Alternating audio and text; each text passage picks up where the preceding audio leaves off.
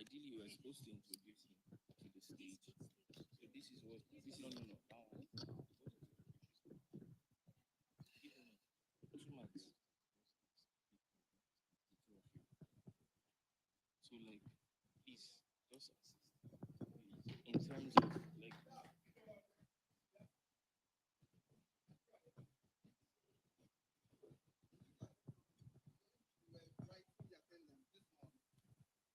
Thank you so very much. So I just lower my voice so that I don't lose it. So Joy said one of the things she picked yesterday was the use of power apps. Am I correct? Power apps. How, of course, using Copilot in Power Apps, right? Yeah. So using Copilot in Power Apps, that's the thing for her yesterday.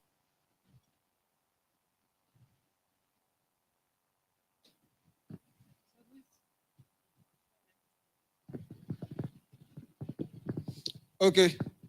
So I only have, of course, I only have, let's say I have 6 minutes more. Please, if I exceed 6 minutes, just tell me. I'm begging you. I'm a time person. And I'll not look at that. I'll look at this one. Okay. I beg you. Any other person, yesterday was fantastic for me. So any other person, please. Thank you. Tokbe Dosumu. Yeah, good morning, everyone. My name is Tim Tokwedosomo. One of the things that I really held on to yesterday was Copilot, GitHub Copilot in Visual Studio, because sometimes venturing into data analytics that has to do with machine learning, you need a bit of code. And so having something that can actually help with the code is actually something that was very fantastic for me. So I would say GitHub Copilot was what stood out for me yesterday. Thank you. Can we celebrate him, please? So to go to one more person. So any other person, you were here? Okay, good, fantastic. I don't know your name. I didn't see you when you were writing. Ruth. So. Thank you, Angela. Good morning, everyone. My name is Ruth Ojumu. The take home for me yesterday was on data privacy and the compliance regulatories and all that. For me, I attended that session, and for me, it was more like an high hope now to understanding the nitty-gritty of what data protection privacy is all about. And I think it will further empower me to do my work better as a legal practitioner while preparing non-disclosure agreements and data privacy agreements and all. So I think that's it for me. Thank you. Once again, let's celebrate Ruth. All right. I can assure us of one thing. yes, sir. That today will be another exciting moment. I can assure us of that. And we want to promise you that even the breakout sessions would also happen today, the one we couldn't do yesterday. We're going to do all of that today. You just relax and enjoy. Right now, I will be leaving the stage because I think I have done justice. I also want to manage time. All right? So that's how to go. Thank you, everyone. Over to you. Okay, thank you very much. Please a round of applause for him. Right. So, I mean, there were things I also wanted to share, but I'm thinking also maybe because of time, we'll keep that till later on. So, just to, of course, still, okay. Right. So I guess I'll be given permission to share a bit as well. So I just like to say something that one of the things that really stood out again for me, and I think that we should, I don't know if someone said that before me, is the aspect of understanding your why. Your why is extremely important. Why do you want to make that shift? Why do you want to change or come into the tech space? Why are you deciding to pick that, wanting to go into being a data analyst in comparison to coding and something like that? Your why is extremely important. And from what was shared with us, if you can link your why to your passion, it's going to go a long way, because there are going to be times where it will be extremely tough for you. And you would have to probably ask yourself, why am I even doing this in the first place? And if you know and understand your why, it's literally going to be what? Worth it. So I wanted to share a bit of my why as to why I want to kind of like transition slightly, not dumping the other side, but kind of like transitioning. A lot of times talk about data, or tech. It always goes towards business, see, tech and business, which is great, right? But I work in the nonprofit space, and I see the amount of data we collect from the field that could be used, right, to drive policies, health policies, to drive, real conversations that our leaders should be talking about, coming from the data on the field, right? So imagine a situation where I am able to give a particular data to the Ministry of Education, for example, or the Ministry of Health, and I'm saying that based on the particular data, we're collecting and analyzing it and giving it, back to them. We're saying that if you are not careful with certain policies that you have in place, or if you do not change certain policies that you have in place in the next 2 years, what will happen is that you're most likely going to be breeding abusers as opposed to breeding. Okay, I don't want to use breed because breed sounds like animals, right? So that's the wrong choice of words. You're going to be grooming abusers as opposed to grooming educators. That this data is literally right in your face, and the changes have to be made. So why are you doing what you're doing, and why are you choosing the route that you are choosing? If you can merge this with your passion at the times when it's going to be tough, because it will get tough, all you have to do is to ask yourself the why, and you can move ahead. And of course, we also talked about focus as well, focusing on, as opposed to just, going everywhere else that everybody is going to, but focusing on what works for you, right? Okay, so, okay, thank you very much. Right, so what we're going to do next, sorry, Tabitha, could you come, because you said.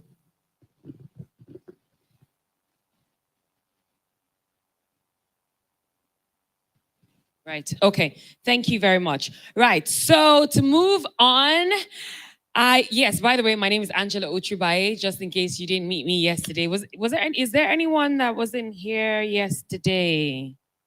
You're just coming in. You missed all of that, but it's great that you're here. So my name is Angela Uchubaye. You can just call me Jella for short. Okay.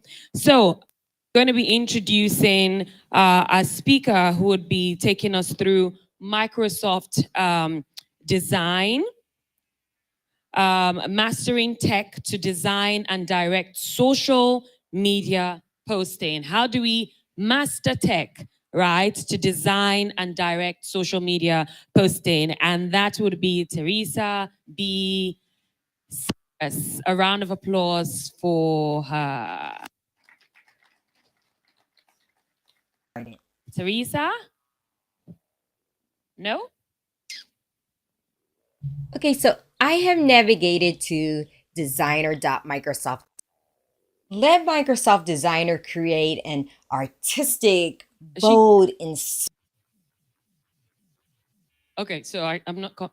Right. So we've got Teresa that's supposed to be here. If not, I can move to the next segment.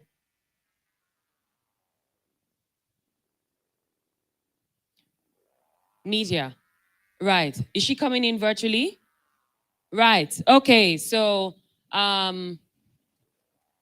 let's have her come in, and then I'll step down the stage just in case we're having some challenges.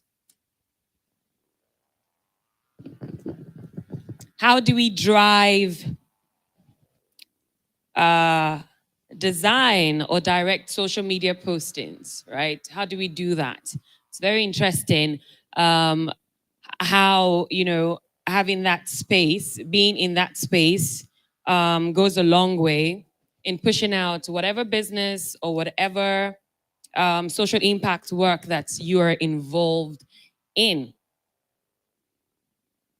So I like to say things like this, like, of course, you know that the media is the fourth arm of government. Yes, did you know that? That the media is the fourth arm of government. So you got three arms. Of course, you got the executive, legislative. You've also got the judiciary. Those are the three arms of government. But do you know how powerful media is? And that's why we like to call ourselves the fourth arm of government, because we hold the other three accountable. And even with the power that media has, it can drive a whole lot of change and make a difference.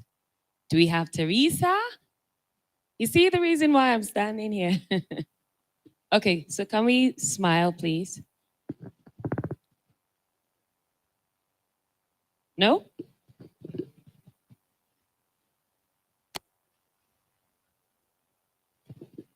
Okay. Right, so she's here. Thank you, Teresa. Please go ahead.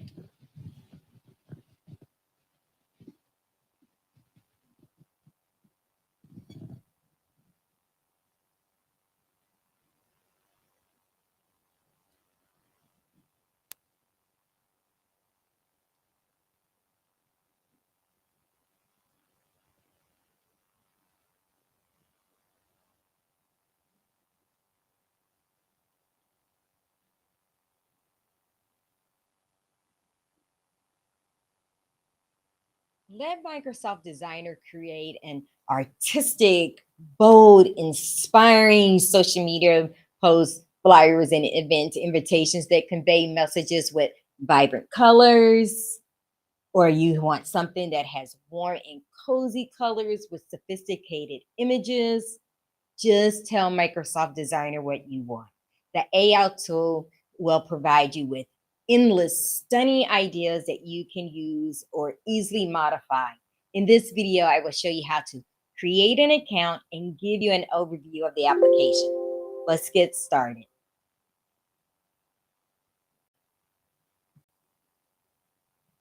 Okay, so I have navigated to designer.microsoft.com. I will add the link in the description below, but at the top right, click on Get Started for free, right? And sign up with your personal Microsoft 365, Xbox, or Windows account. And you even have the ability to create one. But do not use your Microsoft work or school account. You will get a prompt to create a personal account. Now, I wanted to share this page with you because I get so many questions about this error message. So go ahead and enter in your email address. Here's a tip. I added the word designer in my new account name. It will help later to help me know which account is used specifically for the designer account. So hit next. This page will request your password, or if you want to receive information or tips. For me, since I don't plan to use this account, but only for Microsoft Designer, I deselected this option. So go ahead and hit next and input your name. Hit next again and provide your location and your birthday. Now, once your account has been verified, you are ready to go. Okay, so I am on the page, the creator page, where all the magic begins. Let me share with you what you have here. Across the top, you will see the icon to give Microsoft feedback. I do encourage you to give Microsoft feedback because this is a new application and you have the ability to influence change. So that's good. Next, you have the ability to manage your account. You can add your image. You can add a recovery telephone number associated with this account, which is important should you forget your password. And I did notice that you have the ability to have this account associated with your work or school. You cannot log in with it, but you can connect the two. So go ahead and take a look at that.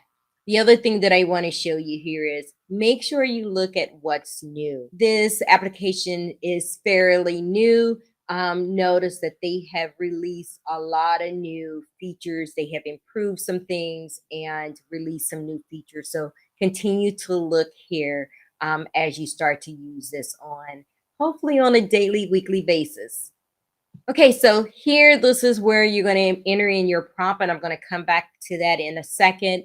Look down here at the bottom. If you want to start from a blank canvas, you can do that. And once you create, some of these social media posts or invitations, you can look at your recent designs by clicking this here. Now, if you don't have any type of creativity juices in your body, Microsoft has given you a bunch of templates that you can choose from, and you can modify the colors and the titles. So don't get hung up on that when you first look at some of the options that they have. So let's go ahead and create a prompt.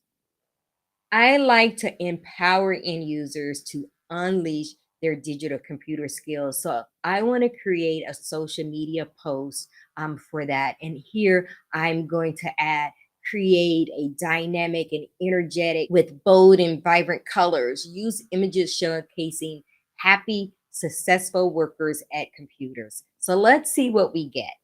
Microsoft has given me some really nice images here that I can use. Notice that they, changed the title to say join our happy and successful team. I want to use, unleash your digital skills. So I can easily go in and make those changes. The other thing that I want you to take note of is notice here, they're giving you suggestions on how to enter in for AI. I recommend that you pay attention to this because as you start to use this more often, you kind of know what type of prompts to input. If you don't like any of these images, remember you can hit add images from your phone or from your device, or if you have some that you've already saved that's stored here in your media. If you click on generate image, you actually have to come in here and put a descriptive here to see what you want. So I entered in happy workers at a computer. Notice that I can come here and choose what they have. So take a look. They have offered some of these images, and I actually like this one here. And so I'm going to choose this image. Now, once again, now that I have this image, I'm going to generate it again. Okay, so this looks really nice. Look at the icon here that lets you know that it's animated, or you can look at this option where it is a still photo. The other thing that I want to show you is that once you get these options, you have the abilities to change the size. Notice that you can choose portrait, which is for Instagram stories. You can choose, landscape, that is for Facebook, and the 1080 by 1080, which is for Instagram post. If you choose any of these, notice you will get different images. And I'm going to select this one. Now that I've selected this, notice that I still get some additional options to choose from. Again, I said endless options. You do have a lot to choose from. Let's start across the top. You have the option to zoom your image, at 100% or, zoom to fit. You can undo and redo. If it is an animated image, that you can play it so you can take a look at it. If it is a still photo, that icon will not be there. Let's make some changes. So I had said that don't get hung up on the colors because you have the option to choose, a brand kit. Microsoft offers you some suggested styles. If you click on any of these, notice how it'll change. Notice that it will give you different options over here. Again, I think I like this one because of the different colors. Let's choose that.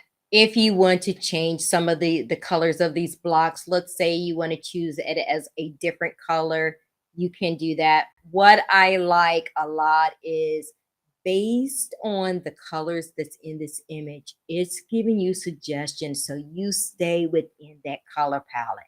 So that is going to be very helpful. Now, for me, I have brand colors that is associated with Track Creations 4E. I had created that earlier. So if I wanted to use these colors, I can do so as well. Let's talk about text. I clicked on the text icon. You can click, what do you want to design your design to say? You can add a header, subheader, and the body. That's why I wasn't so hung up about what they were offering. So if I'm going to enter in my information. Okay, so I've added this in here. I want to increase the font size. Let's come up here, increase, use the slider. I wish that you can just enter in the number. I find that this can get a little fussy. Let's say I want to add another text. Notice when I click here that I'm actually going to choose a different font style because you have many to choose from. Okay, so that looks good. And there's one more I want to add. I want to add my social media at mention. Okay, let's change that font color.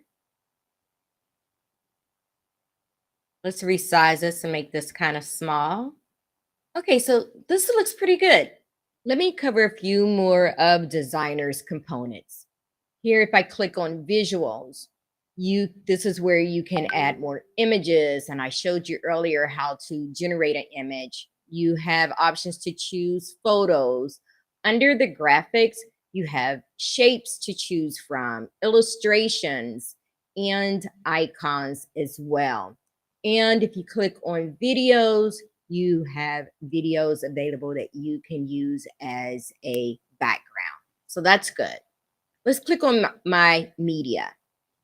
Under my media, this is where you will be able to upload your files from, your computer, from your cell phone, or any of the storage apps where you may have your images stored. Also, under templates, again, if you want to start by using any of Microsoft suggested templates, you have an option to choose here. If you are a person that uploads to social media for every holiday, you have options to choose from. When you click on designer, this is going to show all the designs that you have created. You can go back, open them, delete them, or even duplicate any of the ones that you have already created. This is important. Make sure you rename your design. If you notice here at the top, it's actually pulling the name based on what I had entered in the prompt. I want to actually call this Unleash Your Digital Skills. Make sure you change that. Under resize, earlier I shared with you that Microsoft showed you the popular sizes. Here you have a lot of sizes to choose from. Here's your Instagram, Facebook sizes, LinkedIn, Pinterest, Twitter, and even some page sizes if you want to create posters. And you also have the ability to customize your own. Really good. This little icon here, again, if you want to generate some more ideas. And then lastly, down here at the bottom, add a page. You can create a blank page or duplicate a page. And I'm going to talk about this a little bit more later on in the presentation. Are you ready to unleash your creativity side? But first, hit the like button and subscribe to my channel for more Microsoft Designer tips. You know there's going to be more features rolling out, so stay connected. There's a couple things that you can do. You can download this, and because this is an animated clip, still want this just to be an image, you can choose that as well. You want to remove the watermark down at the bottom. It would say created by Microsoft Designer. You don't want that on your image. And you have the ability to either copy the URL to your clipboard. You can actually send this to your phone and upload it to your social media platform. If you hit download, it's going to actually save it to your computer. And now you can, and you have access to it. Here recently, this is new. If you hit download and actually say use AI captions and hashtags, and you want to try to upload this directly to your Instagram, Facebook, and LinkedIn account, you can do that. So what you want to do is just connect to your account, sign into your account. Okay, so now that I have connected to my LinkedIn account, and what's the main goal for this post? Awareness, get more engagement, increase sales, or build a community. So we want to just say build a community. Write a quick description about this. So I just put something here, empowering Microsoft 365 users, unleash your digital skills. Let's generate and see what it gets. Ready to unlock your digital skills and maximize your Microsoft 365 potential? I like that. So these are pretty good. So, again, you have the ability to actually create and use the captions that they have, or you can actually choose some additional hashtags. I can actually add my own. We can, up here at the top says choose where to publish. This is going to be nice because if I actually link all of my accounts here, maybe I have the option to put this on 3 accounts at least. Up at the top, and let's hit publish to LinkedIn. I want to jump over and see what this looks like on LinkedIn. Okay, I'm in LinkedIn and there it is. Really nice. I want to go back to some designs I had created earlier. Let's go click on designer in my designs. So I had created this earlier and notice down here, it has pages 1 through 4. Once you identify what your brand colors are, stop and think about a campaign, not just actually one at a time. Think about multiples. I created this version. I turned around and just changed the wording around a little bit and changed the colors based on my brand colors. And I also added QR code and, here's my logo and an image of me. And what I like about this is when I download, I have the ability to do a couple things. When I hit download, when you have multiple pages, I was able to say, download all of them as an image because I want to be able to use them one at a time if I wanted to. And because number 2 is an animated and I wanted my last page to be connected, I actually downloaded this and I will show you what that looked like. So that was image 2 and this is image 4. So I was able to save image 1 with image 4 and download it, image 3 with image 4 and download it. So I end up with like over 8 different designs that I can use. So keep that in mind. But what I did notice that when I tried to do it with multiple pages and link them to my social media sites, they brought all 4 of them. I end up creating a duplicate slide and removing them if I wanted to upload those images to my LinkedIn account. Let me just quickly show you there. Click on design. I took this one, and if you click on the 3 little dots, you can duplicate it, and now you have the ability to delete and add to it. I will give Microsoft that feedback because I would like to be able to say, I have 4 pages, only up pages 1 and 4 to my LinkedIn account. So stay tuned for that. Hopefully they make that change. I hope you enjoyed this. Now go work your magic. Wow. A big round of applause for her. but we'll take that back to her. Okay, so it's interesting. I didn't see this side to it. Did anyone learn something from this? Very different from what you already knew before? And like maybe if I could just hear your... Okay, thank you. Great.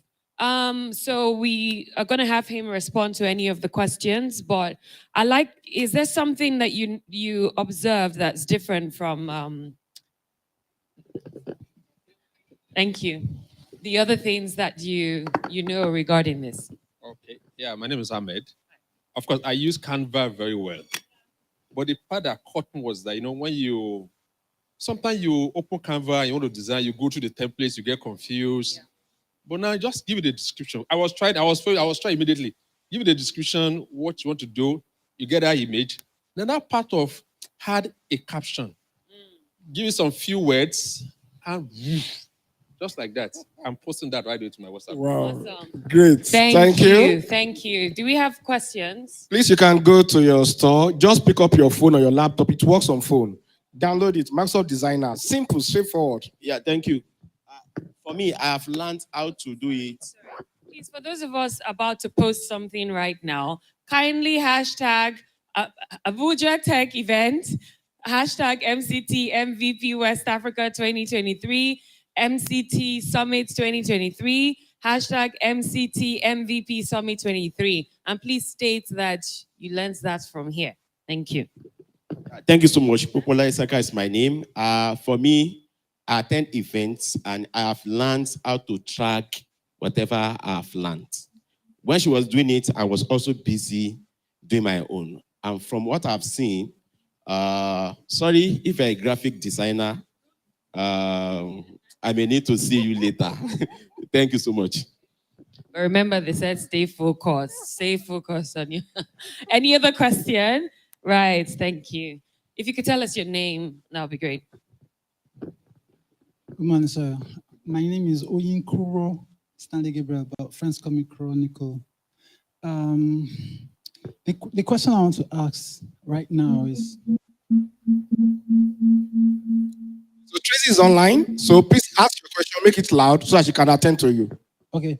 The question I want to ask this morning is, how can this be related to sound?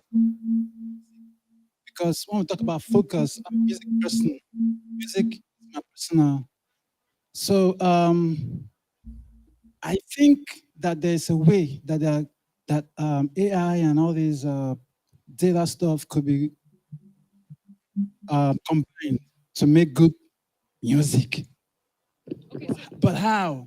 Okay, so great. So I think we should hold on to that question so that we can come to it when we're discussing AI. But you can get questions in relation to this presentation right now because she's online and can respond to it. No?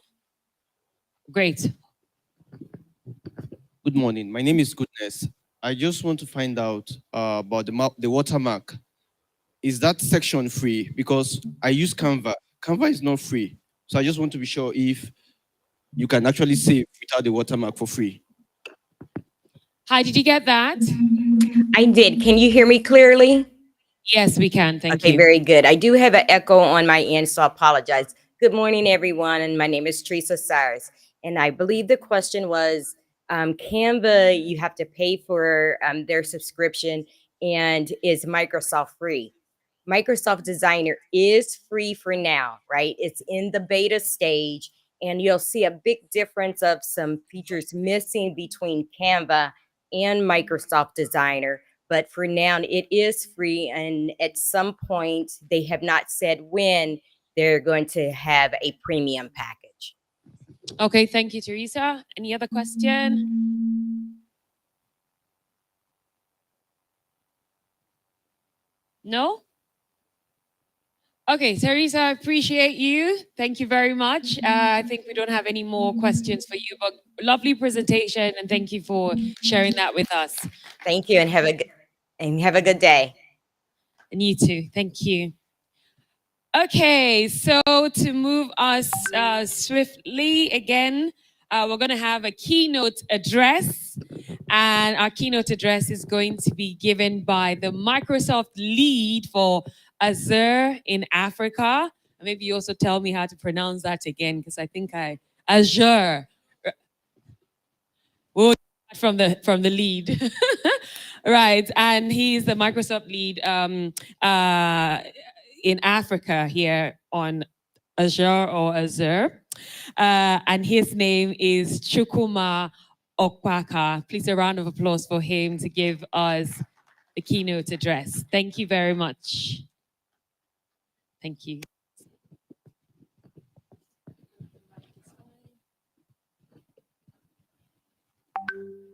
Great. Good morning, good morning, good morning. My name is Chuks Opaka, and I am the Azure BG or go-to-market lead for Microsoft in Africa. Just a little about myself and then a little about the pronunciation. In Microsoft, so the Middle East people, they say Azure. We in Africa, we say Azure. But again, different culture, different pronunciation. All we know is this is Microsoft products, our cloud platform. So my name is Chuks, and I'm very new in Microsoft. This December will make it 2 years for me. But before joining Microsoft, I spent 20 years with Hewlett-Packard. And the last 4 years, I was the managing director for the English-speaking West Africa.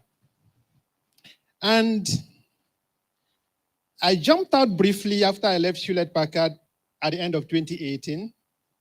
When I came back to IT, core IT, in 2022, January, I'm like a student. I am still a student. I'm still learning. So right now, even what I'll be sharing with you, I'm not like a core expert in some of the concepts or things, but it's important to just lay and show a trend and let you understand what is ahead of us and the opportunity that we all have and we need to drive together. Okay. So that's about me. The second and most important part is really for me to appreciate and thank the conveners of this event. I don't know, for the first time, sometime last week or 2 weeks ago, Sheyi reached out to me concerning the event they had in Lagos, and then about this one, and I said, listen, I live in Abuja, so I can actually be here in person. A big thank you, okay? There is no better way to drive the community and get people to learn together and share knowledge than what people are doing. So thank you. And I'm sure that if the country manager for Microsoft Nigeria is were to be here, she will also be full of appreciation. As the Azure BG for Africa, so meaning that the entire 54 countries is actually at my, I lead the business, South Africa, Kenya, Morocco, Egypt, all the rest. And it's mainly the Azure platform. So if Modern Works and BizApps, part of the security is not really under my purview, okay? And I'm here I'll be sharing with you a little insight on the OpenAI, Azure OpenAI, which is a very important part. For us in Microsoft, maybe the next slide. For us in Microsoft, we have our mission, and we tell everybody everywhere we go, it's about empowering every single person and every single organization on the face of the earth. Okay, we want to be sure that you can achieve more. If I look at what Tracy was just sharing with us, there's no better way to talk about that empowerment. And I believe today, the Azure platform is that platform that delivers that innovation and creativity that enables people to actually unleash their potentials, okay? And this is why I'm so excited for the role I play for Microsoft to take this Azure to the market. Connect with people, connect with customers, connect with developers, connect with teachers, connect with people across the continent. So this is really very important and very strategic for me. The next slide. It's not the first time, okay, when we talk about AI. AI has been existing for some time, okay? But I think the use of large language models and generative AI is really what is shaking and changing, fundamentally how we communicate with customers, how customers look at IT, and how they even consume IT. It's really like a new thing, okay? Since last year, the buzz is no longer just a buzz, but the reality of it. And I think today, probably I'm also going to share some of the use cases. I don't know how many minutes I have because sometimes I have, okay. Some of us, when they give us microphone, you can go and sleep because we can talk for hours. Okay, thank you so much. So we are in the era of generative AI, and the way it is today, look at the designer being able to ask and describe what she wants, and then AI is able to generate those images. Someone asked about music. Already AI is redefining how music are composed, all the chimes, all the measures, and everything around music is being redefined with the use of AI. So there's virtually no industry that is left out. In the education sector, in the health sector, financial sector, public sector, AI is being infused. I was talking about the spread. Okay, how are people actually saying, this is actually like a survey carried out within Microsoft, and we realized that there are many people who are actually using AI, who have already embraced it. Okay, because for us as an organization, not just infusing AI into all our products, is also ensuring that people, okay, thank you. It's also ensuring that people can use this technology. So people are already embracing it, okay? People are using AI in different ways, in different forms.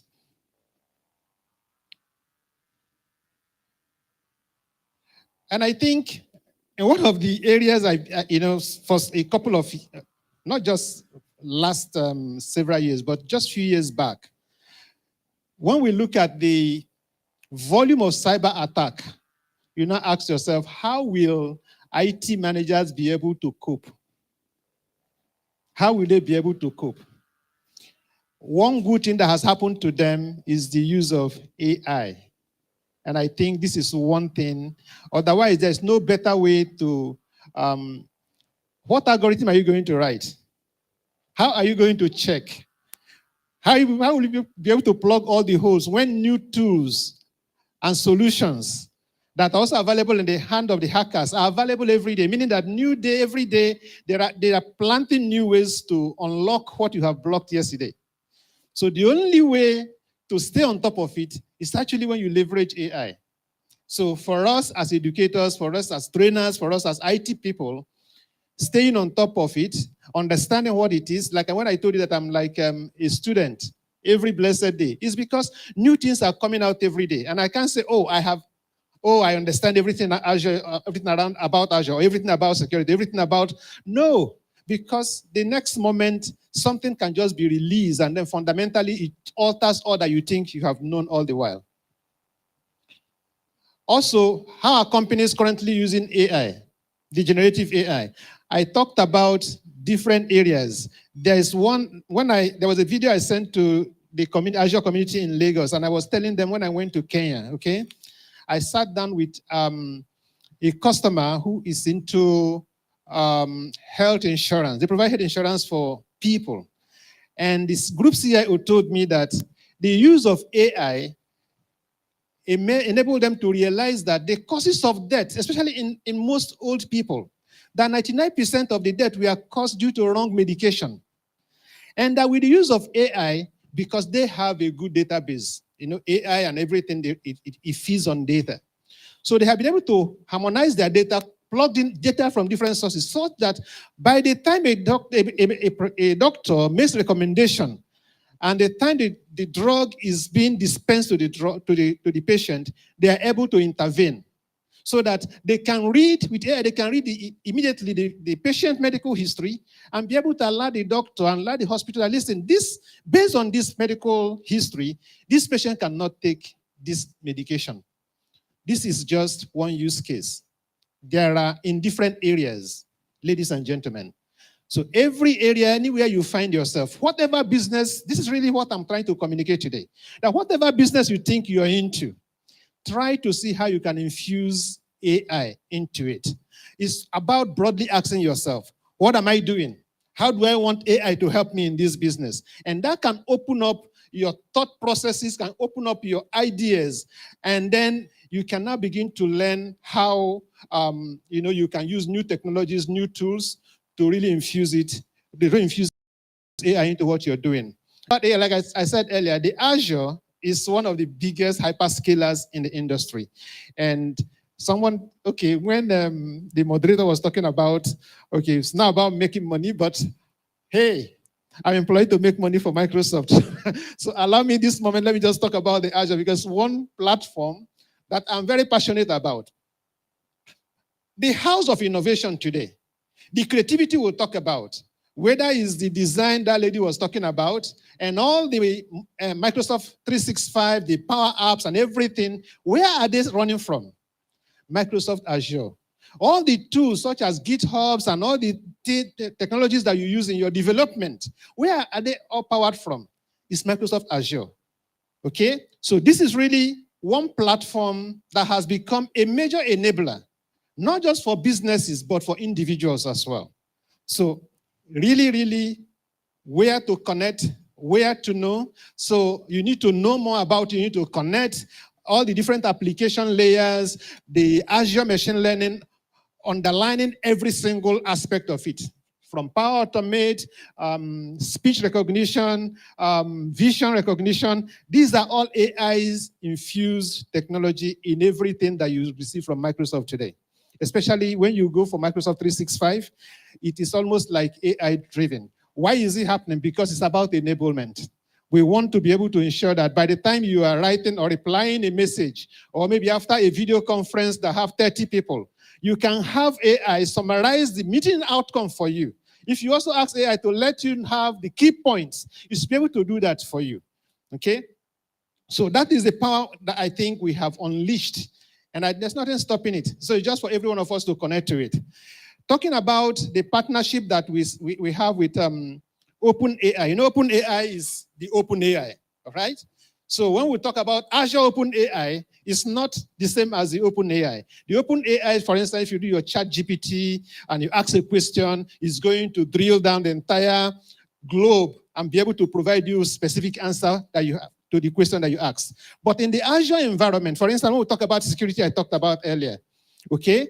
So it's not a chat GPT kind of thing. So if you ask to find a hole, okay, or a problem with your security architecture, it is confined to your environment.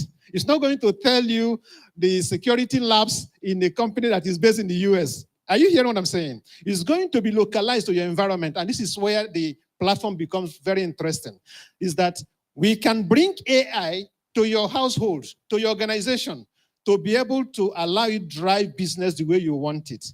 So the Azure OpenAI is like a customized, not learning from data outside, but learning from data within the organization, okay? But we have this partnership with OpenAI, and we are on both the OpenAI environment as well as the Azure OpenAI environment, and this partnership. You know, someone like, I don't know about Darling, this is the one that's like an image generator. Okay, so if I say, give me an image of Chooks presenting as well as riding a horse or presenting from a beach, it will give you my image right now and show the beach where I am, as well as presenting to the audience here in Abuja. So these are the kind of things AI has actually brought to us. Is it moving? Okay, so you know, in the age of AI, I think it just makes sense that we infuse intelligence in everything that we do. It's really like a call to action. And how are we going to do that?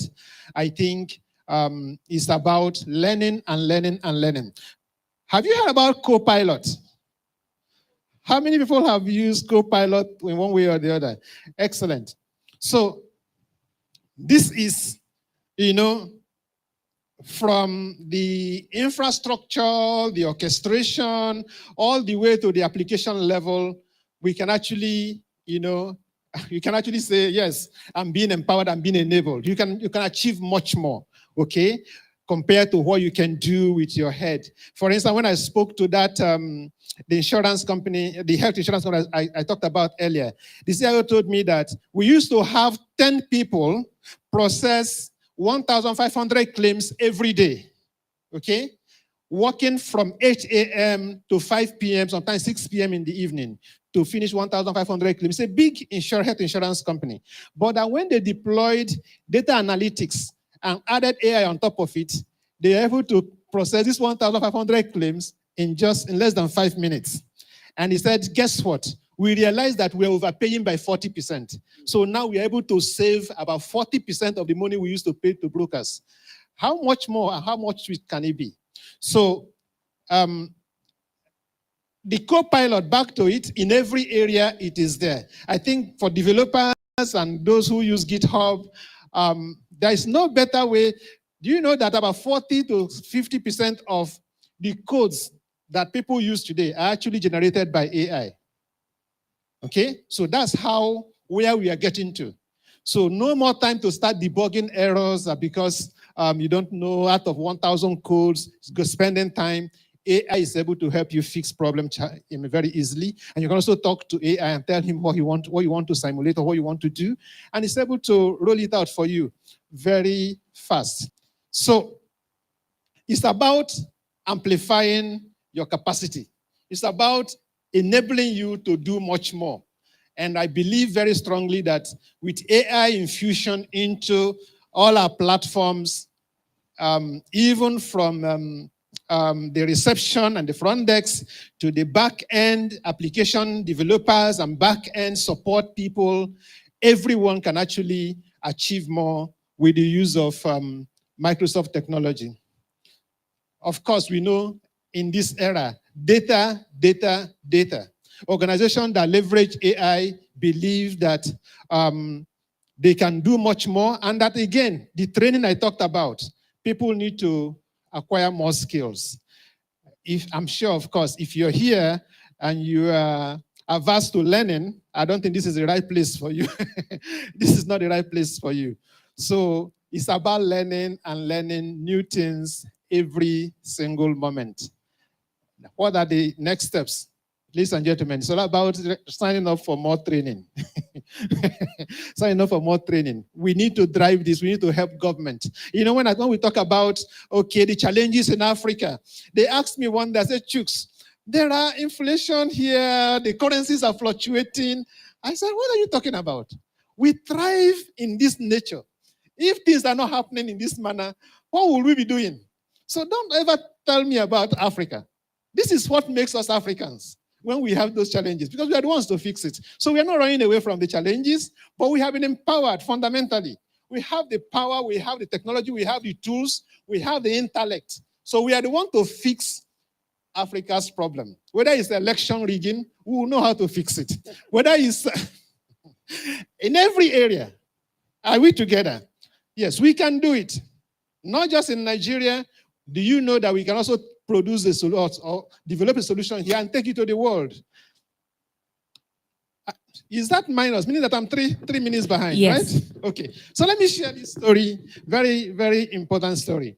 Have you heard about Microsoft ADC? Now in Nigeria, now in Lagos. They call it Africa Development Center, right? You heard about it. So we have over probably, the idea is to have close to 300 developers. So I don't know how many they have employed at the moment, but I walk out of the office here in Abuja, a very small office. Sometimes I walk into the office, I'll see one young person or one young lady. Who are you? He said, oh, I work for Microsoft. I thought it's only me and maybe the few I know, but these people are working in their home. Why won't they come to the office? Because the office is noisy. They stay in their homes and developing platforms and developing solutions. One of them is leading the team, developing things around the hologram and so on and so forth. I was really amazed. Why is Microsoft doing this? We want to take native knowledge, native understanding of how things should run and want to bring it into our platform. And when Microsoft makes that kind of investment, we are not asking for return in the next 5 years because they are not money making. But these are developers. The solution they develop probably will only be available in the next 10 years. So they have given Nigeria technically 10 years to say, bring on technology from Africa, bring on ideas from Africa. Let's see how we can develop the next generation of M365, for instance, the next generation of business apps, so that they can have more localized content, more localized knowledge, so that you can feel at home when you use these products and technologies. Ladies and gentlemen, a very big thank you again. Thank you very much. Really, a round of applause. Thank you so much. Well, please, I'd like for you to just stay a bit. We got questions so that you can respond. Have we got any questions for him? About Microsoft, about what I said, any area you think Yes. you need some clarity, please. Except you want to hit more on his question on music, because I thought to take that on another session. But if you wanted, do you want to repeat your question again? Or no, I got the question. You got that? Okay. I got the question. I can't mention any specific tool right now, okay? But generative AI is applicable in the music industry. I have listened to music, okay, that was reproduced purely by AI. Maybe a Fela music, or maybe an existing music, and they tell you this version you are listening to right now was AI generated from beginning to the end. So I think probably a little search here and there can give you more information on what you're looking for, all right? But generative AI is already in use by producers, music producers, okay? Movie industry is being revolutionized, of course, you know that, also by AI. okay, thank you. We have a question.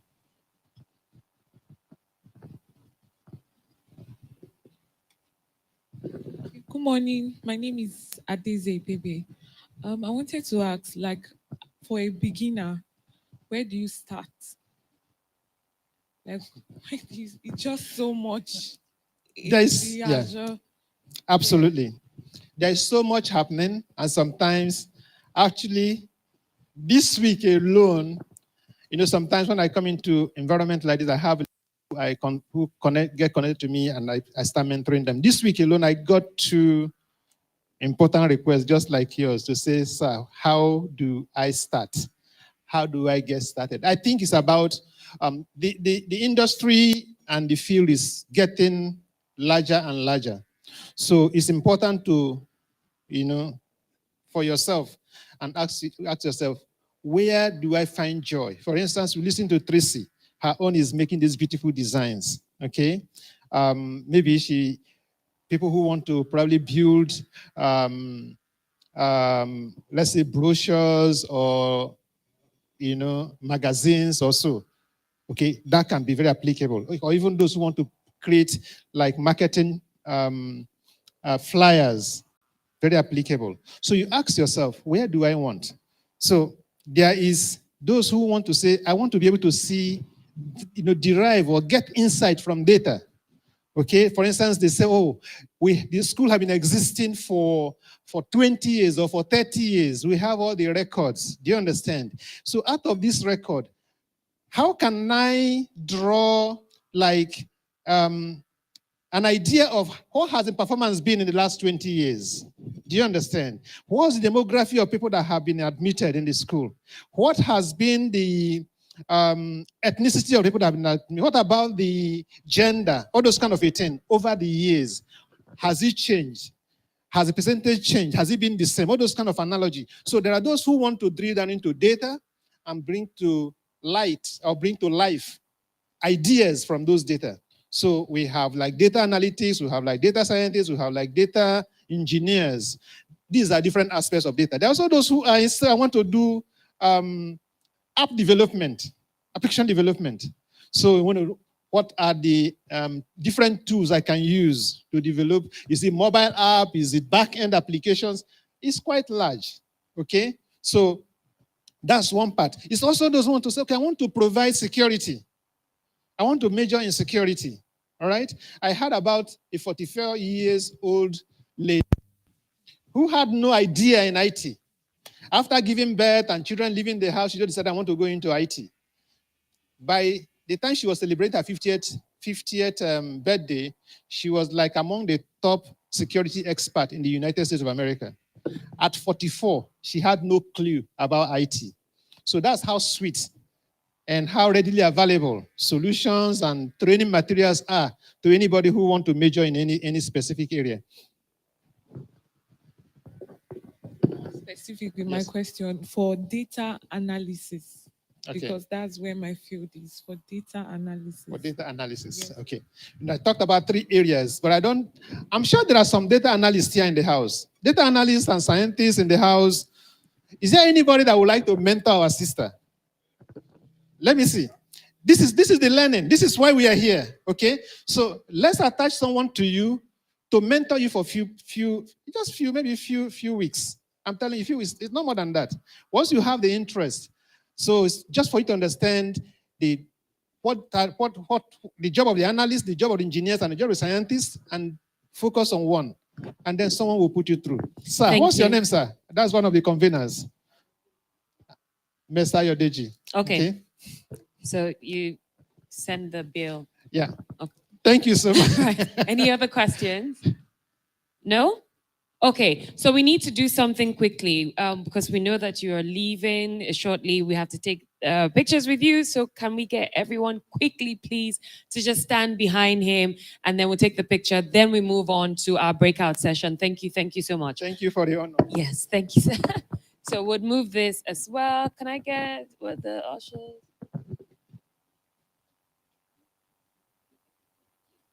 Can you help me take this down? Are you taking the pictures? Great. So please remember, we can squat as well. Okay, I can't do this here.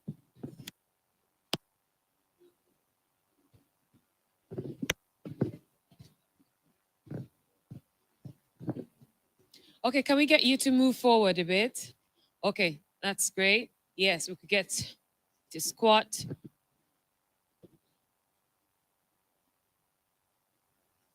Okay.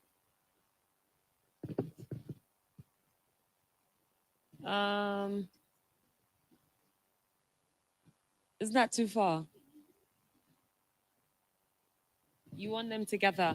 Okay, so we need to, you know, AI is telling us to. Can we get you to still move? We can have more people squatting here, please. Can we have more people squatting here so that we can move this? Sir, you need to move in. Thank you. Are we good?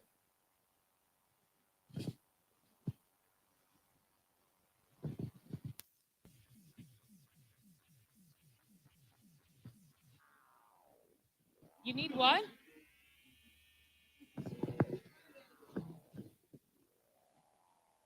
Huh?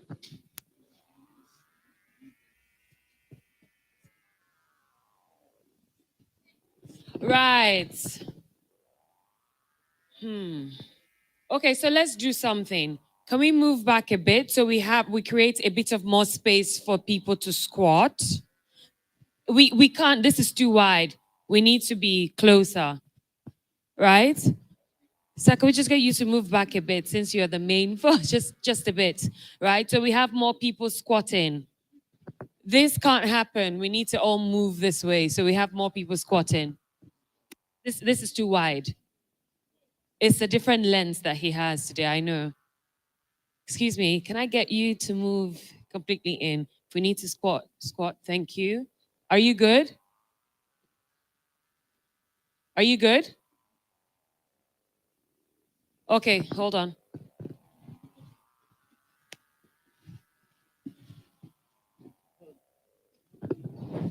What are we saying?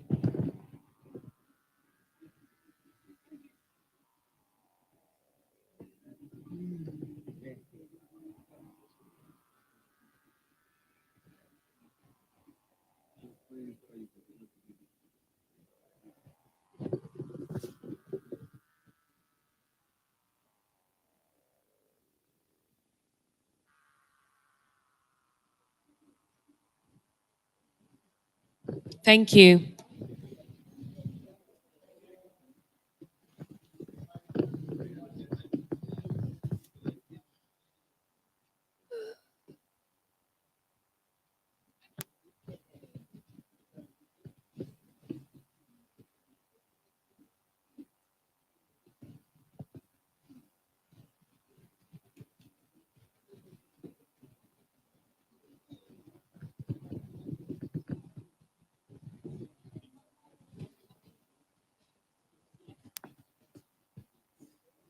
Thank you very much. Okay, have If one. I take your picture and share it with my friend, he will say, "Chief, where did you meet my wife?"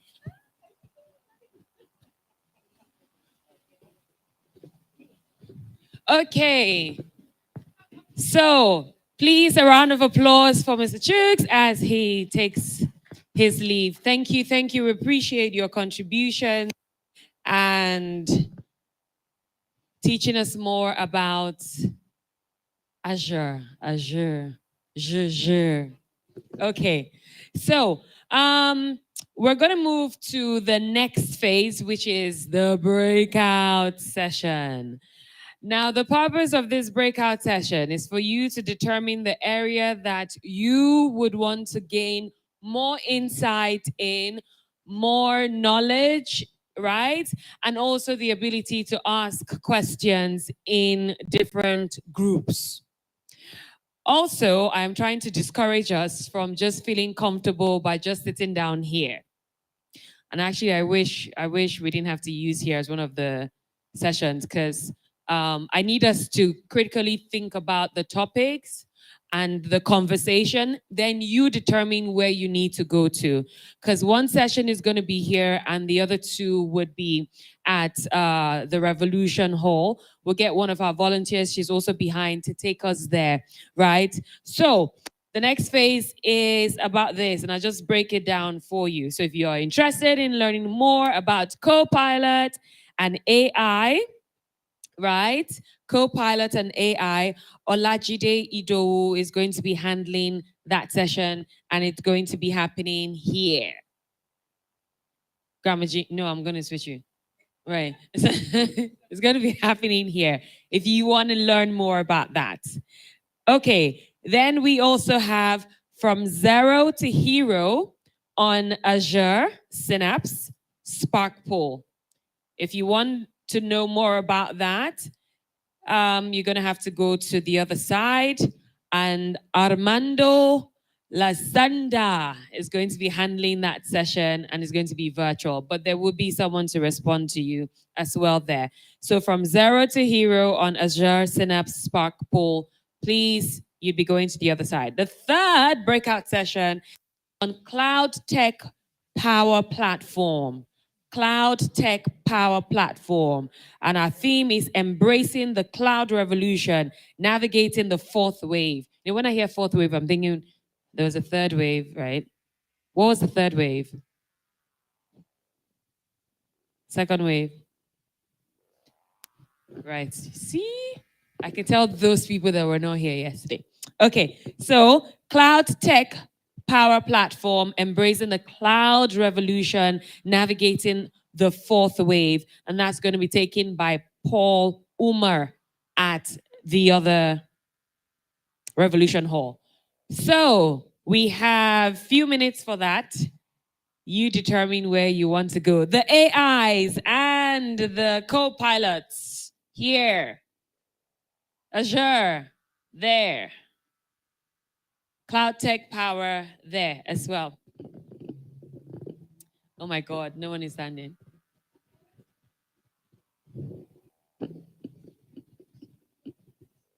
Thank you.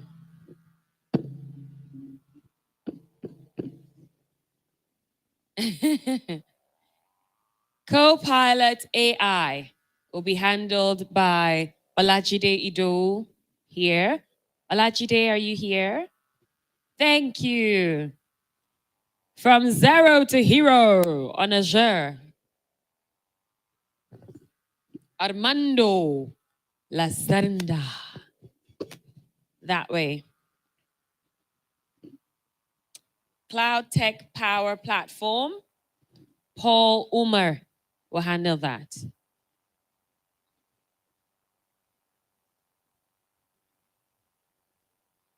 Okay, thank you. Chide, over to you.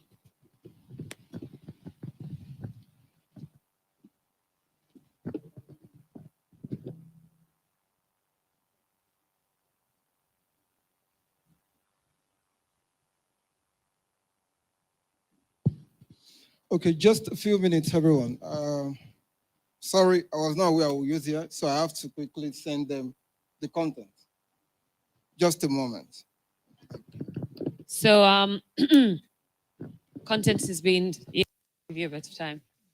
So why it would be nice to know why do you want to learn more about Copilot and AI? What's this?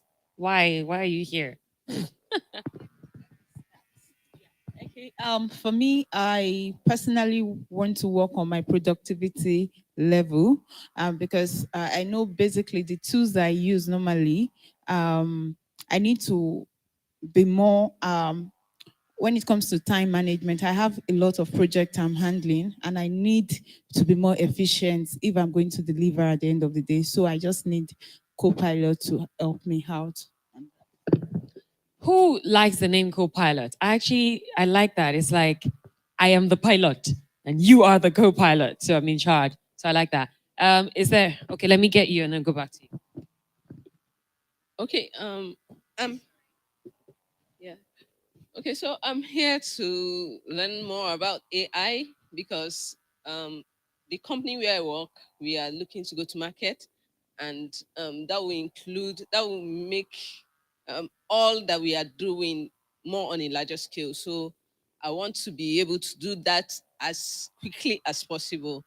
Also, I'm interested in data analytics and I'm learning on my own. So I believe the knowledge I'll gain from here and the network I'll get from here would assist me in my career. Awesome, thank you. Who is kind of like me, slightly like having a bit of disconnect, right? In relation to, I mean, we know AI does this, AI does that, but how is AI getting the raw data? Is anyone with me on that? It's like, okay, I want to ask AI to do this and do that, but how are they getting the data in the first place? So why aren't you asking those questions? Ask the co-pilot guy. Okay, so. All right. I already use AI. I trade in the world's largest money market, which is the forex market.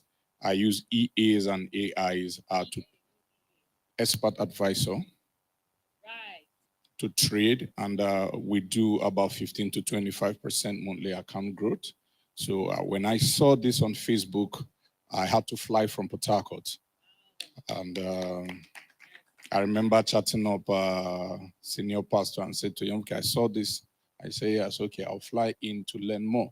And I'm glad I did. I've seen how we can improve.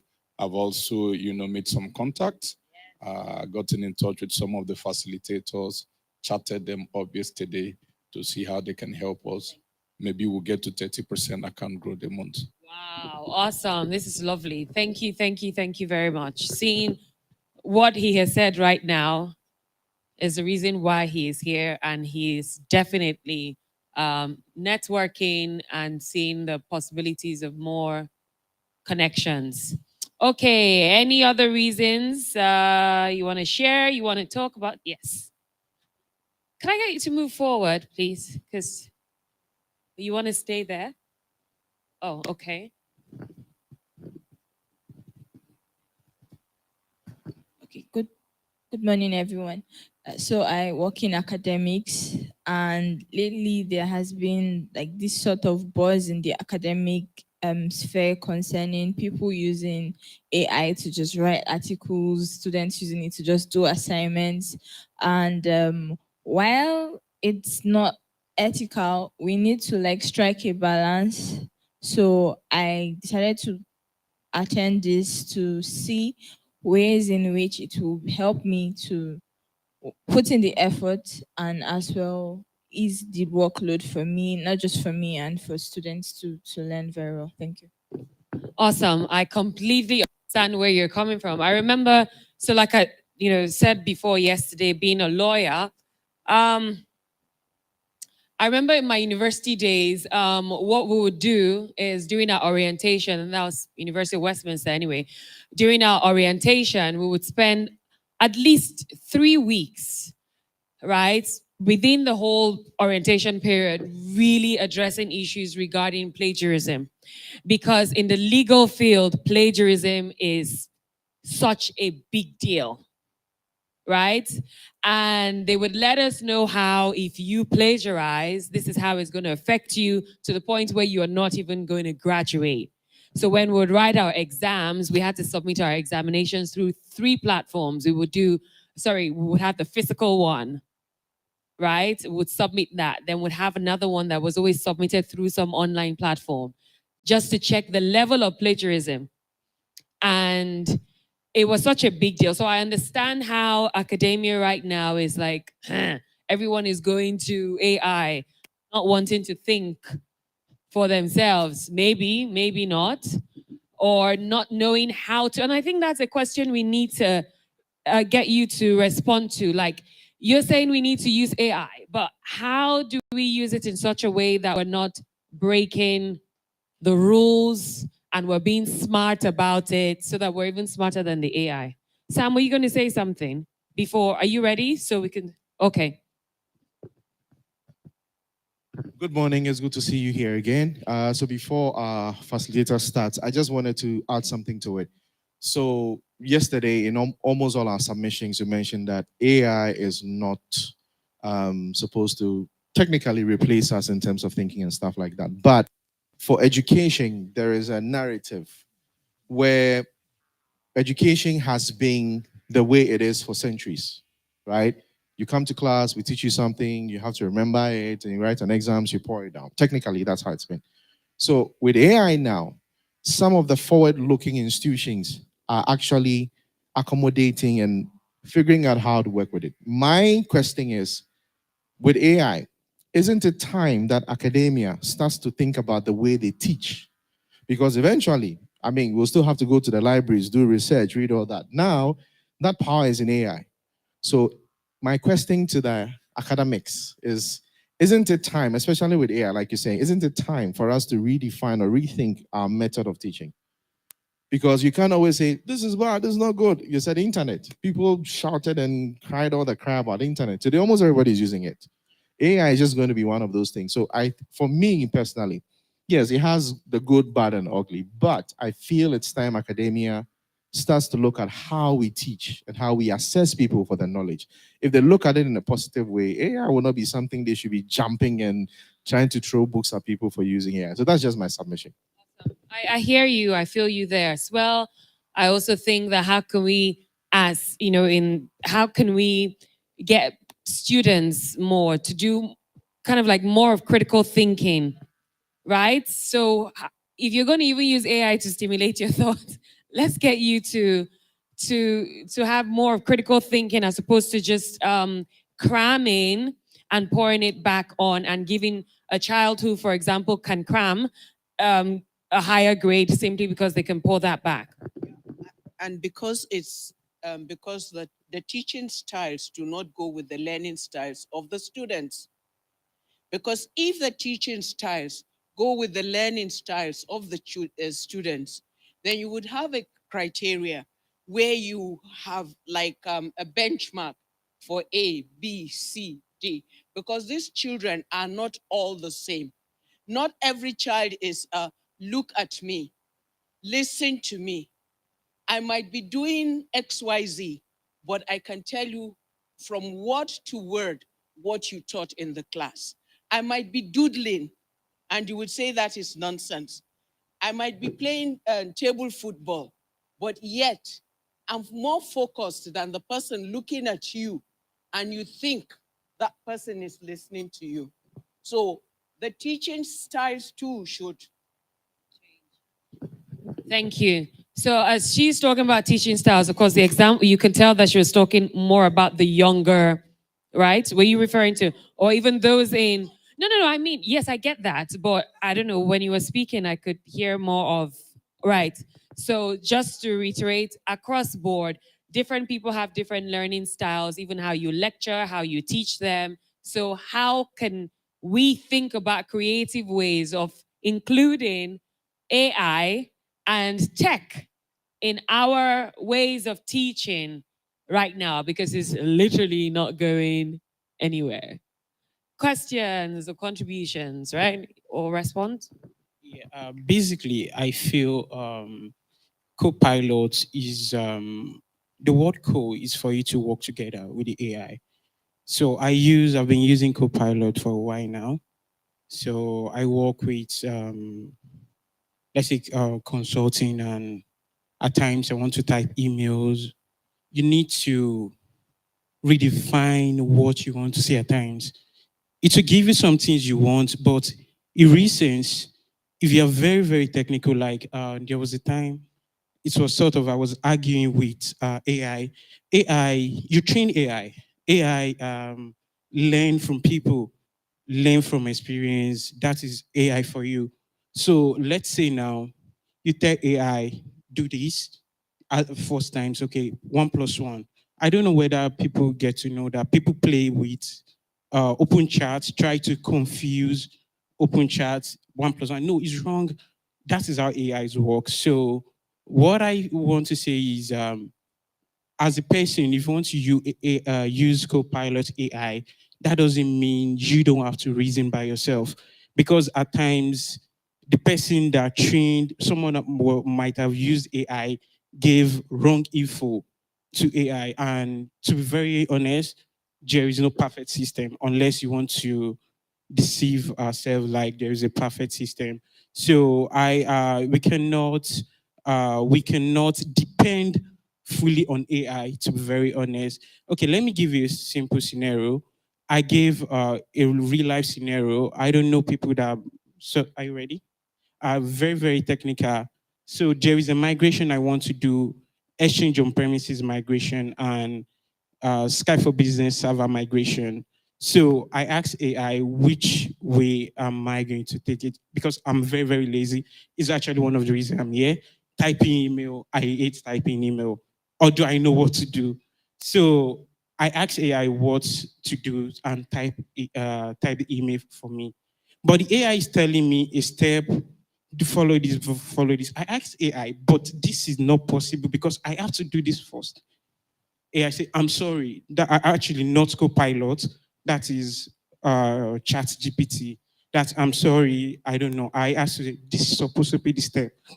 Remodify the image for me and add the step before that, and it did that for me. Thank you. Thank you very much. We can get to ask more questions again. Okay. All right.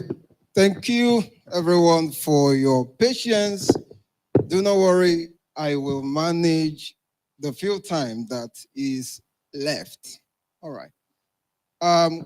AI Copilot is in many of these applications. So what I will touch on would be on Power BI. All right. I hope the person that has interest in data analysis is there. If not, do not worry. We'll just go straight to the point. My name is Olajide Idowu, but I'm telling us ahead that I will focus on Power BI, right? So there is what we call DAX, which is a kind of calculations. So you can see how Copilot will help you to do that calculation. All right. Once again, my name is Olajide Idowu. I'm projecting my screen.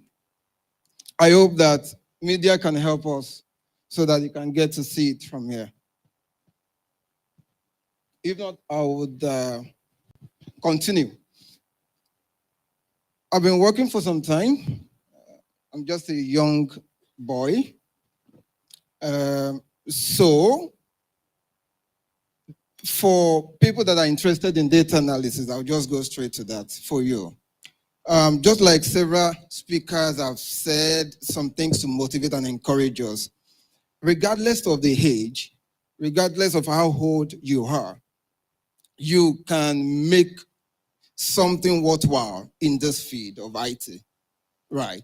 And you need to focus. Focus means if you want to do one thing, just focus on that particular thing. And I can assure you that you'll be more valuable. Of course, the more valuable you are, the more value you attract. All right.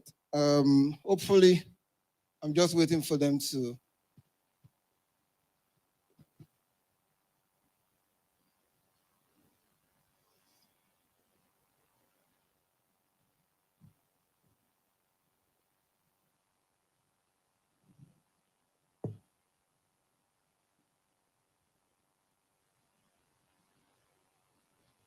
Okay, why do you help us to go on with this? If you have used Power BI before, just show with the raise of hand, just to know. Okay. If this is the first time you are hearing about Power BI, show with the raise of hand. Awesome. Oh, good. So while we wait for them, I'll just go ahead. So Power BI is one of the applications on Power Platform. If that is strange to you, I'll break it down. Power Platform, a platform they created, they now put some applications there. Does that make sense? Okay, good. Now, Power App is used for development of applications. But Power BI is the tool that you use to analyze all the data that you gather from somewhere, from different data sources. Oh, great. Thank you so much. So Power BI is what you use to analyze. Maybe you have seen some beautiful visuals before, right? It is Power BI that has driven that data that you see, that you can see some pie chart and all of that. All right, so everyone online and here, I'll need to slow it down because we have majority of people that are hearing Power BI for the first time, and that's great. So this is Olajude. I will just move to the next slide, and I'm also going to change the dynamics because of new people, so that it doesn't look very strange. Okay. So this is the person standing by this pulpit or here. So I've been working for some time. I'm a data analyst. This is what I do for a living. Excel, Microsoft Office Suite, SQL Server, and the other one. I'm a Microsoft certified trainer. I'm also privileged to be one of the MVPs on data platform. So we'll just go ahead. The focus is to expose Copilot in Power BI. But because of some of us, I will need to change in a way. Copilot is a magician. Before now, a lot of people would struggle with writing formulas, doing calculations. If you are a data analyst using Microsoft Power BI, what you want to give to client is not the visual. It is not about how beautiful a cake that is baked is looking. A cake can look beautiful, but if you cut it and eat it, you might say, oh, wow. So if you are a data analyst or if you are a full-baked data analyst, you must know how to write calculations, right? Because we want to bring out insight. So we will get feedback that people say, oh, DAX. What is DAX? DAX is put together by Microsoft inside or infused into Power BI, and it is for calculation, which simply means data analysis expression, EX expression, right? So they remove the X and put to DA, data analysis expression, which makes literally calculation. So we have what we call columns, we have what we call measures, we have what we call table, we have it when we want to also do row level security. Okay, so let me change in a way, I beg you. I think I'll just go to the environment so that people that are new would see it.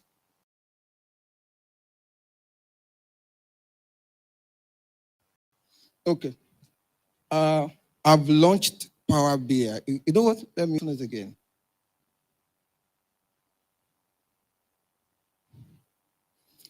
So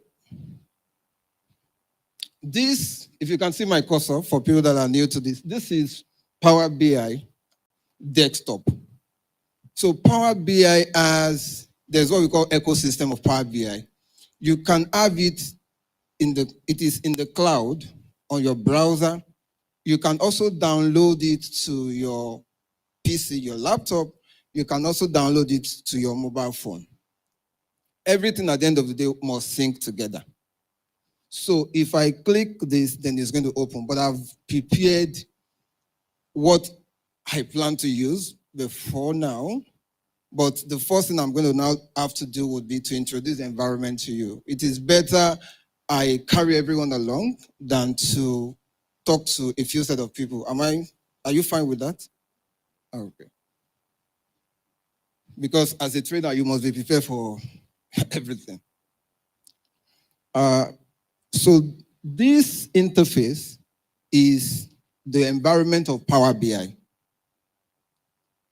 So if you want to analyze data, you need to see this guy called Get Data.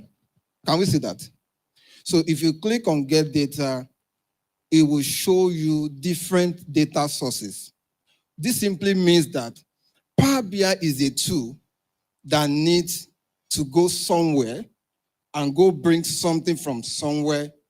Then when it brings it to its own environment, you can then start to do something. Does that make sense to you, please? Okay, good. Meaning that regardless of where the data is from, for instance, I often use this. You want to make my. So my is the local food in Nigeria. But my cannot be, it can't just appear. You need to go to the market, go buy beans, right? And buy some other things. And you need to remove some things like stone. You just want to pick the beans and rinse it and do all of that. My point is there are a lot of things that will happen before you have my. So Power BI will go to the marketplace, like go somewhere, go and get data. So data in this context will mean beans for my. Okay. So when it gets it, then it comes here. So when you get it, of course, you want to clean it in one environment called Power Query.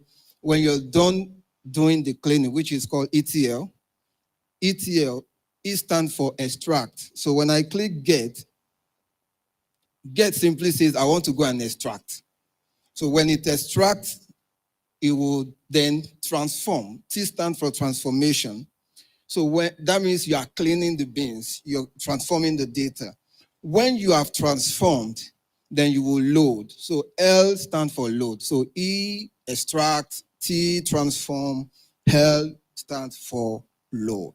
So when it is loaded, then it comes back to this environment, which is Power BI desktop environment. So I have loaded this data before now, right? I've extracted, I've transformed. Now I have loaded, that's why you can see it like in Excel, Microsoft Excel, like tables and a table, columns, and rows. Am I still carrying along? Good. So when it gets here, you can do some form of calculations. Just pardon me, before now, I was thinking I would just go straight to calculations, but because of the audience, I need to change. Because I've hidden some things that you're not supposed to see. If you can see my cursor, that there's something like an I that has been cancelled. So when you get here, you'll see, so look at this group called calculation. That is the group where we say there is DAX. If I hover my cursor on this icon that looks like calculator, it is called new measure. You can see the screen tip saying write a DAX expression. All right. Meaning that you need to write an expression to do a calculation that will give you a result, right? Okay. Now that we have an understanding, right now? Basic understanding. Good. Now that we have an understanding, then I can move a bit. Now that this table is here, you can't just start to visualize. You need to do a bit of calculations to bring out some insight that will make more sense to your customer or to the end user. Okay. Now, there is, if I go back to this table, you can still see it. You will see that there is quick measure. So quick measure is another brother to new measure. But this one, you don't need to write. You will just tell it what to do, or it will suggest to you, then you will pick what you want to do. If I click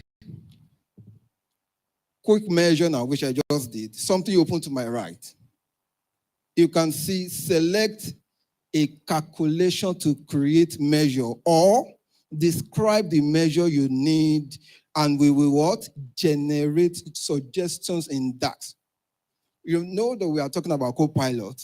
We are talking about generative AI, right? So it's saying, tell me what you want, describe it, and I will help you. Right. So before now, of course, there was no suggestion, but because they introduced this guy called Suggestion with Copilot. So if I click now, it's now saying use natural language to describe. Are we following? Good. That means that instead of me writing normally, but let me pause here. You can't be a good, a certified, a correct. You know, there's a difference between quack doctor and a really certified doctor. So if you want to be a very good data analyst using Power BI, you need to know how to do these DAX. You need to know how to write it yourself. The reason is, everyone that has been using ChatGPT, if you write wrongly, it will also say it's confused. That write it or show me in another way. So that means that you must also know, you must also have an idea of your intention, right? So if you write wrongly to this guy too, it would also not get you. So you need to think about what you want to do, then you can write it incorrectly. Because if I write some wrong things, it will also say it's confused, write again. Okay.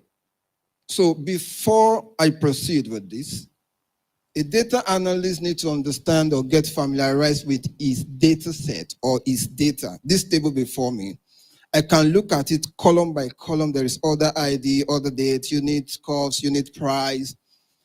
So if I assume that I have not done a calculation called total sales, if I need to do this calculation because the company needs to know how much sales or how much revenue have we realized.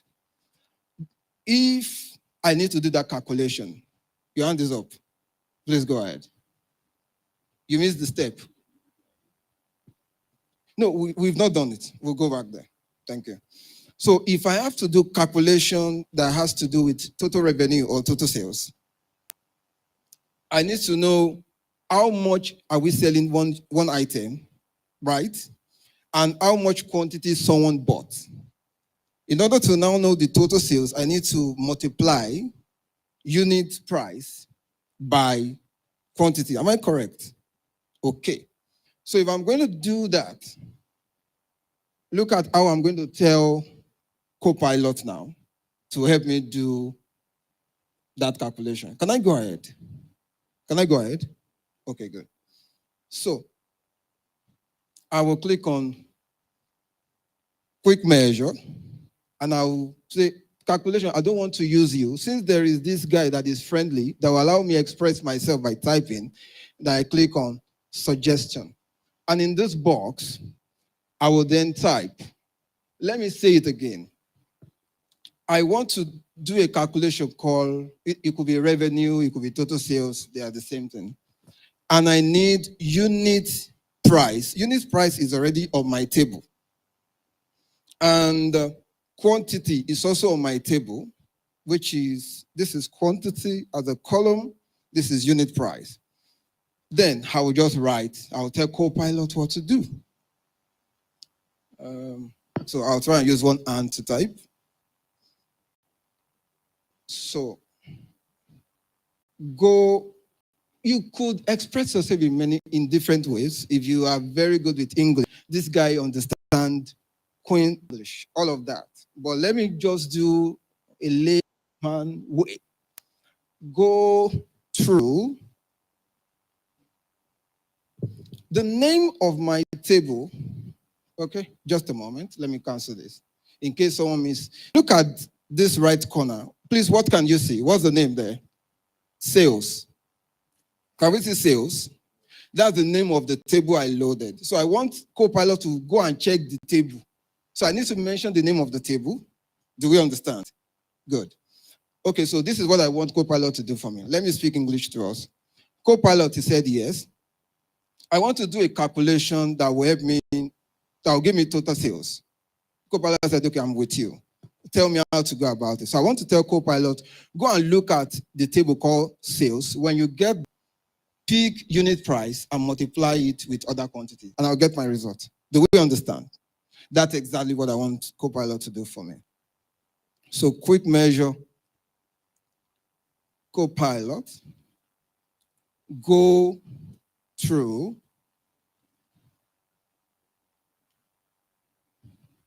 sales. It's already bringing some suggestions. Go through sales and multiply.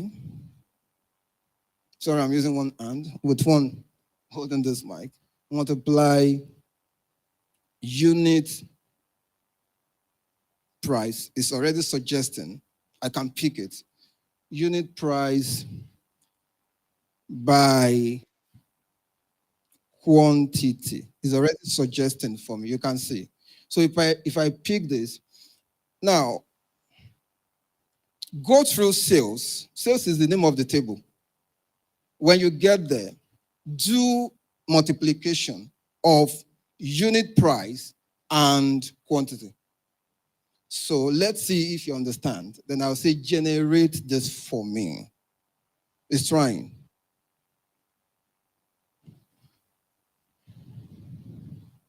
Okay, he got something. In order to check if what he did is correct, let me pause a bit. I am used to this. When I work, I'm not using Copilot. He introduced Copilot to make life easy for us. But before the introduction of Copilot, I have understanding of how to write the formula. My point is, do not 100% rely on Copilot. Just like they said, AI, you are supposed to Copilot the AI, not the AI. You get the point, not the other way around. So I will check. What I ask you to do, I will check it to be sure it's correct. So from what you can see, where you see DAX, right? You see measure. Measure is the name of what I clicked before. Quick measure.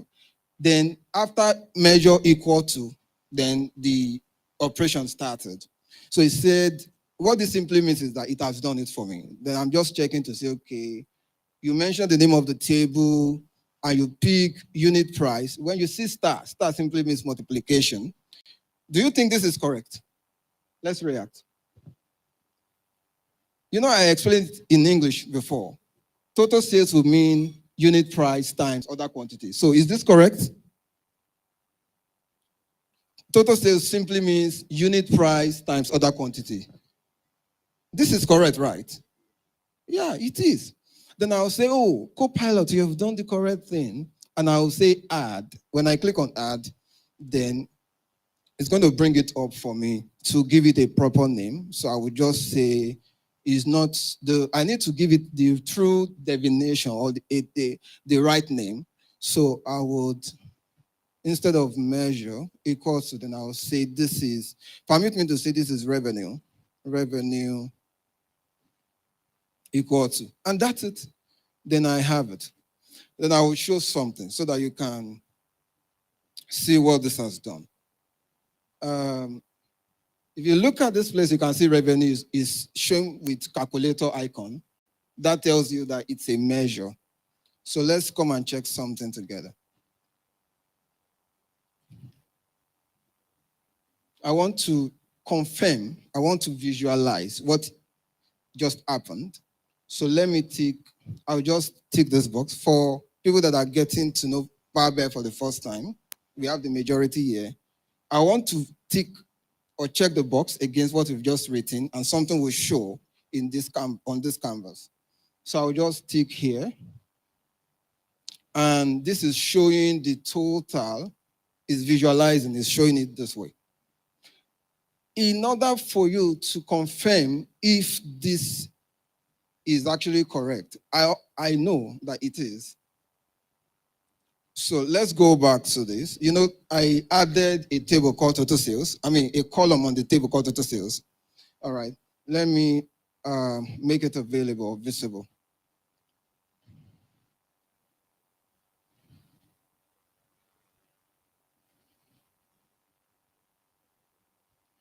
And I can search for it. If you have too long a table, I mean, you want to search for it by typing. Let me also tick this box. My point is that, do we have the same result? This confirmed that what Copilot did is correct. Do we understand? It's deliberate that I added a column just to show this. In the best practice would mean that I won't add that column, because the more column I add to my table, the more it increases the size of the table. All right. I'm careful not to use the term, the correct term. I'm using a layman, meaning that if the size of your table is, for instance, 1 gigabyte, there is what we call data optimization, or optimizing or minimizing data model, which means that you should reduce the size. So instead of me adding more columns to the table, because the more columns you had, the bigger the size. Do we understand? I will not add columns. I would rather do measure, because it doesn't take up space like column will take up space. Do you understand? Okay, good. Thank you. So does this make sense to you? Good. Now, let us do something together. I know I have a few minutes. The intention is to introduce this to us so that we can see that without knowing the formula, you can actually write. So there is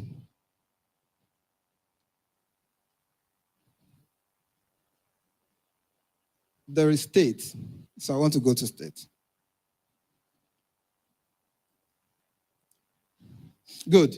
I want Copilot to go through the state and bring the total for a particular state.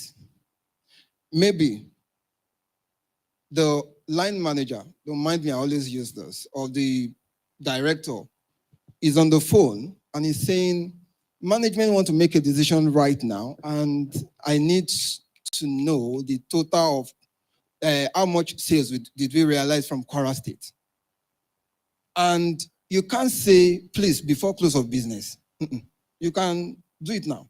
So you can ask Copilot to say, okay, what is the total sales for Kwara State? Should we do that together? Okay. So I can then call on Copilot again. I'll say quick measure. Before I proceed, remember, the total sales or the total revenue is 56 million, meaning that Copilot needs to go inside the total and filter out and bring the one that Kwara State did. Then I'll say quick measure. Let me use Copilot. I can type, what is Kwara State total revenue? If it doesn't understand, I will retype. So I'll just say, what is Kwara, is suggesting, what is Kwara State revenue? Can you see? Right? Let's confirm if it would help us.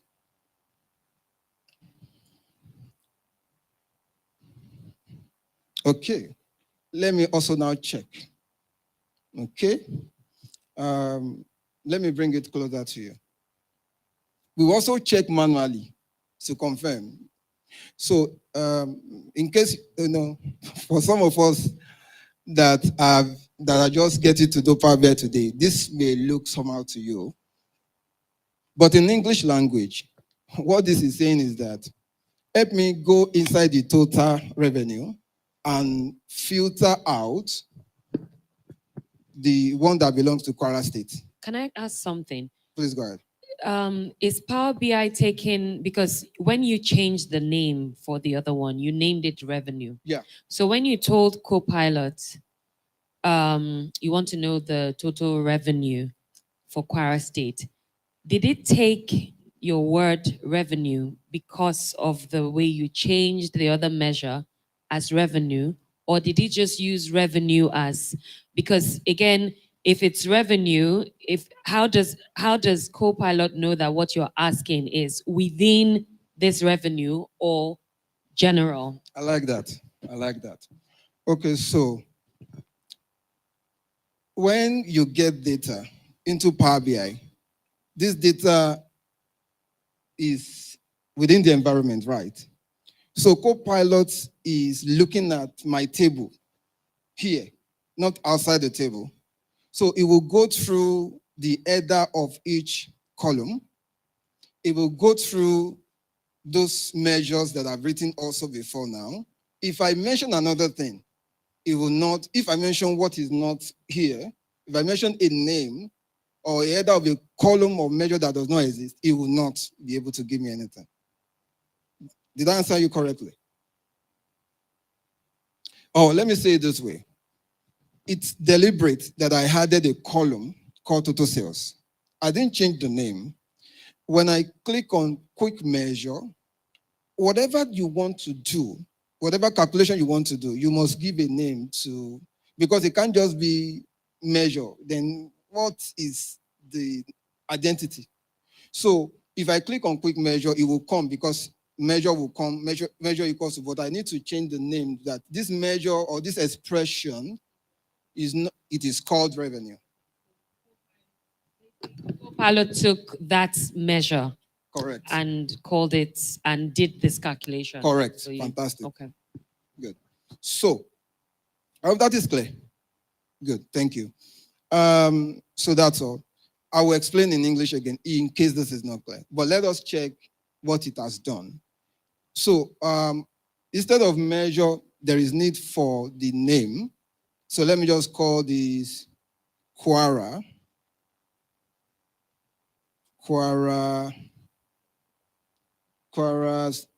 revenue.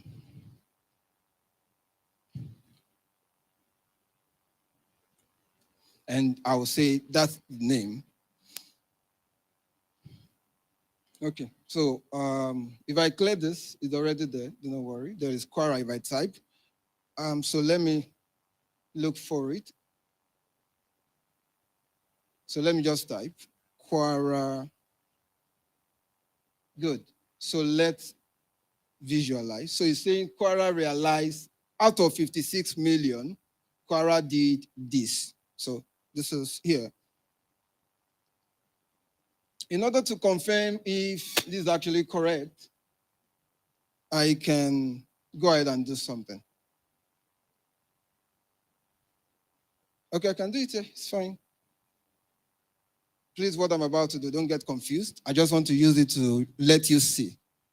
So this is state. Let me pick something first. Good. So I want state to show on this that I pick. State. Good.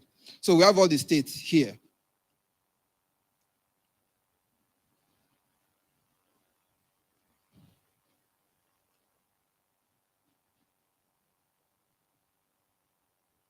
So permit me, I'm going to, you already know that the state revenue for Kwara is 7 million, right? So I'm going to delete it so that you are not confused. Just, it is deliberate. So I will then filter by clicking against Kwara State so that this 56 million can be filtered to give us whatever Kwara. Do we understand what I'm trying to show? Okay, so I'm going to tick Quora now. Do we understand? Does it make sense to you? Please, are you confused? Does it make sense to you? Okay, I'm just trying to let you know that 56 million is for all the states, but I put something like a filter.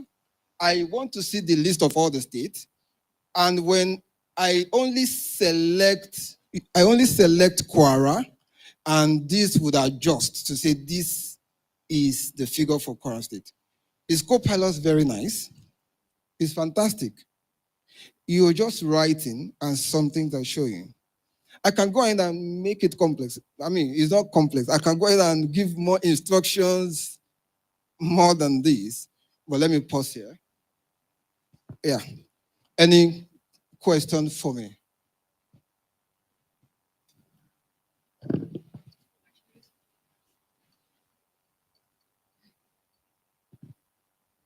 The red is already blinking, and I like to. Who has a with time. question? Sorry, I thought. Okay. Thank you, Oladeji, for the wonderful presentation. Thank you for taking us through. I wish my friend is there to learn. Particularly, my question is on using this Power BI for the data I have.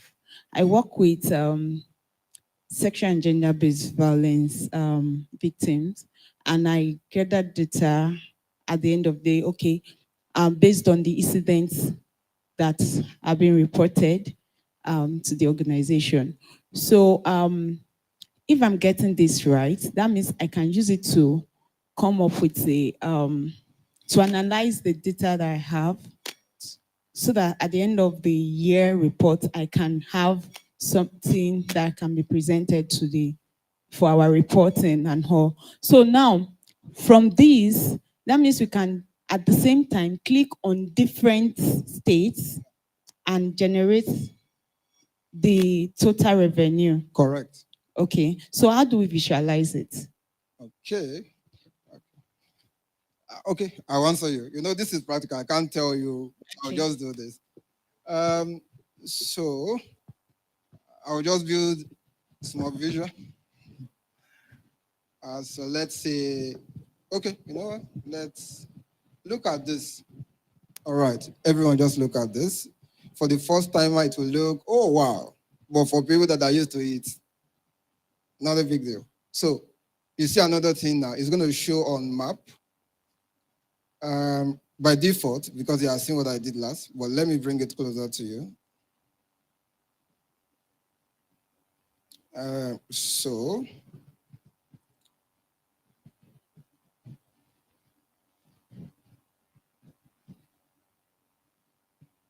So depending on, okay, good. Oh, let me define, you can see it's coming up, it's internet. Okay, it's not, I'm not doing anything, I only clicked once, and this is coming up. There are many ways. If I start to visualize, it's going to take, it's just like makeup. Our ladies, you'd spend time to make up, right? So let's say you should use this one.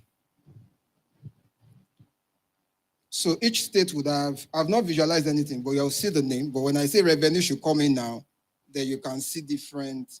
So I will then say revenue should be added to this. Revenue. The bigger the bulb, you get a point. That tells you that. So at a glance, you can then present your report. Management will see that, oh, this state did this and all of that. It is more than this. Microsoft is here to give more, and that's the truth. It is more than what you're saying. If I over my cursor, this is already telling you Boeing is the one that made the highest revenue. Management will say, okay, we want to see top 10 best staff, top 10 customer. Everything that I'm saying, as I'm saying it in English, I can write it for this Copilot, and it's going to do that for me. Okay, can I ask another question? Go ahead. So still in line with what she said, one of my slight challenges is this. I see I see this is easy in the sense, when I say easy, is because it's using numbers. So it's just like a calculation.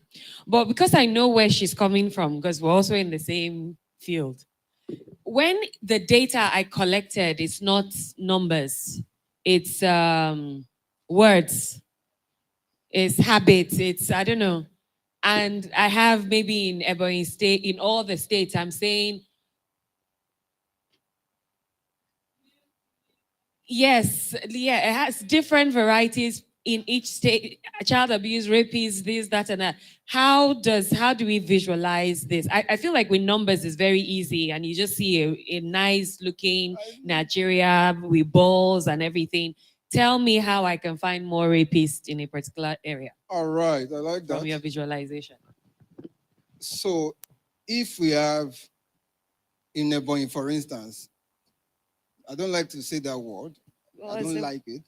So how many abuse cases do we have to a specific name, maybe rapist? No, the reason why I'm saying this, because even within abuse, you There have are different categories. Yeah, I get you. Uh-huh. I get you. Uh-huh. So I can count. I will do calculation.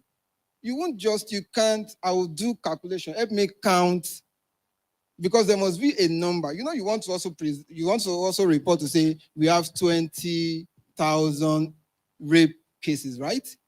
So there is need for number to come in, because you're going to visualize them side by side. Let's say we have abuse, and under abuse you have rape. What other thing? Mentioning.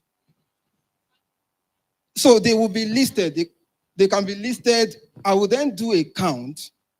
Okay, take a look at what we did for Kwara State. Kwara is a word, is a text. But a calculation happened behind the scene, and it count or calculated something. But let me break it down this way. I can say, help me count the occurrence of rapists or whatever this is. So it's going to go inside and look for everywhere you see, let's say it's 20 cases. So it's going to give you 20. So that means it depends on, I don't know if you're getting my points. That means it still depends on how this data is brought in. Go ahead. Based on the reports we get daily, like Mahid will just forward it to me. Okay, this is it. This is the case, the peculiarity, the victim, and the perpetrator. Yeah. And sometimes we have the age, we have the, okay, if this person is a vulnerable woman or this person is a working class, we have different categories. So for me, what I just do is I work more with Microsoft Word. So I just have a table, okay, just create a table and all that. I will just classify them. Okay, this was done against a woman, this was done against a man, and all that. The person who did it, this is it. So at the end of the day, I know last year I was really struggling with how to visualize it and tell them, okay, this is it. We had this number of male perpetrators and this number of male victims and all that. So if I want to use Power BI now, I think, if I'm correct, I will have to upload. How do I do it? Let me just ask the question. I actually know where you're going to. But what you are seeing here has gone through a lot of things before you get here. Yeah, you said cleaning. Yeah. Yeah, so is this cleaning what? That's what you would do in that area. Now, are we the one cleaning or Power BI is cleaning? Okay, you are using Power BI to clean your data. So this is, okay, now that you want me to go there, just a moment, because I always want to work with time. Okay, so just follow me. Ignore what we've done before. Ignore all of that. Now, if I click on get data right, it's going to say, where am I going to? I'll say you should go somewhere. Maybe you have it in Excel.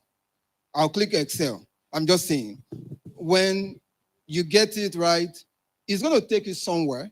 That place is called transform data. Now, this is the cleaning is opening up. This is Power Query. This is where I begin to now say, okay, this one is looking like this. Let it look like this. This is where the cleaning will take place. What I can tell you is that Power BI training alone is not 1 hour, is not 1 day, you get the point. So you can spend 5, depending on the size of the data, you can spend 8 hours cleaning. Visualization is always the later part. Do you get the point? So what you need is that, do not worry, join Abuja community. You can join, they will come up shortly. The different applications, you can say you want to be Power BI person, data analysis. So they will walk you through all of this. I can assure you that there is no data as complex as it is, or that it could be, that Power BI will not transform it for you. So meaning that for you to be able to use Power BI, I mean, clearly you've brought in Excel. So you need to know how to do Excel.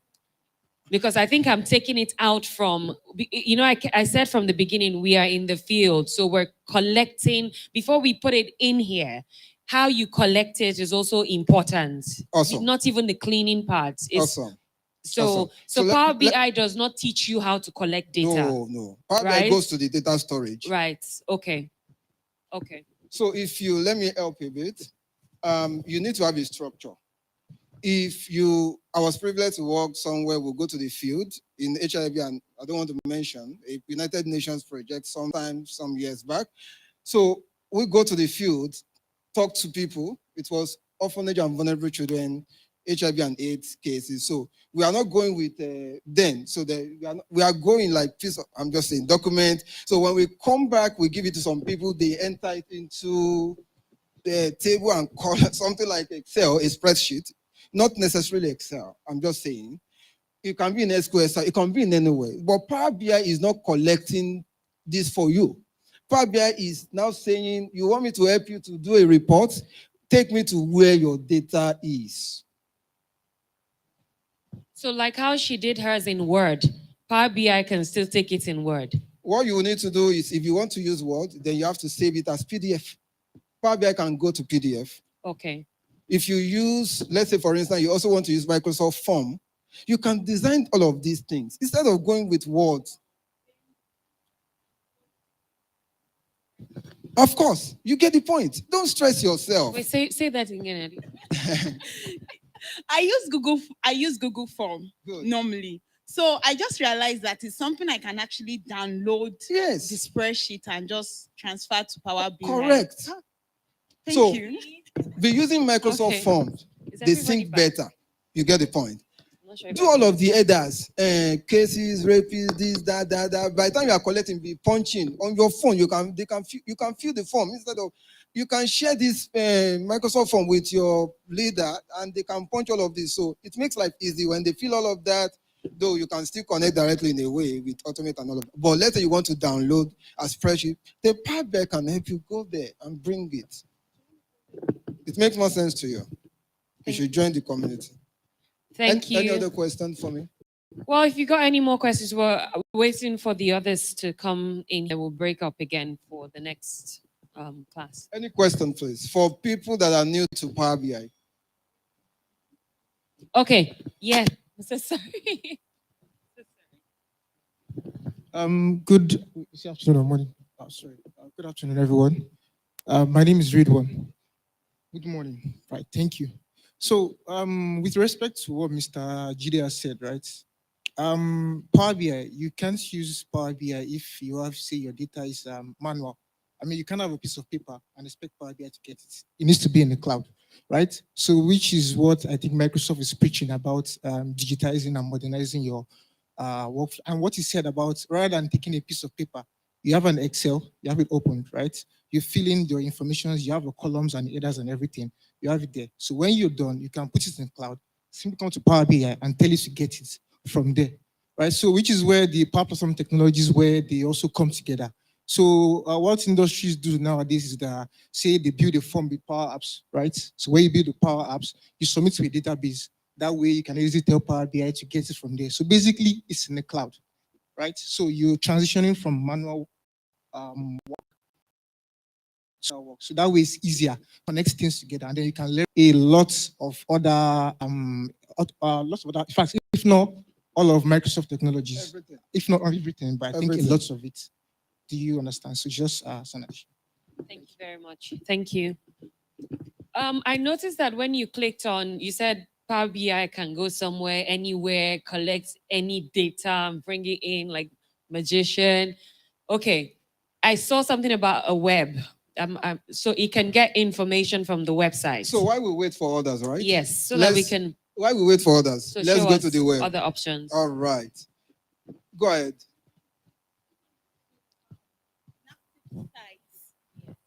You should go to NAPTI's site so that we can just use the data they have there to actually practice what we just. Thank you. Okay. So while this is opening, I'm opening a new environment, like a fresh one for you. And I will just close this. Nothing is on this. So let me come to. So you want to mention where you want me to go to? Nap tip, right? Am I correct?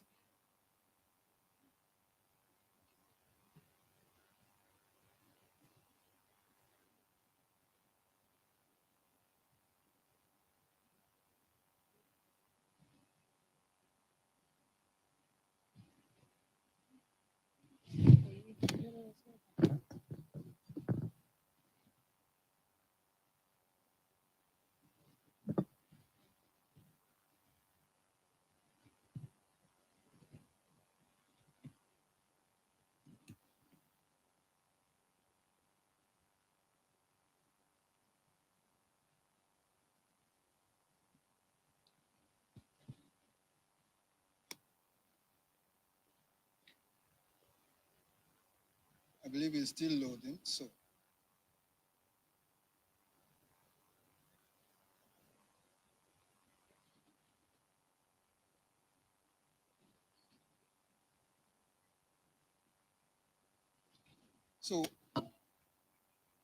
check what? Document. Resources. Okay, good. So what do you want me to do from resources?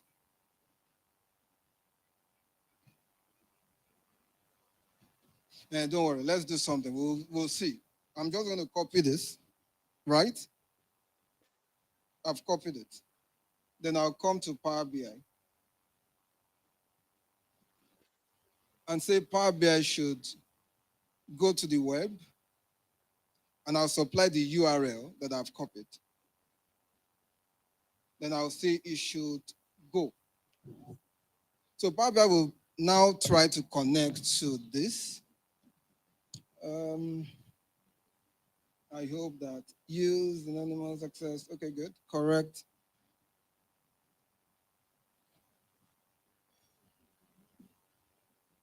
So Power BI will try to connect to this website. So when it gets there, as many tables it can see, it will show it.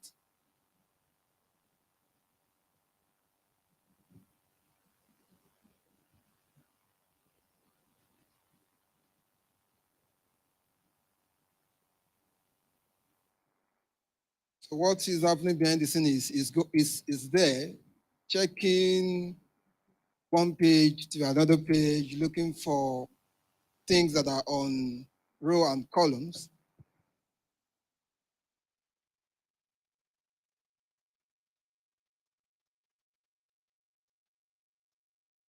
So what's happening now is that he's not looking at what is on my laptop. He has gone to that website and is checking the website. Okay. It's about to show some things.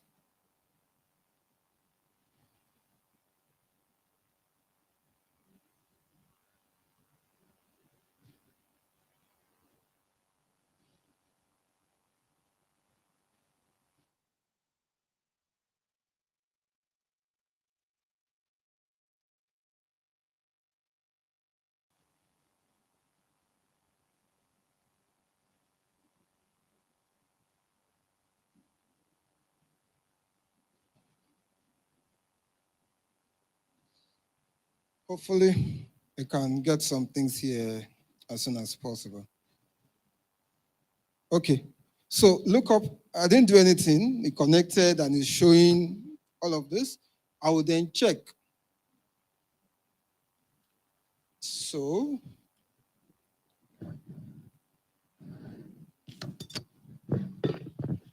Okay. Are we here? So I'm also checking. Okay. My point is, when you load all of this, you have to check whichever table you got the point. So these are videos from. My point is, once you know what to do now, it makes sense. After then you will now say transform data. This is what you go to. This one here.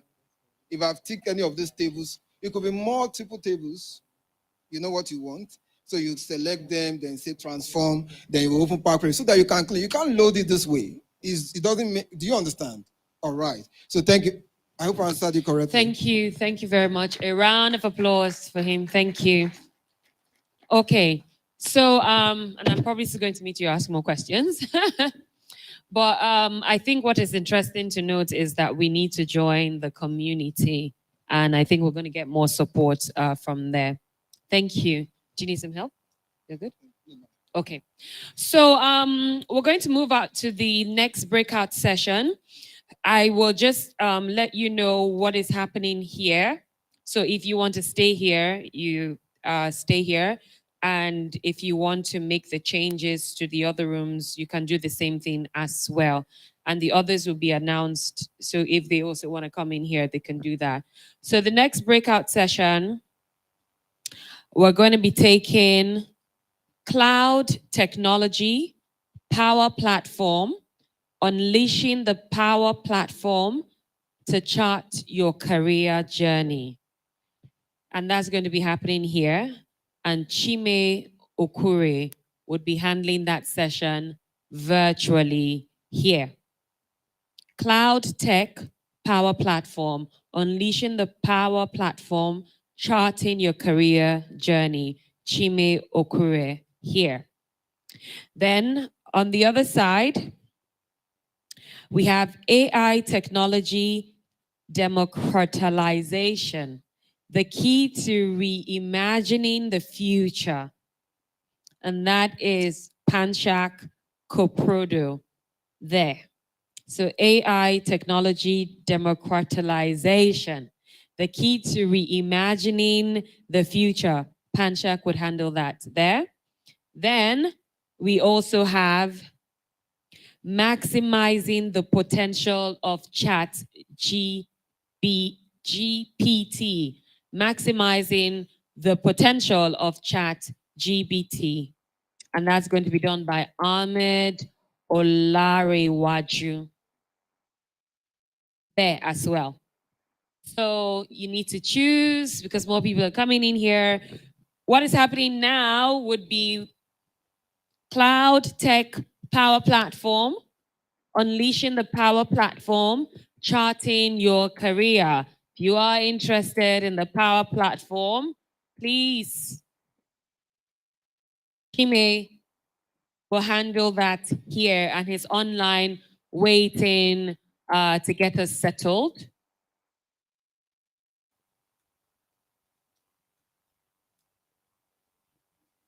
AI technology democratization, the key to reimagining the future. Panchak will handle that there, and that's physical. Then if you want to learn how to maximize the potential of chat GPT, Ahmed will handle that there. And I think maybe those in relation to maybe education as well. Seeing that we're having more people using ChatGPT, how do you want to maximize the potential? I think it'd be great, ma'am, the lady in the brown outfit behind, since she talked about being in the education space. I think that would be great to take that session.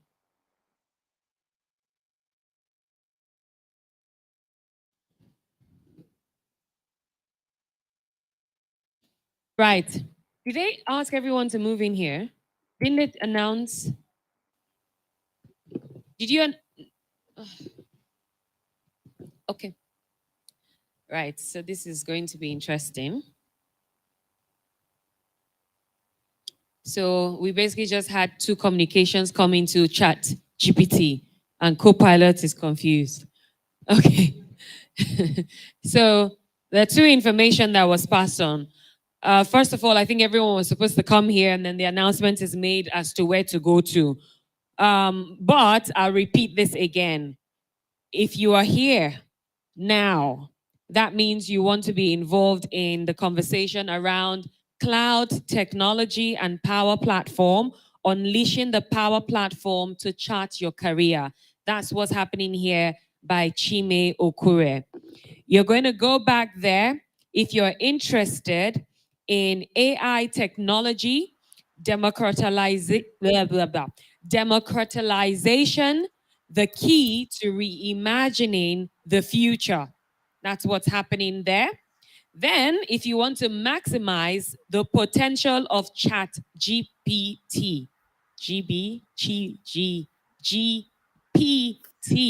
If you want to maximize the potential of Chat GPT, please also go that way as well. And that's going to be handled by Ahmed Olarewaju.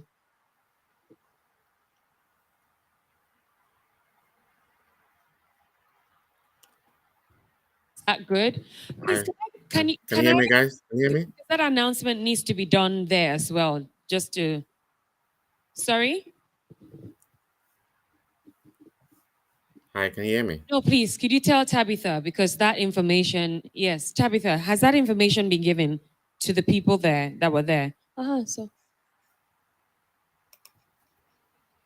No, that's okay. But has that been given to them? Then that's fine. So we have the right info. Okay, thank you. Yes. That would be on the other side. That's if you are interested in maximizing the potential of ChatGPT. And that's because someone asked a question regarding those in the education field and how people are using ChatGPT to, plagiarism and everything. So if you're interested in that conversation, that would be on the other side. Thank you. Okay, so I take it that everybody here wants to have the conversation on how to chart their career, unleashing the power platform. Okay, thank you. And our speaker is Chime Okure, and he is online. Media, if you just let me know if he's ready, and I will step down.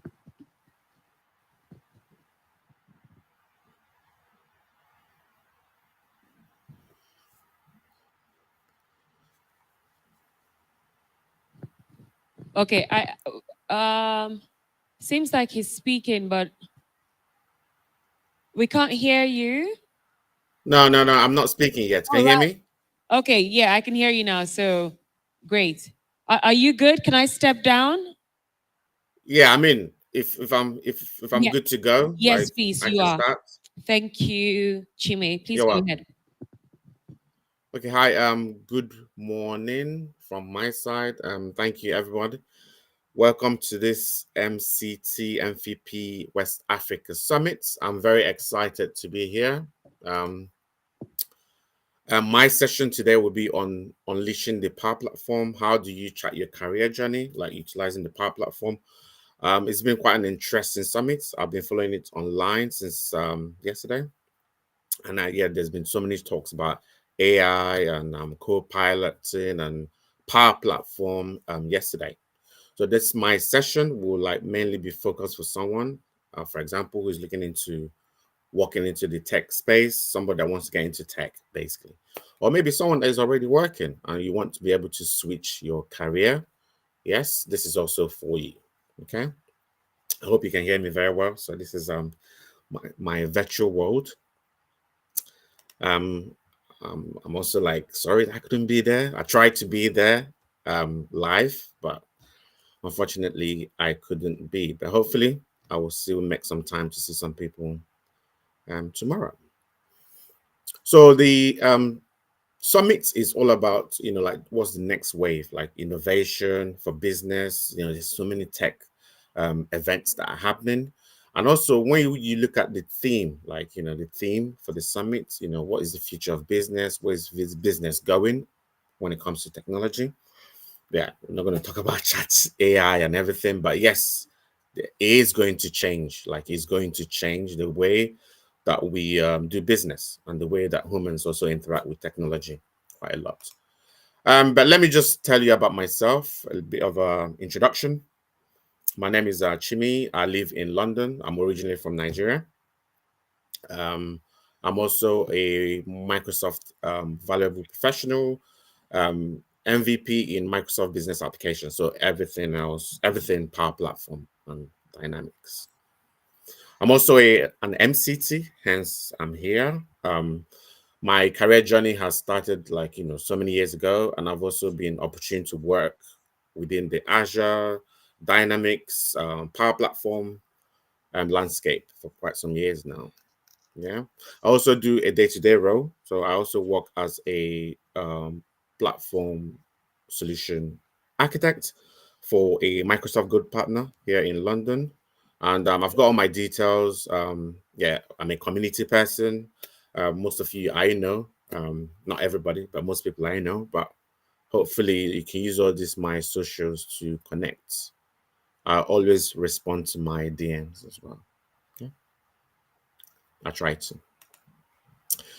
But let's just go into the agenda. What is Power Platform? I'm not going to go into depth of that. Like I said, there's slides. These slides can be shared to yourselves as well. Like if you want to read more, there's lots of learning resources that I've also got as well here.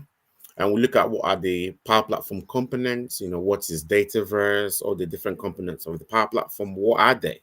Yeah. And then we get to kind of like, summarize and get into the skills that you need to follow this career path into the Power Platform. What are the learning resources that you need? For example, do you have access, or how can you get access to your Power Apps developer plan in order to help to build out these components within your solutions? And then there might be time for breakout, for questions and answers. If there's not enough time, just feel free to reach me out anywhere else. Okay. So if you look at the, or will I say, if you look at the way things are now, right? So most organizations, especially Microsoft, don't actually need you to know how to code for you to be able to build your applications in order to solve your business problems. You don't need to do that. Power Platform is now this powerful, effective solution that you can use in order to curate your own applications. You don't have to be a pro dev to create these amazing apps that we need.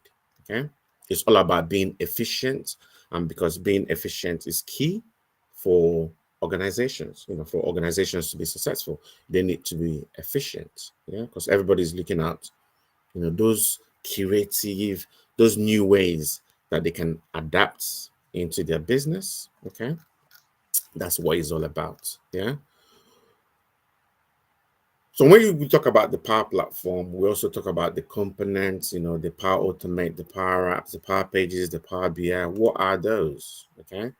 So if you look at the next screen, right, the Power Platform, just to describe it simply, is a low-code platform that enables organizations to be able to analyze their data. They can also act on that data through different applications, and also it helps them to automate their business processes as well.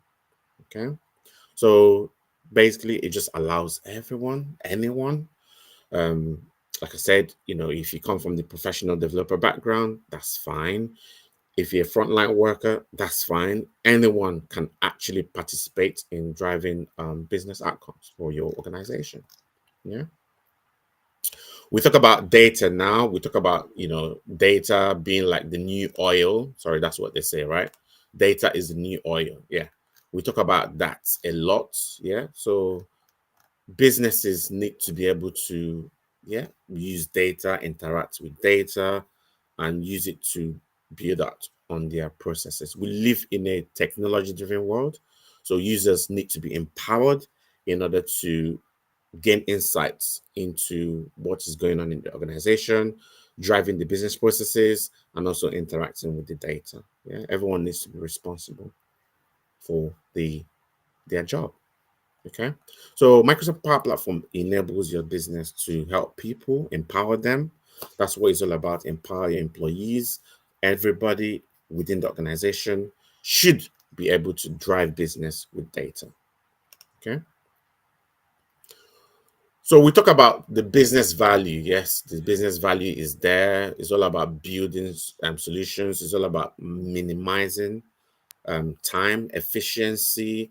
You don't want to be spending lots of times using a developer to build out your applications. You want your citizen devs, your employees, to actually realistically deliver those applications. Yeah. The workforce is changing. We have lots of millennials now. People need to be able to come in and use this. They need to be able to adapt and do the work. Okay. Increased costs is also another business value. Yeah, you don't want to go into building applications for 1 year, 6 months, where you can do drag and drop and easily build power apps and power automate your business processes. Yeah, you need to be also be more agile. So using micro platform just makes it more agile. Yeah, you don't have to take lots of time to deploy. It doesn't have to take you weeks. You can just deploy as you go. Okay. And also being able to deploy efficiently is also key as well. Okay. So the components are here. Mentioned like, the power apps. You use the power applications to solve your business problems. Yeah. You need that because it has that low code capability for you to be able to build your Canvas apps, for you to build your model-driven apps. These are just applications. Just think about your mobile phones, right? Think about all those apps that you have on your iOS, on your Android. You can also just implement that in a matter of hours. You don't have to wait for months or for years to build applications. You don't need pro development experience to do this. Anybody can actually do this. We also talk about Power Automate. So Power Automate is more about driving automation, like just automate your process, create your workflows, all those mundane tasks, all those tasks that you repeatedly do all the time that waste time. Approvals, if there's no manager in your company, you have to go around and look for that manager and you just automate the process for them. We have teams, you can use teams and then we just approval processes. Onboarding is also another example of where you can use Power Automate to collect your data and sync your files. Yeah. One good thing about Power Automate is that it has up to 500 connectors that you can connect it with and also drive your business efficiency as well. We talk about Power Virtual Agents. So Power Virtual Agents is the chatbot element. So you know how on the website, right-hand side, you see some things always popping up, asking you, how can they help you? You don't have to be a data scientist. You don't have to be a developer in order to do that using the Power Platform. You can just go in, build out your chatbots, tell your chatbots what to do, and it just drives the automation to help your customers and also assist your employees as well. You can also connect connectors, or you can have connectors connected to Power Virtual Agents as well. That can help. We talk about Power BI. We had a session on Power BI earlier. Power BI is more of the analytical side of Power Platform. So things that, to drive your data, analyze your data, build that reports, build that dashboards. Yes, you can also use Power BI to do that within the Power Platform. With Power BI, you can also connect to any data source in order to drive your insights as well. So the futures of Microsoft Power Platform is extendable. You can extend it into Azure. You have Dynamics 365 there as well. All your third-party applications, you can automate your workflows. You can integrate AI capabilities.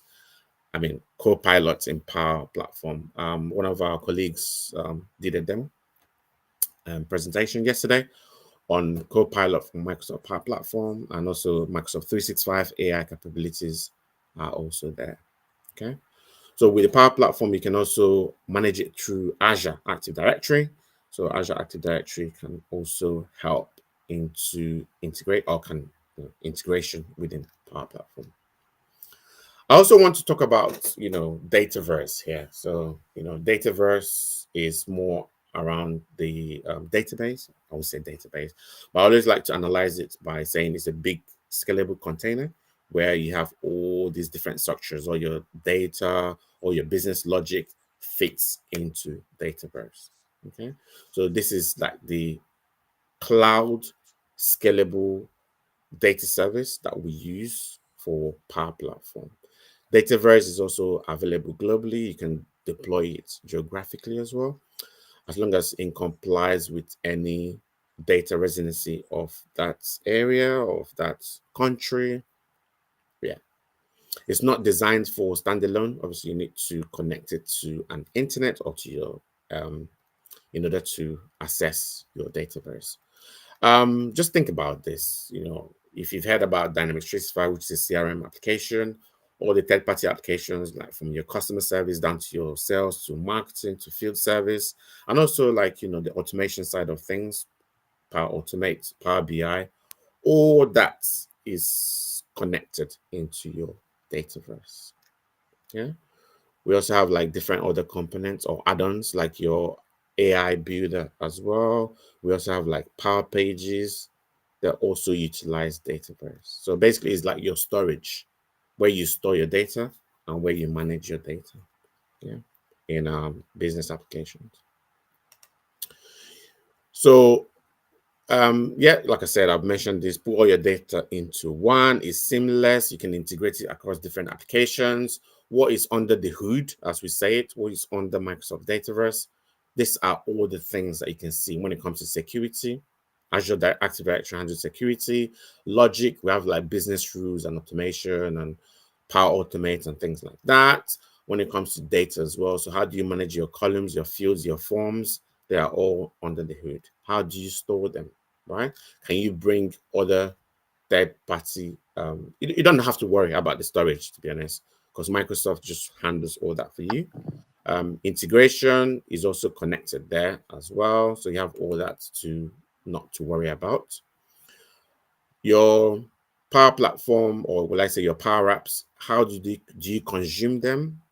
We live in a digital enhanced world now. You can consume them via your mobile. You can use your tablets. You can use your web to use them, right? So you can use all these interfaces. As a citizen developer, as an employee, you can go in and build these applications and use them within these solutions. You don't have to be a pro developer to do that. Power Apps into two. We have Canvas apps, just like the name says. That's what it is Canvas app, right? So Canvas app is exactly what it is. I think the screen is not moving. Can you see my screen? Should be on Canvas app. I think it's a little bit slow where you are. But yes, Canvas app, exactly as the name just says. That's what it is. So the next one. So I think the screen is going back, so it should go forwards. Yeah, you also have like the model-driven app. So with the model-driven app, that's based on your underlying data specifically. So your data is stored and your data is utilized as well. Yeah. Automation, we just mentioned, things like Power Automate processes. We also talk about integrating Power Business processes with Power Automate.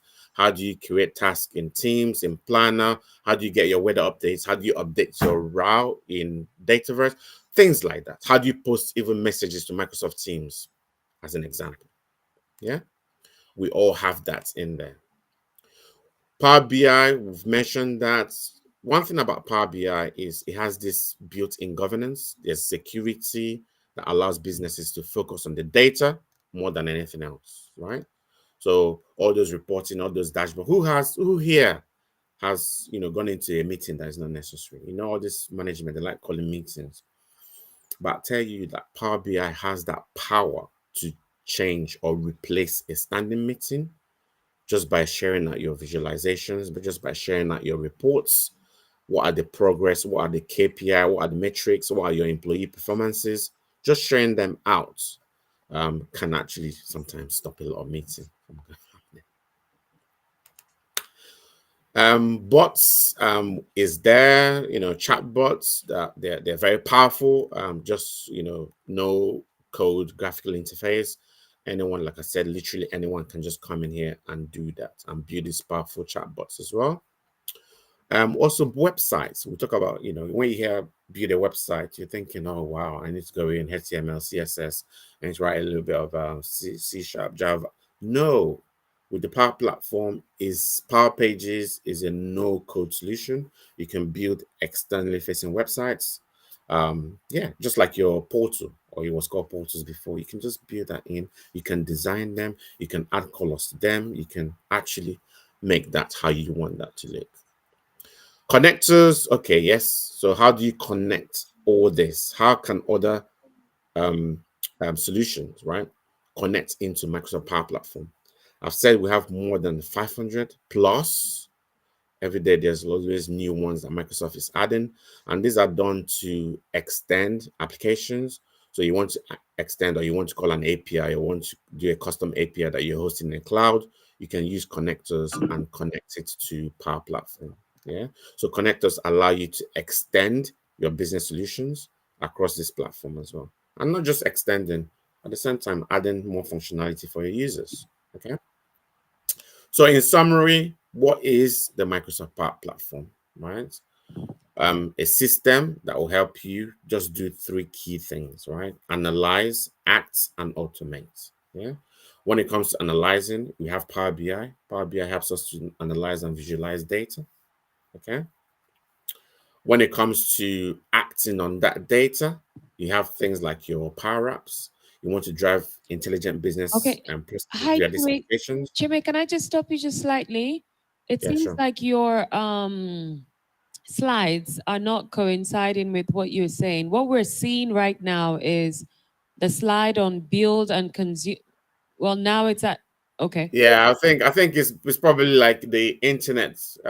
Right. Obviously it's not going. Yeah, because when I'm pushing the slides, I'm seeing a different thing as well on the screen. Okay. And I Okay. can't control the slides on this screen share, but I can control it on my laptop. Right. Okay, so Yeah. we'll just listen to you and hope you Yeah, I'm are up sorry. with Yeah, it the has to be slide. like that. Yeah, Thank you. yeah. Please go ahead. Yeah, thank you. So, like I said, it's more around analyzing, acting, and automating your business processes. That's just what Microsoft Power Platform is all about. Okay. Yeah, just to also buttress this, I will also be able to share my slide. So if there's anybody that wants this, I will send it to the organizers, so you can also get those extra learning resources that I'll be sharing with the slide as well. Okay, let's talk about just discovering your career path. Yeah, which is the main thing. Like, after that whole long introduction, sorry. What skills do you need, right? So Microsoft Power Platform has a certification roadmap. Yeah. So ideally, my best, I always say just start with the fundamentals.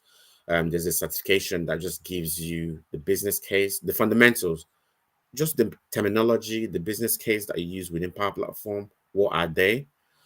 From the fundamentals, you also go down into the associate level certifications.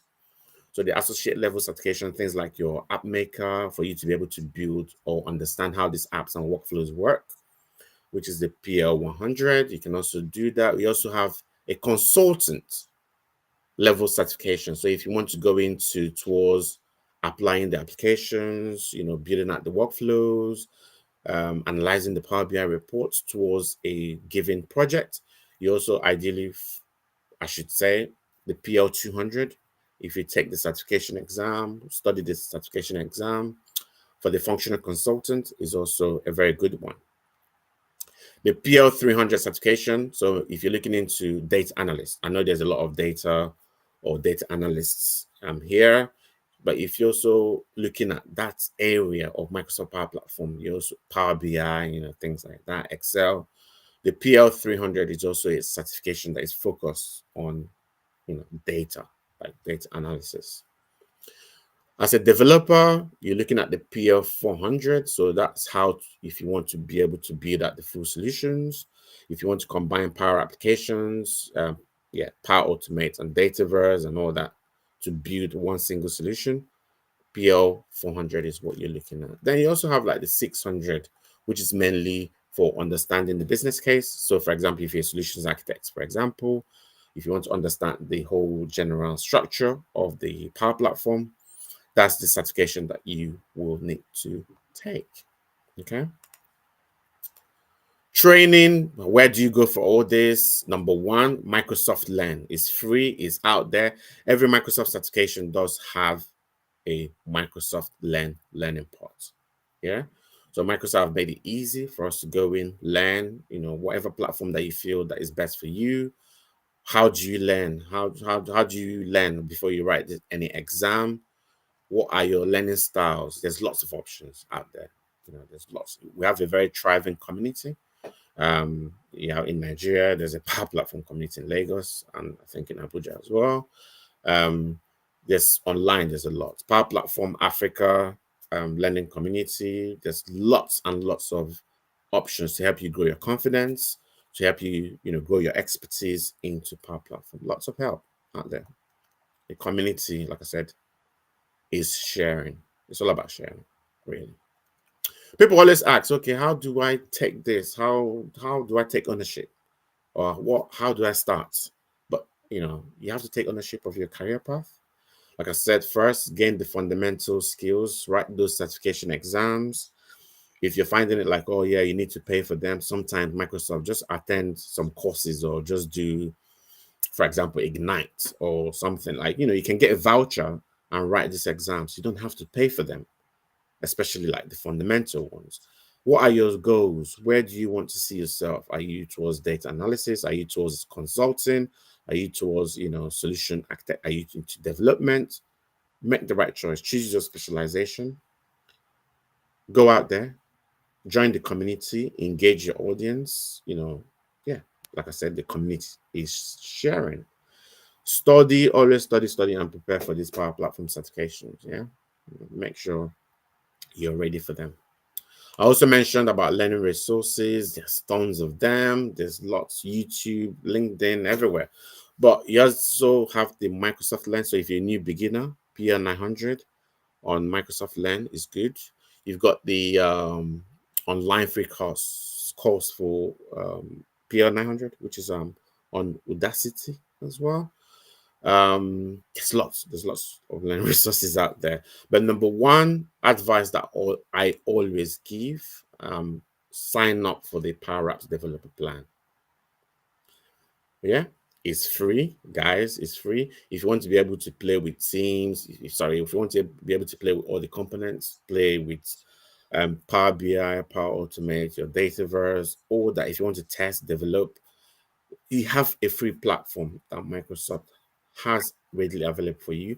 Sign up to it. In that, you also get a Microsoft E5 license, guys. You have Outlook, you have Teams, you have all that just as your playing ground. You can be able to connect any data source into it. You can easily, collaborate on these solutions as well. Okay.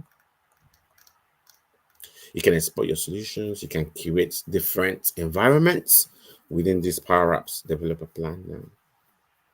So lots of information there. Lots of like I said, we're never going to finish here, but just join a community. Nigeria, there's a strong community out there for Power Platform. Online, there's a strong community out there as well. Just join and yeah, the future is bright with Power Platform. Thank you, Chime. Thank you. Thank you very much. A round of applause for Chime, please. Okay, so we're going to take questions for Chime. Yes. Do we have questions for him? Okay. Any questions? But like I said, if you don't have any questions, it's coming up. Hold on. Okay, thank you, Chime, for a very good presentation. My question is, you talked about career path. So I wanted to ask, what was the most important decision you took? And are you into consulting too? Yes, I'm a consultant, yeah. But what was the most important decision you took? Oh, so for me, I'm a career switcher. Let me just start. I came from a civil engineering background into IT. So that was quite a big change. Okay. But the most important decision I took was working on a project and obviously it was a CRM, Microsoft Dynamics project, and I just saw like the different ways that I could improve or streamline my previous employer's business processes at that time. And then I read into it, looked into then it was Dynamics even before Power Platform, and obviously it has evolved to what it is now. And yeah, that decision that I took was uh, I've always wanted to get into IT, so it was an opportunity for me to take the leap, and I've never looked back since I joined. I get to see lots of different businesses, lots of different projects, or work on different projects, and just help our customers just thrive Okay. using these applications. Thank you. Another question. Thank you so much for nice presentation, and it's quite insightful. My questions, number one, can one make using Power App application for public audience? That is, Sorry, want to say that make, again. Where's that? yeah, can one make, can one be able to make an application for public audience using Power App? Okay, I see Not where you're going. But, to I think what you're trying to say is now this is probably like a licensing element to it. So you're trying to say if you build that an application, can other people use it publicly? Yeah. As a user, it's now down to your licensing. So you can buy a plan per user, but people that are utilizing it also need to be subscribed to a licensing in order to use it. So you mean it's not possible for people that doesn't even have anything to do with Power App to be able to view it? They can view, you can share it, so you can build some applications, and like I says, you can share it online and things like that. Yes, you can be able to share it. They can view it, but actually utilizing it, you need a license in order to do that. So your users, say for example, you work in an organization, you will have to buy a plan, per user, something like that, in order to use it. Okay, another question is for Power Apps, Power BI. Having worked on a probably something on Power BI, and you want it viewed by the public, is it possible? Yes, a public can also view it because you can share it via URL. They can view it, but it also comes down to licensing in order to, say, for example, edit it or utilize it. You need to have like your Power BI Pro license, I think, in order to consume it. Yeah. And the last, what's the difference between Power Apps and Power Pages? Thank you. Okay, so when it comes to Power Apps, so like I said, we have two types. So we have what we call the Canvas app, and then we'll have what we call the module-driven app. Okay, so your Canvas app is basically you're using your data set in Dataverse or any other external connector just to do a drag and drop and build out an application. Okay, so you can use it on your mobile. You can just build any onboarding, any type of any application basically, but you're utilizing the data. So things like, what format does it need to be in, mobile, web. So you can choose all those for a Canvas app. Yeah, you're building an application. But then for a model-driven application, it's just there. The data is underlining within Dataverse. You just utilize it the way it is, right? You can build out your tables, build out your forms and things like that in order to consume. So for example, if you're familiar with Dynamics 365, so all the Dynamics 365 applications are like model-driven apps. You can also build custom model-driven apps as well. Power Pages formerly used to be called Power Portals. So it's an externally facing portal for externally facing websites. So you can just go in and be able to build out your own websites. Yeah. So build out your website externally facing for your customer, for your client. They can come in, they can log in, authenticate, but their details will still live in Dataverse. It's externally facing for them. It's a portal. Thank you. Thank you very much, Chime. We have a question that came online. It's saying that which resources can I use to learn Power Platform? That's the first question. And the other says, what are the industries where Power Platform developers are needed, in your opinion? Okay, the first one, the learning resources. Like I said, there are tons of them. If you want to start off with like the PR900, there's a Microsoft Learn. There's a Microsoft Learning path for it. My always advice is just sign up for a Power Platform developer plan. Just make sure you have that. Online, we also have like a link on the Power Platform community, which is the Power Platform learning resources. Just go type in that, Google that. But I also have that on the slides as well. So there's tons and tons of information on that Microsoft Learning Resources. Where can developers work in Microsoft Platform? Literally, like every industry is utilizing these solutions now, right? You can, I wouldn't say there's nowhere you cannot work, yeah?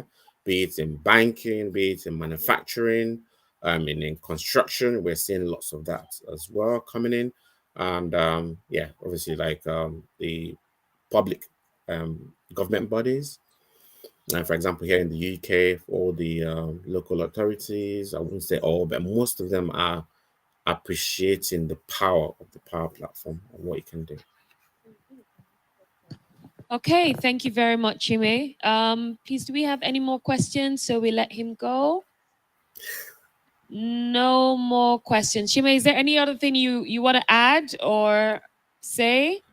All I can say is if you don't have any questions now, but just feel free, like, reach out Chimi, Okure on LinkedIn. Just if you have any questions, just come DM, send messages, Twitter. Yeah, I'll always get back to you. Thank you. We appreciate you. We appreciate your contributions. We're giving you a round of applause. Great, great session that we had with you. Thank you very much. Thank you. Thank you. My pleasure. Thank you. So an announcement has been made. So the rest of the team from the other breakout sessions, they're all going to be coming in here. And then we will have a community talk, tell you much more about the community here in Abuja for us to gain support and join if we are interested. However, we have Deji's upstairs, right? Yeah, so I mean, Deji's upstairs. While we're waiting, if we also have more questions that we want him to respond to, I'm sure he can do that. But in the meantime, the other team members, other participants, sorry, are coming in from the breakout sessions to join us. And then we'll talk about the Abuja community. Thank you.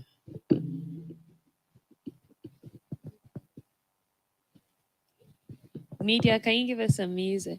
Actually, I was hearing that, we're having might have some licensing issues by playing music directly from, yeah. Do you want to continue with your Power BI conversation? No? Okay. Well, I'm happy to take certain, things that are hitting at you. It may not be questions. It may just be more of worry. I think we should just probably think about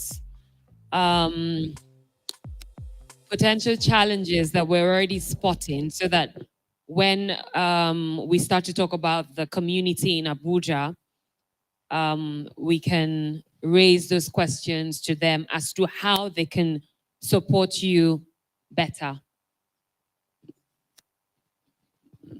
As to how, yes, are we all?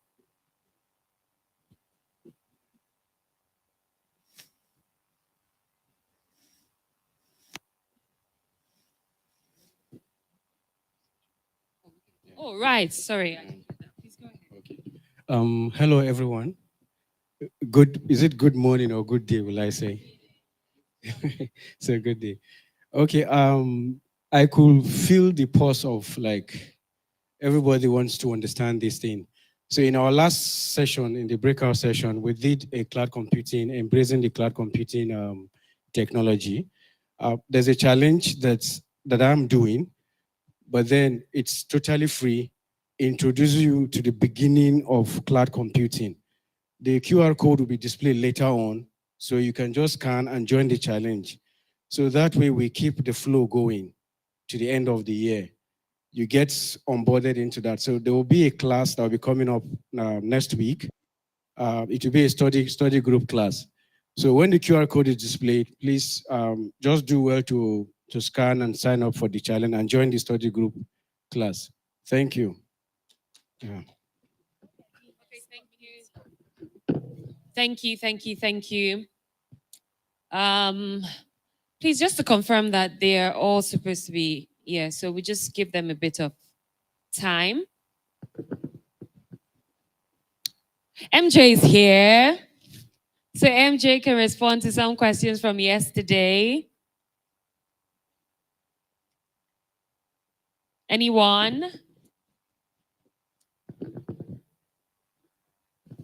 So let me, yeah.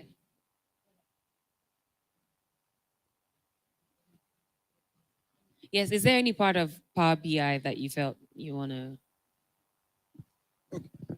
Thank you. Thank you very much.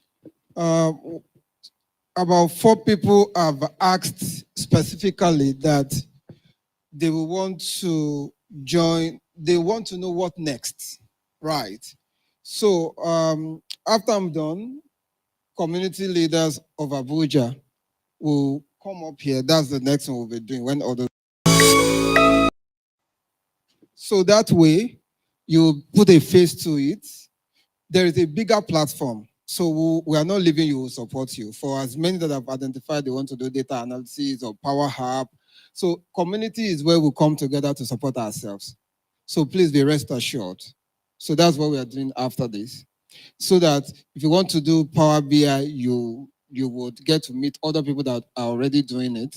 Power Apps, I hope you are fine now. Good, thank you.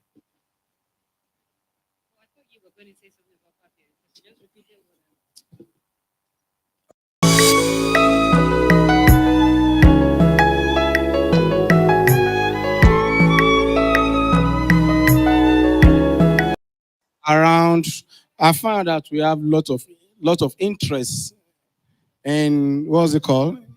In Power BI. So I just want to quickly let you know this. First and foremost, Power BI desktop is 100% free to download on your system. So I will encourage all of us to download Power BI desktop on our system. And for those of us using other operating system, you won't be able to enjoy Power BI desktop, but you can actually go online, pick up any browser and type app.powerbi.com. So you create your account on Power BI and you enjoy using Power BI. Power BI comes in different, what's it called, licenses. We have the free license that will only allow you to enjoy Power BI for you, for yourself, and you alone. Design your reports, visualize your reports, enjoy your reports. But if you decide to collaborate, I want to share my Power BI work with somebody else, then you need to step up your what? Your license. So at that point, you need to go for what you call Pro license. Pro license allows you to collaborate with your colleagues. And somebody asks a question, I've built a nice report, but this report is not for me. I want the whole public to have a feel of that report. No problem. Once you are done with your report on Power BI desktop, go to the web and create a workspace. Move that work, publish it to the workspace. Now, when you get to the workspace, look at your menu option, pull up the report. At this time, you now do what you call, you put it on your web browser. You are like publishing again with a URL for the web, but it's going to warn you because you are moving a data to the entire public. I hope the data does not contradict any of the words. any of the policies that governs it, and you say, go ahead, fine. It generates a URL, a QR code that you can publish here and there. Anybody that clicks on it, they sees the data. And as you're updating the back-end information, it gets updated immediately.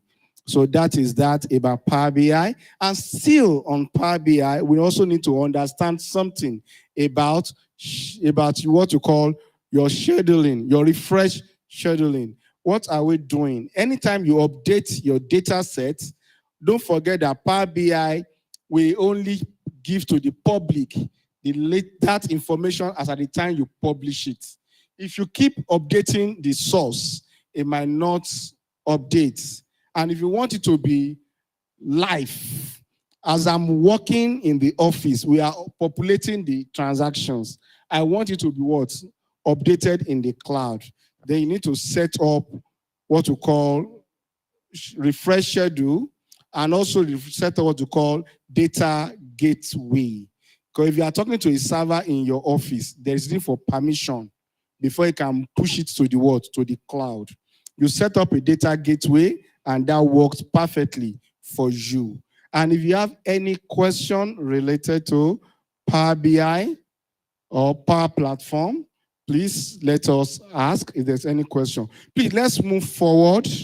Let's fill all possible seats before us. Let's move forward, please. Thank you very much.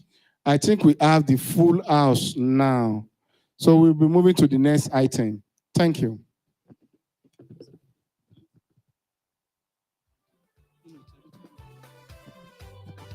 Okay, thank you.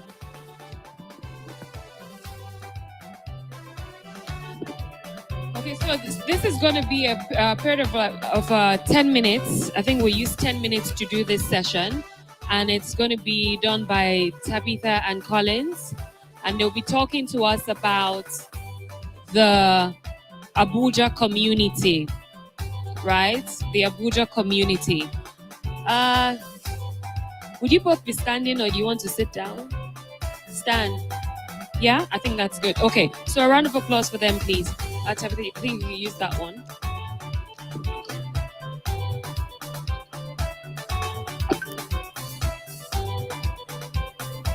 All right. Good afternoon, everyone. How's the event been so far? Just some bit of feedback. How has it been so far? I know for some people, you're like, what are these people talking about? All these apps, all this development, coding, like, what are these people talking about? I'm sure. Raise of hands if you're feeling like that. All right. So we were like that in 2019, and Tabitha.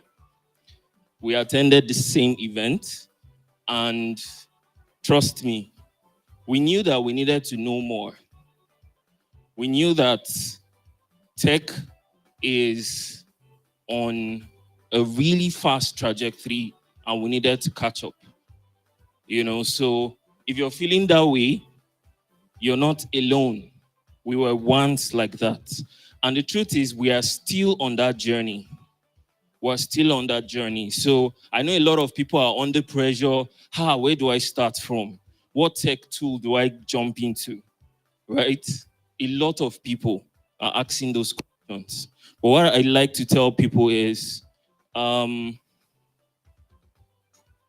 lot of people actually look at tech and just see it as this really glamorizing field, career path.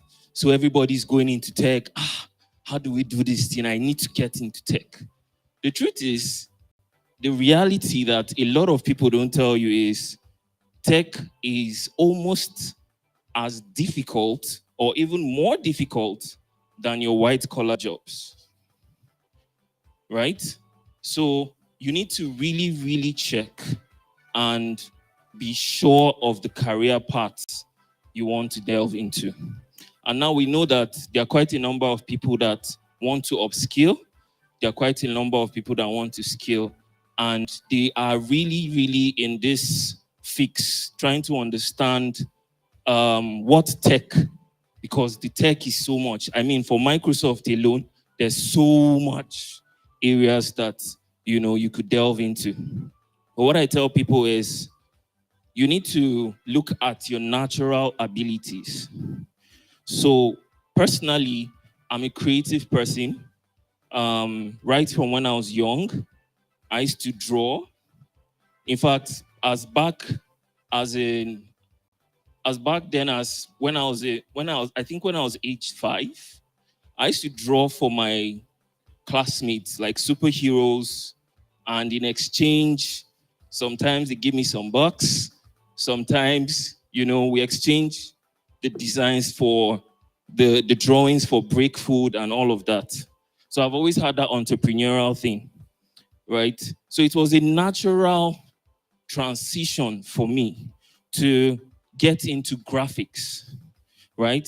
So I went into graphics, and then eventually I went into brand design, strategy design, So I followed that natural path, and I'm doing really, really well right now. So I usually tell people, look at your natural abilities, because just go and jump into tech. If you jump into tech, you jump out. So if you're an analytical person, perhaps data is where you should be. If you're someone that is very curious if you're someone that writes, you have natural ability, you like to read, you like to write, then perhaps you should looking into being like a content writer, and their career paths in that area. There's something called the technical writer, and it's a big time field. A lot of people are making so much money in that area, right? So you always need to look at your natural abilities before you jump into tech. And this may be for someone that is already frustrated in their current career field. Perhaps you need to go back to the drawing board and ask some very, very key questions. Because a statistic shows that at the moment, about 40% of people in tech jobs are so frustrated. Like, they are literally frustrated. They want to just change, the current path. So just to say that we're actually here to answer your questions. A lot of people have been asking about the community. A lot of people have been trying to join the community. And yes, we're here for you. So I'll just pass it down to Tabitha. And perhaps if anyone has a question, you could just throw it at us and we'll respond to it. Good afternoon, everybody. People are not actually tired. We've been doing like very, very, very simple things. Like we didn't go deep. Did we? Did we? Eh? All right. So that's why we are here, right?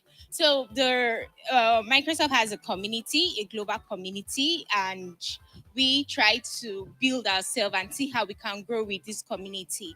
So I know we've been talking about Power Platform, Microsoft AI, and everything. So the next step now for everybody will be, okay, how can I go from point A to point B? I love what I'm seeing. Like Colin said earlier, in 2029, we saw this and then we're like, okay, we connected to the community and it brought us to where we are today. And we are still learning and benefiting a lot from the community. So luckily for us that are here in Abuja, we have Fulcrum iLab, which is actually the host here. And when they actually are the host for Microsoft Abuja Community, clap for them. Like you guys, and we are not excited. They're actually the hosts. So after last year, when they had the Microsoft event, we've had several activities, which now they've agreed that, okay, they're going to open to at least one every month. Once every month, we'll be having, I have to look at Mr. Ephraim to be sure that, okay, we are in sync in this. So once every month, we'll be having Microsoft community. There's already a Microsoft WhatsApp group, and also there's a Telegram group. And also another thing again that before the end of today, we'll be placing the the link to all these communities so that you can join. Another way that you can help us to build you people is when you people communicate with us. We don't just want to open the group and then we are now talking, we're having one or two people responding. It won't be encouraging. But if we see a lot of people even communicating, we see the drive, we'll get to push, we'll get to, okay, we're having event, we're like, okay, so where is your problem? Today, this month, we say, okay, we are going for Azure. The next month, we could do Power Platform and everything. And we also have a lot of people here in Abuja now that are professionals on each of these different fields, ready to take up the next level. But it's only going to be possible if we cooperate with them. So we already have, just like I said earlier, the Fulcrum iLab, we already have it here being set.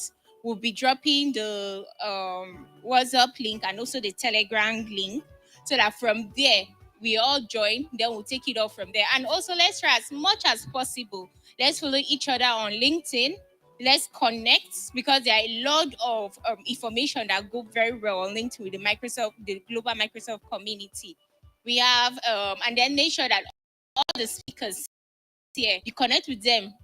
Aside from the community, there are also individual community program which can also benefits. Not like it's but it's not necessarily be only when Fulcrum or Go Virtual or Healthcare is doing an event. If there's any other person that is doing any event, for every event you learn. So you connect. So that's just basically what I have to say. I don't know if you have any other question. Do you have any question? Okay, just to add to what Tabitha said, the truth is, the thing about community is when you're around like-minded people, it helps your growth, especially in the tech career.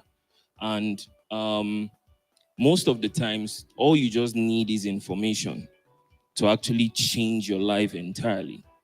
And the truth is, this information is not readily available.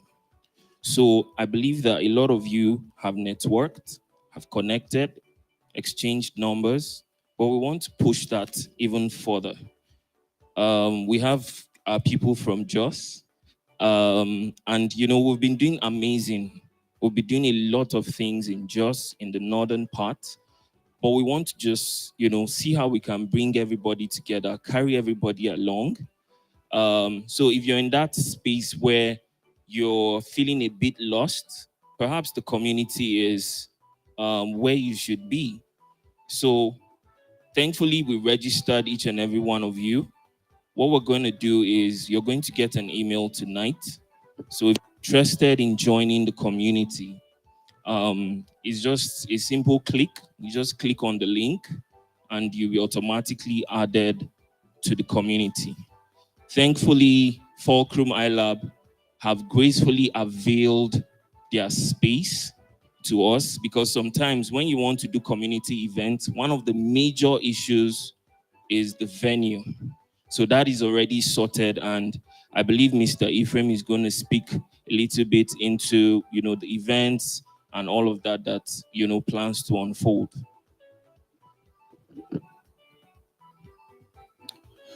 Good afternoon, ladies and gentlemen. I don't know, it's like everybody's looking a bit tired. Well, it's been a hectic week, but I believe we all have learned a lot.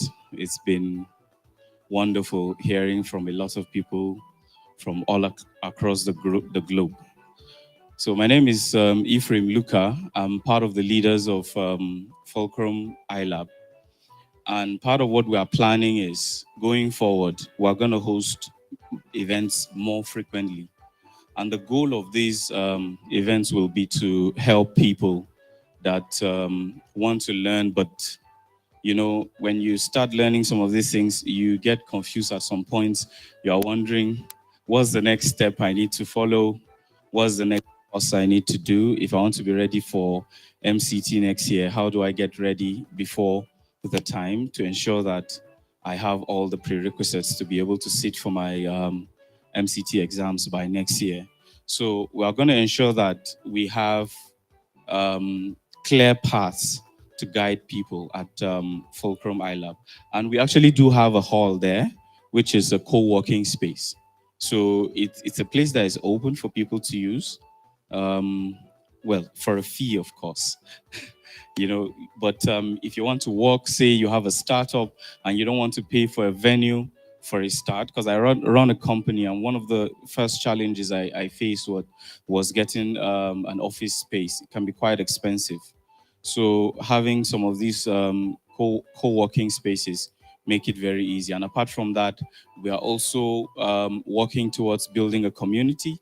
And the goal of that community is to help people who wants to go into tech. Because I am an MD of a company and in IT. And when I was going into IT, it was challenging. Because I remember I was doing certifications. Some of them were not really even in line with what, just that I had a lot of passion. And some of them I will study. At the end of the day, I won't sit for the exams. I'll just leave it knowledge. Didn't write the exams. It was later I realized, okay, I actually needed some of these certifications to prove that I understand how to use this and that and all. So Fulcrum iLab is positioned to be able to provide all of this guidance to you if you need them. And if you're in Abuja, you can always reach out to us for assistance in those areas. All right. I think to add to what Tabitha mentioned, we are even hoping that before the end of this year, we'll have another event. Yeah. And yeah. Thank you very much, all. It was a pleasure having you here. I'll leave you with Tabitha now to continue. All right. Thank you, sir. Thank you so much. You're not clapping for him. Sir, please, how much are they coming for that training first? Since they're not clapping for you, let's charge them. It's not going to be free. So thank you so much, Mr. Ephraim, Ms. Comfort, and Reverend Shala for giving us the space for My Lab, able to groom people on Microsoft products. So the next, I'll be calling on Mr. Jide. I'll be calling on for Mr. Jide. We have I think he has some games and stuff for like the next 10 minutes. So I'll be handing over the mic to him. You're not going to clap for him. Please don't give them. Okay, I know the people. All right. Thank you, everyone. Community leaders, they are generous people. They don't bring people together without doing some things. One, we impact ourselves with all of this technology, right? And we also want to ensure you have fun. Not only do we want you to go with that knowledge, we'd also want you to go with some gift items too. Is that nice? Is that something you're looking forward to? You can give them a round of applause. All right. There's a game first. The gift is not just coming just like that. Okay, so are you prepared for the first question? It's not that kind of question. Just relax. Just relax. So what we'll do is, I need someone because I want to be very fair enough. So once I see your hand up, I call you first. Tabitha, I will need you here. I always want to be very fair. I don't like. So that 4 eyes, right, can look through. Who remember the name of MJ? Her full name. If you know her, you can't raise your hand. Okay, so I'm going to change that one. I'm going to change that one. No, I will change it now. They've whispered the name to you. No, we change it. Okay. Anyways, let's do it this way. Let me start with what I showed us. What's the full? I'm talking to Abuja people now. All the other people should not answer, please. MJ, I think I need advice because most of the people here, they know the answer.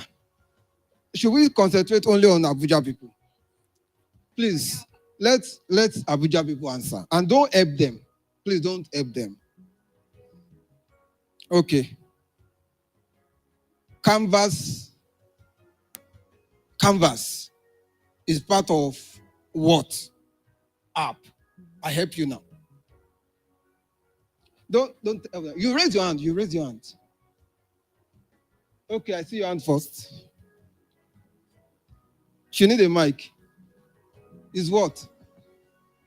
Microsoft Learn. Microsoft Designer.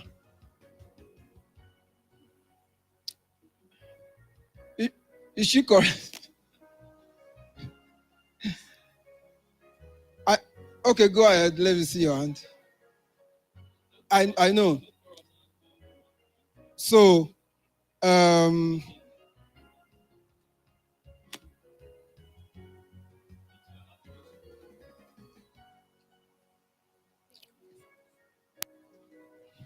exactly. Okay. I'll give you another question. Let's celebrate her, please.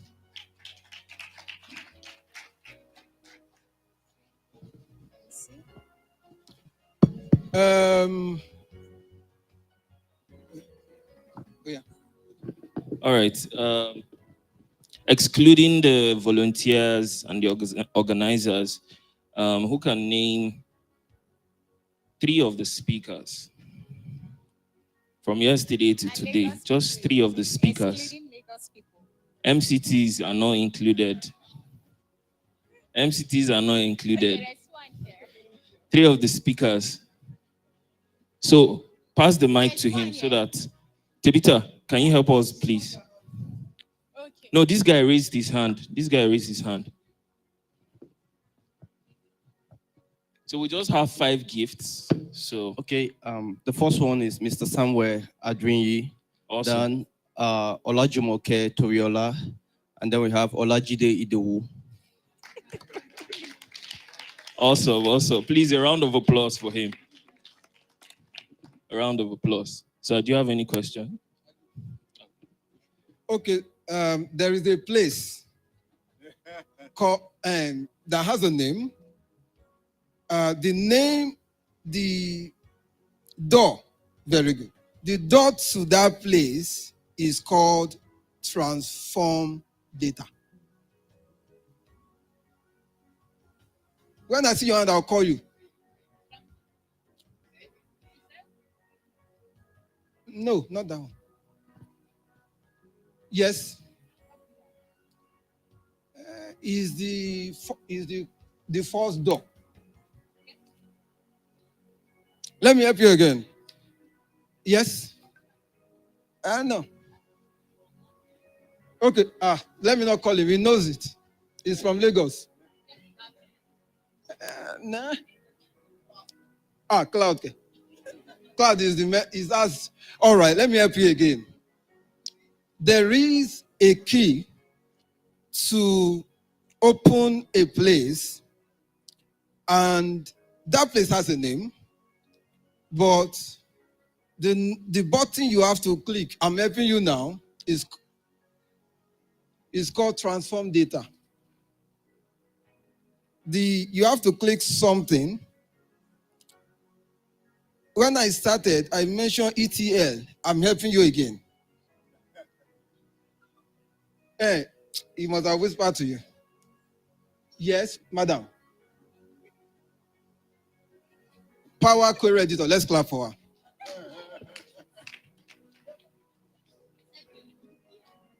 Yes, go ahead.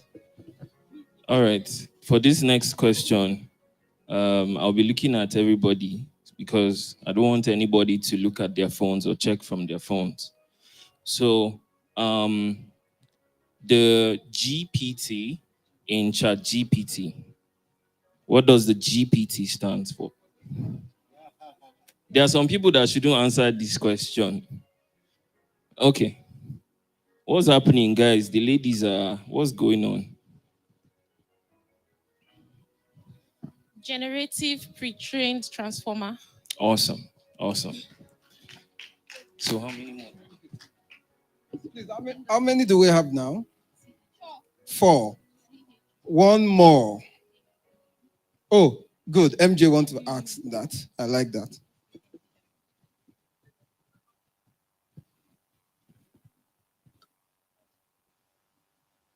So when Samuel was speaking yesterday, he mentioned about 6 principles that guides ethical artificial intelligence, responsible AI.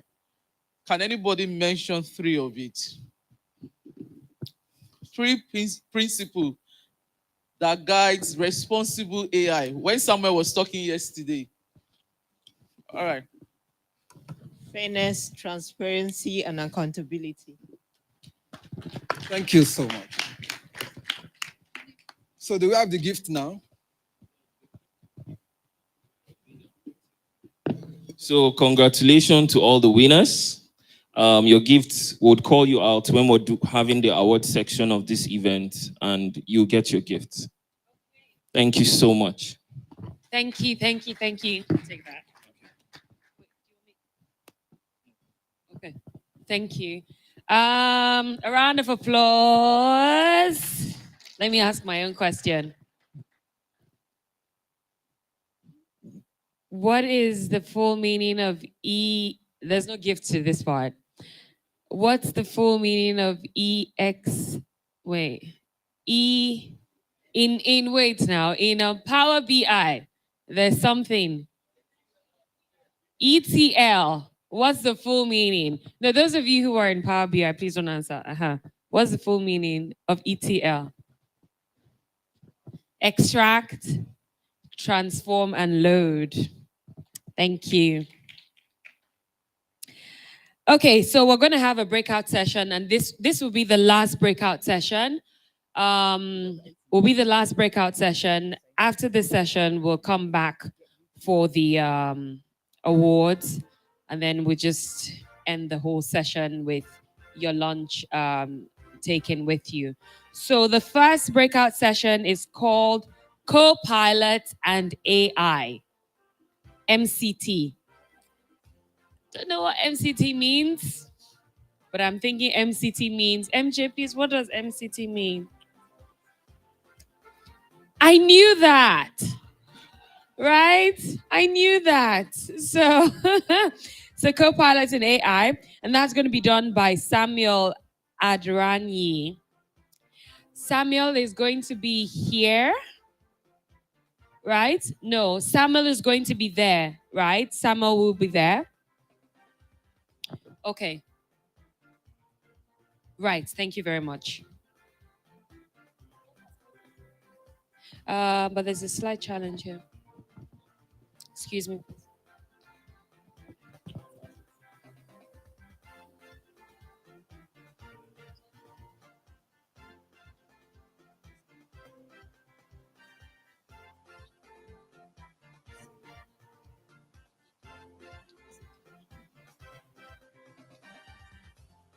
Okay, so we have Samuel will be on the other side. Then here we're going to be having cloud technology and the Power Platform here. That's the Azure Identity and Access Management, safeguarding your cloud resources with confidence, right? So all our security people, like, you want to stay here. And then the third one is going to be done by Ishola Popola.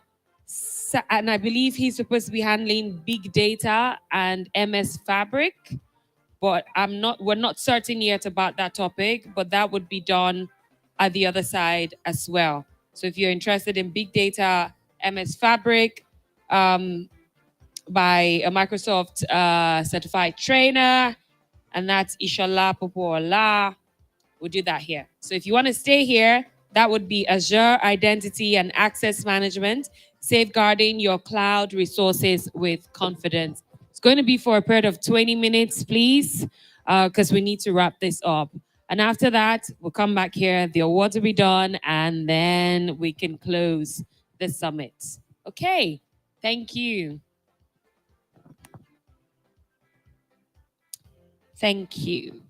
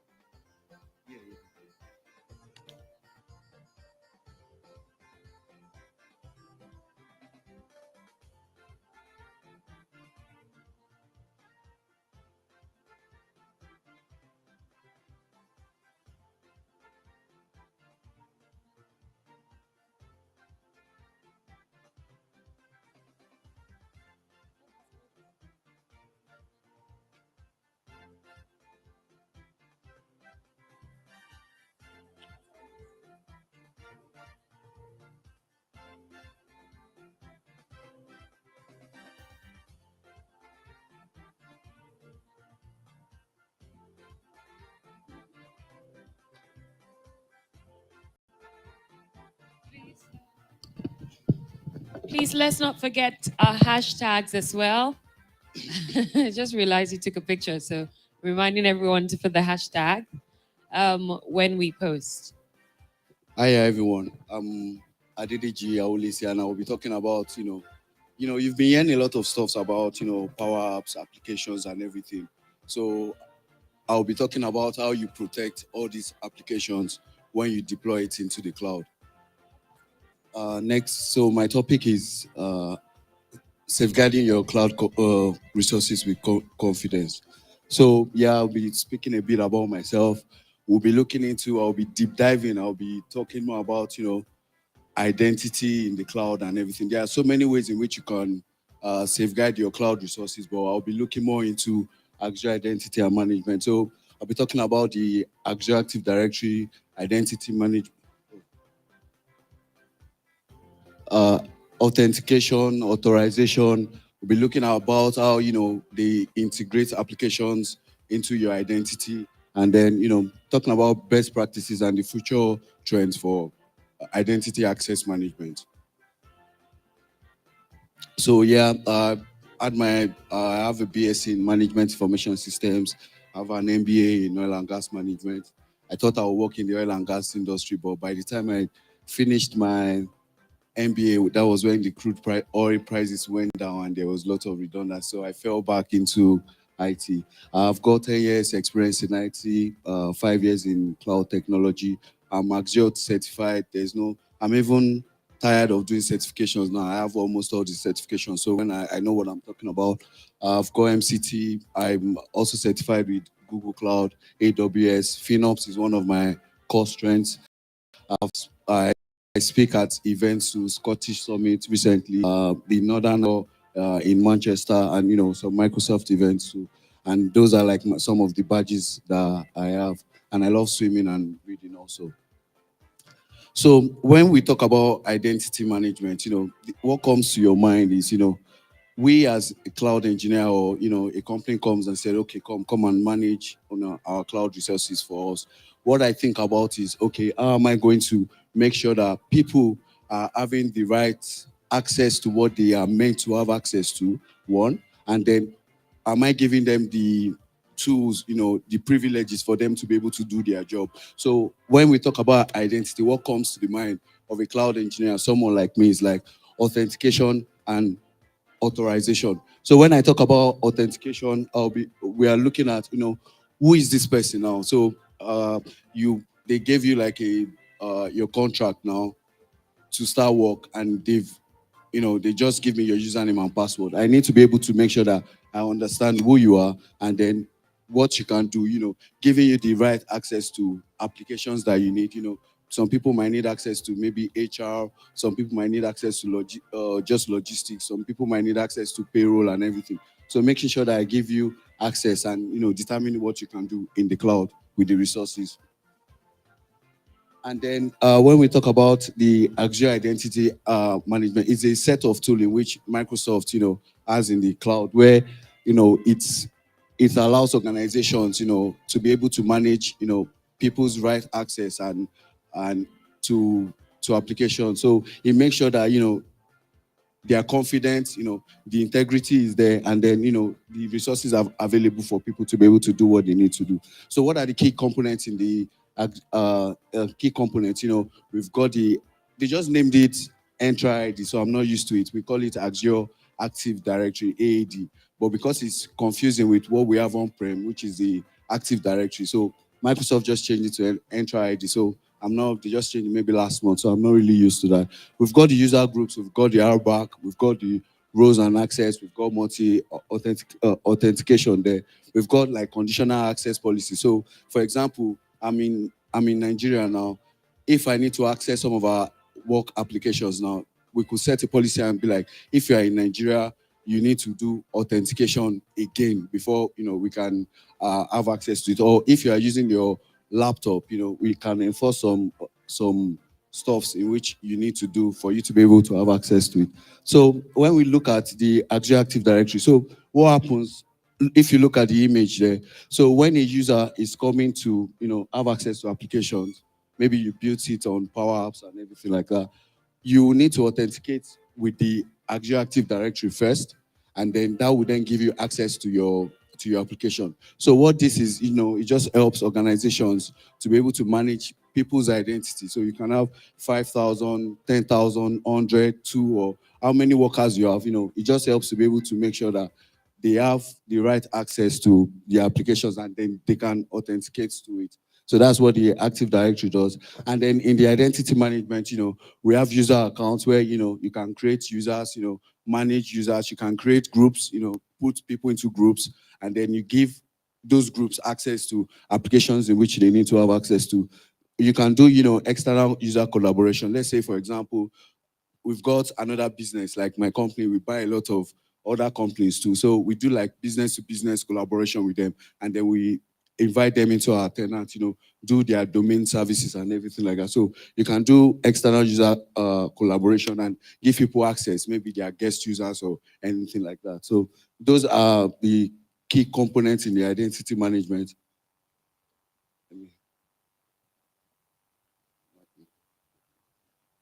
Sorry, can you help me change this now?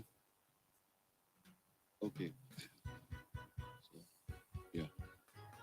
So yeah, and when we talk about authentication now, so the most important thing is I want to make sure that the people logging into or having access to application have the right access to what they need to do. I want to be sure of who they are. So what we do is, I'm sure you would have heard about multi-factor authentication. So what we typically ask about is, have their username, passwords, and then, we can also authenticate the devices. So work laptops to the laptops, we register it as an identity also.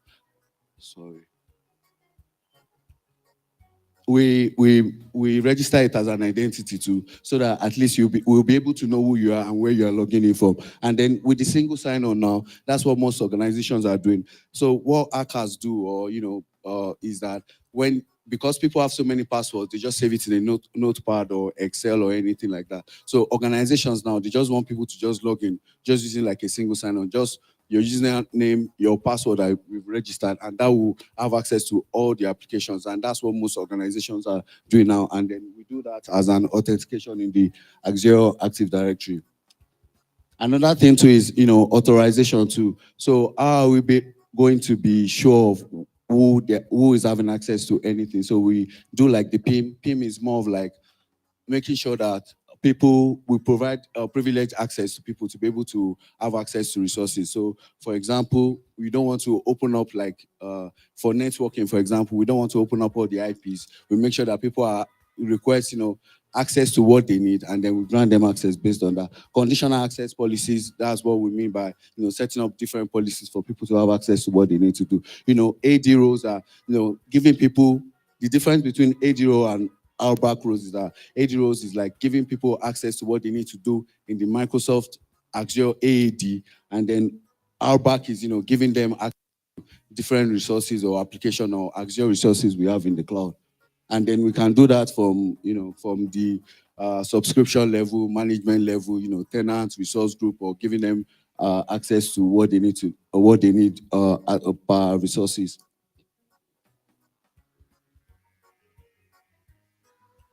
So we have the application integration to in AAD. So as a Power Apps developer, you develop your application, you come to someone like me, a cloud engineer, and be like, okay, we want to integrate this application now into cloud so that our users or our colleagues will be able to have access to it. So we can integrate your applications to, create secrets and give you access to that secret so that you can imbibe that into your code. So when you need to do any update or anything. So that is also part of what we do in there too. So, and also there are enterprise applications. So let's say Twitter, for example, or Facebook, or anything you need to do. We can integrate all this app into the Microsoft AAD, Entra ID. And then we've got like, as we need to be sure that our AAD is secure. So we've got like a security and identity protection where we just monitor and check and see that, okay, where are people logging in from? How can we define the risk level? For example, Ukraine, Russia, how are we going to determine that? So we have the security and the identity protection too in there where it just gives us like the security posture of our resources and the identity for our users. Then reporting and monitoring too. So we sometimes, your manager or your director can come and say, okay, can you give me a report or of where people are logging in from, what people are doing, which applications are they using the most, how can we make it more available and everything. So we can do reporting and monitoring too on there. We can integrate it into log analytics workspace. What that does is just help us to be able to query data, to be able to see what people are doing, where they're having access from, which application is most usable. If we need to have like incidents, which application should we make sure that should be always on time, and sometimes when it comes to end of the month like that, we know people want to go into like payroll, look at maybe their bills or stuff like that. So we need to make sure that the application is available at that particular time. So we do some report and monitoring too on there too. And then, so what are the best practices for implementing like a secure identity access management? So the first principle we do is don't trust anybody. You have to give everybody the least privilege. So what it means is that we don't trust anybody. For example, as even as the engineer there, I don't have any privileged access to anything. What I need, they just give me the list, maybe like a reader role to see everything that I need to need. And then if I need to do anything, I need to request access to it. So that's what we mean by, least privilege to everyone.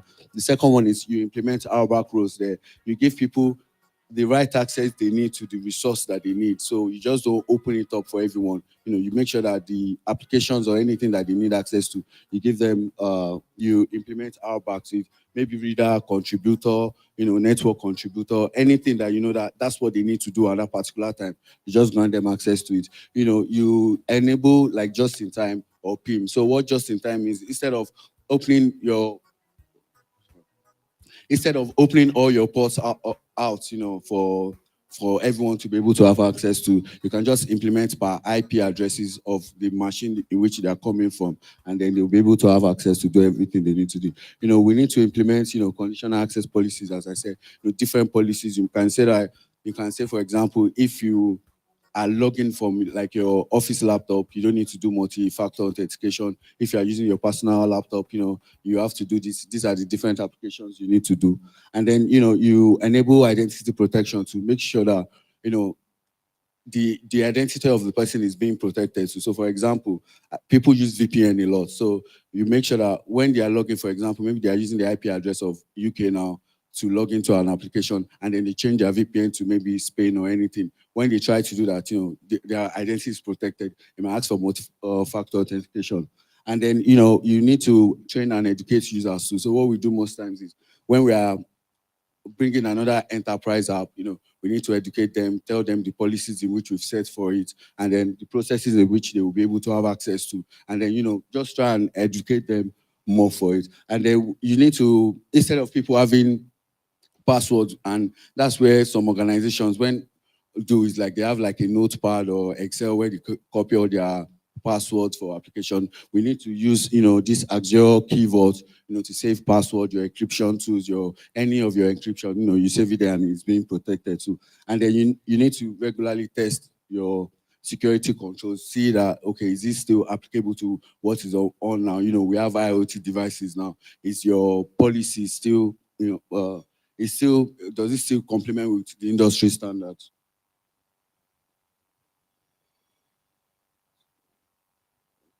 Yeah, so what are the future trends for IAM? The future trends that I see is like the zero trust architecture is coming into place now, where you don't trust anyone, just set up an architecture in which everybody needs to authenticate before they have access to an application. The passwordless authentication is coming up now, where, I think Microsoft is even doing that now, where you can use your Face ID, to authenticate instead of username and password. We have the AI and the machine learning integration coming into place now. How are we going to make sure that even all these AI devices that people are creating, chatbots and everything, how are we going to make sure that they authenticate right to be able to have access to companies' application? We need to extend IAM to IoT devices. Now people are building up, like for example, the guy that spoke about the beer yesterday, where they tap, if we want to bring that into an organization, are we going to make sure that even that tapping of that IoT device that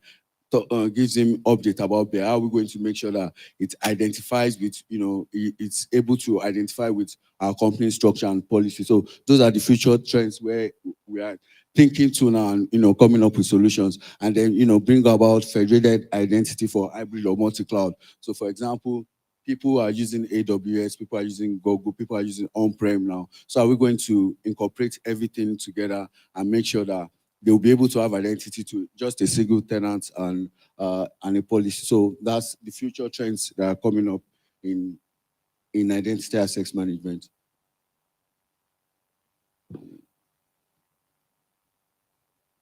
Yeah, demo. I just is there where I can connect this?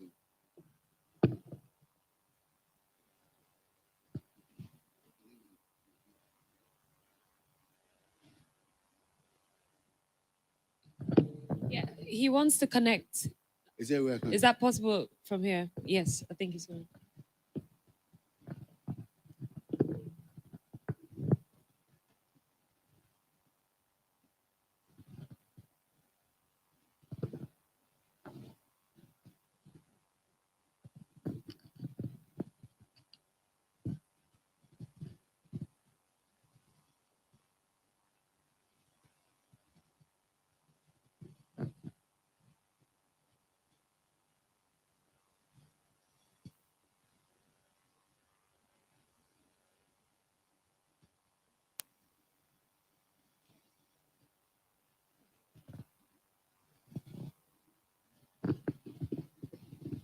Maybe you can just tell us what the demo is about before.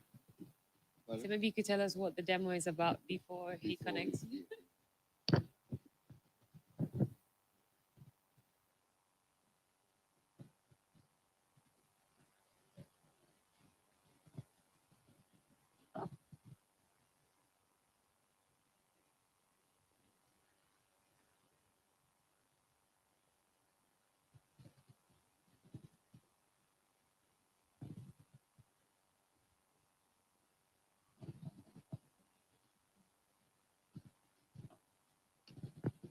Media, are we good?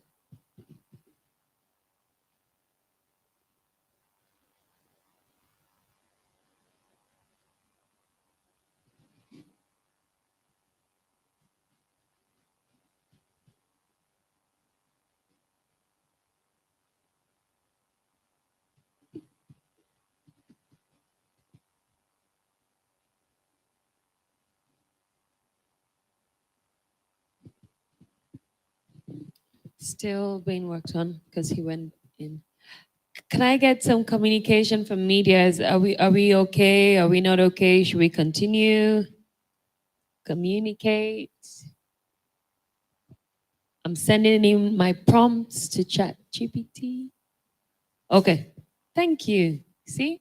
Co-pilot.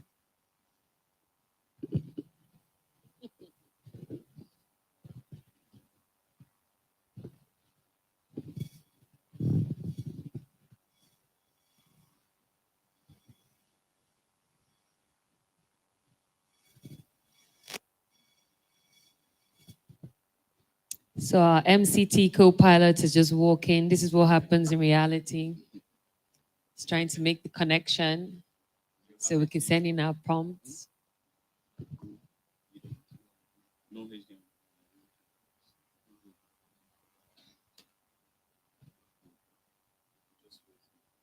Let me get it.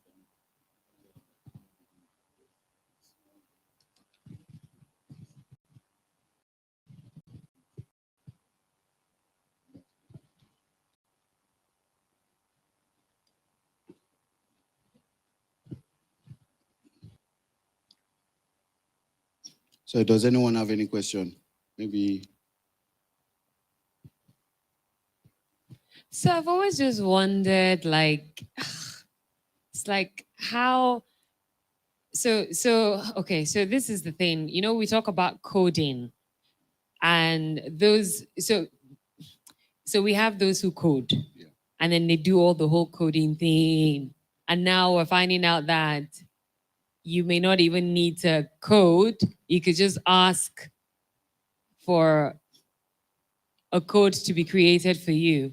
And then all of that drama that happens on coding is completely gone. The question I have is, was the AI or whatever trained to code? You know, they say the AI is trained. Like who has that question in their head? It's like the AI is, you train the AI to work based on your input. Kind of like train it. So yeah, I still have that. So basically, what it does is that it just looks at the resources we've got in the internet, for example, and then picks. People have code bases. There's GitHub. People put codes in there. So what it does is that when you say write me a code to develop a particular application, someone has done it before. So it will just go search through the internet, pick up their code, and give you as an interface. So that means it's stealing as well. Like Yeah, that's what they trained it. It's more of like how can I explain it now? You train it. It's an AI that is you need to train it. You need to give it some data sets that it will look at. So it will just look at it, pick it up, and send it to you. And I think this also goes back to the aspect of plagiarism. So how can we, for those in ChatGPT and plagiarism in the educational sector and all, why can't the app, the ChatGPT, while it's giving a response, why can't it also bring out the credit of where it got that information from, so that even when the student is using it, it would not be claiming it has where it's bringing the information from? Because now it's looking like ChatGPT is a micro or master theft of information. Yeah. So I think. Are we back? Okay. Yeah, we're back now. So yeah. So this is our. Thank you. Just through in. So yeah. So this is the interface for the identity AAD, and then if you can see it, we have like the Entra Connect, which is there, which I've not enabled. So what that does is that it looks at your on-prem Active Directory, and then it synchronizes that with the cloud. So what we do as a cloud engineer is that when we have an organization that have like an on-prem Active Directory that's on their own data center, what we do is we install this Entra Connect there, connect it to your tenant, and what that does is if any new users or any new person or machine or anything comes, is being registered on there, then it swims into your Azure Active Directory here, and then we can manage it from here. We can click on users, for example, here, and then create. I'm coming. And then create users here. So it will show how many users you've got, show their email addresses and the access in which you can grant to them. You can click on anyone, for example, and then, assign, you can see assigned roles, for example, yeah, I can click and then give them roles to applications in which they want to have access to, licenses, what device are they, do they have access to, which Azure roles do I want them to have access to? Let me go back to it. And then, for enter, I was talking about application registration before. So what we do is you can register your application here. And then when you register your application here, and then when you register it is on your tenant, then you can then give people access to those applications for them to be able to do whatever they want to do. We have enterprise apps too here, for example. So you can register your SaaS products or any applications in here, and then, give people usage to it, implement single sign-ons in here and everything like that. And then, yeah, you can look at your audit logs, for example, or let me even do sign-in logs here. It will tell you where people are logging in from, their location, the IP addresses, which conditional access policy have you got. See, it's saying that I'm logging in from Zubo. Are we in Zubo here, Federal Capital? I did log in from Lagos too, so where your people are logging in from. So this is just a tool in which we use to manage people's identity in the cloud. Thank you very much. I think that's all I just wanted to show.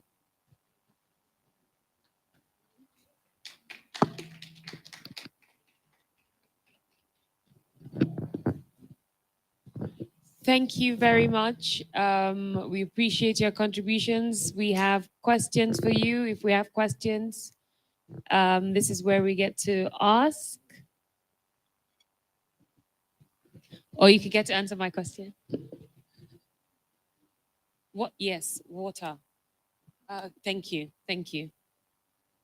Do you want me to hold that for you?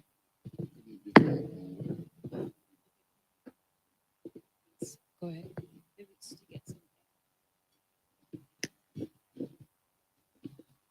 Okay. So we'll just give him a bit of time to catch his breath. Yes. Are we all okay with MJ? Can you answer that question of mine? I asked the question. The question has to do with I'm taking it back from, there was a lady who was there and I was asking why was she here at the very beginning. She said that she works in the education space, and of course with, chat GPT, yeah, you get that chat, constantly being, maybe being used by students, the aspect of plagiarism and everything. She's here to just learn more about it and all. Of course, Sam now also threw in another contribution that, this is here to stay. So maybe we need to think about how to use this technology in our educational system. So now my question is, I think it just hit me right now that if I was asking that if if we are the person throwing in the prompts to receive a response, where is the fact that we train, in quotes, we train the chat box?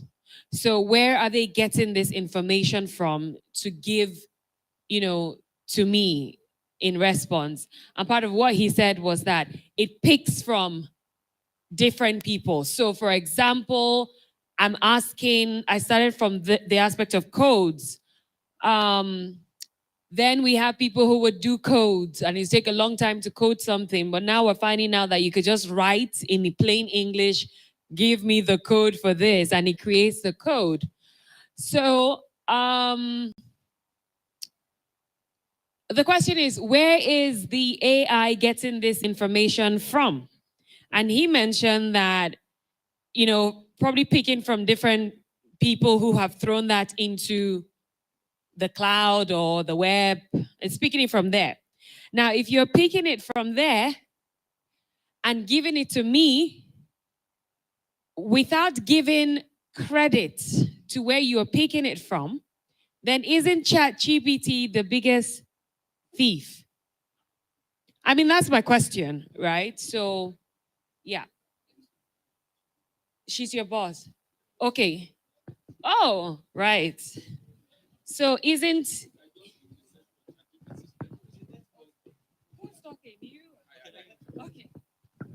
Okay, I think we have been able to clearly establish that ChatGPT picks content from the web, databases, books, anything online. That's perfectly understood, right? So while you are using ChatGPT, this is the logic. ChatGPT is very intelligent, so don't overload it. As you are asking ChatGPT, ask for references immediately. Immediately. Of course, it will give you some valid ones and some invalid ones, just like us also. I mean, I might say something and I won't remember who told me. It's normal. It's hallucinated, it's normal. But the fact is it can, most of it, I mean, let's say if you give 10 references, you can be sure like 6 will be valid. And you can actually check those references. Is it correct? So that's the fact. So it's not a thief. Yeah, it's a prompt engineering. Okay, so let me hear your response. Is it a thief or not?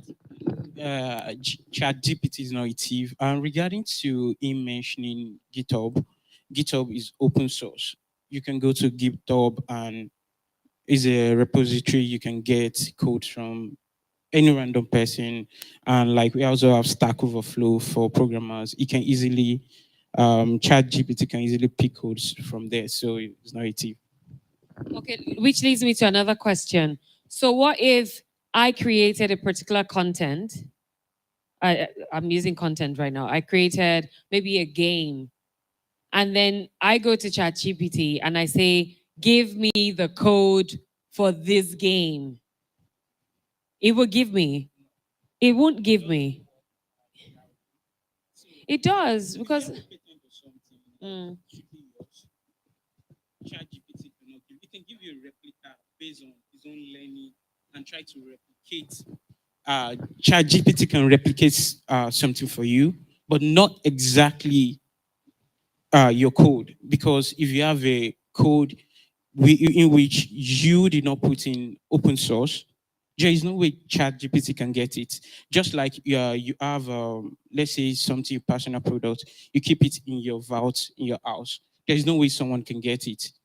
It's only if you have it in open source, like you give it like a public place. That is when ChatGPT can pick it and use it. Okay, thank you.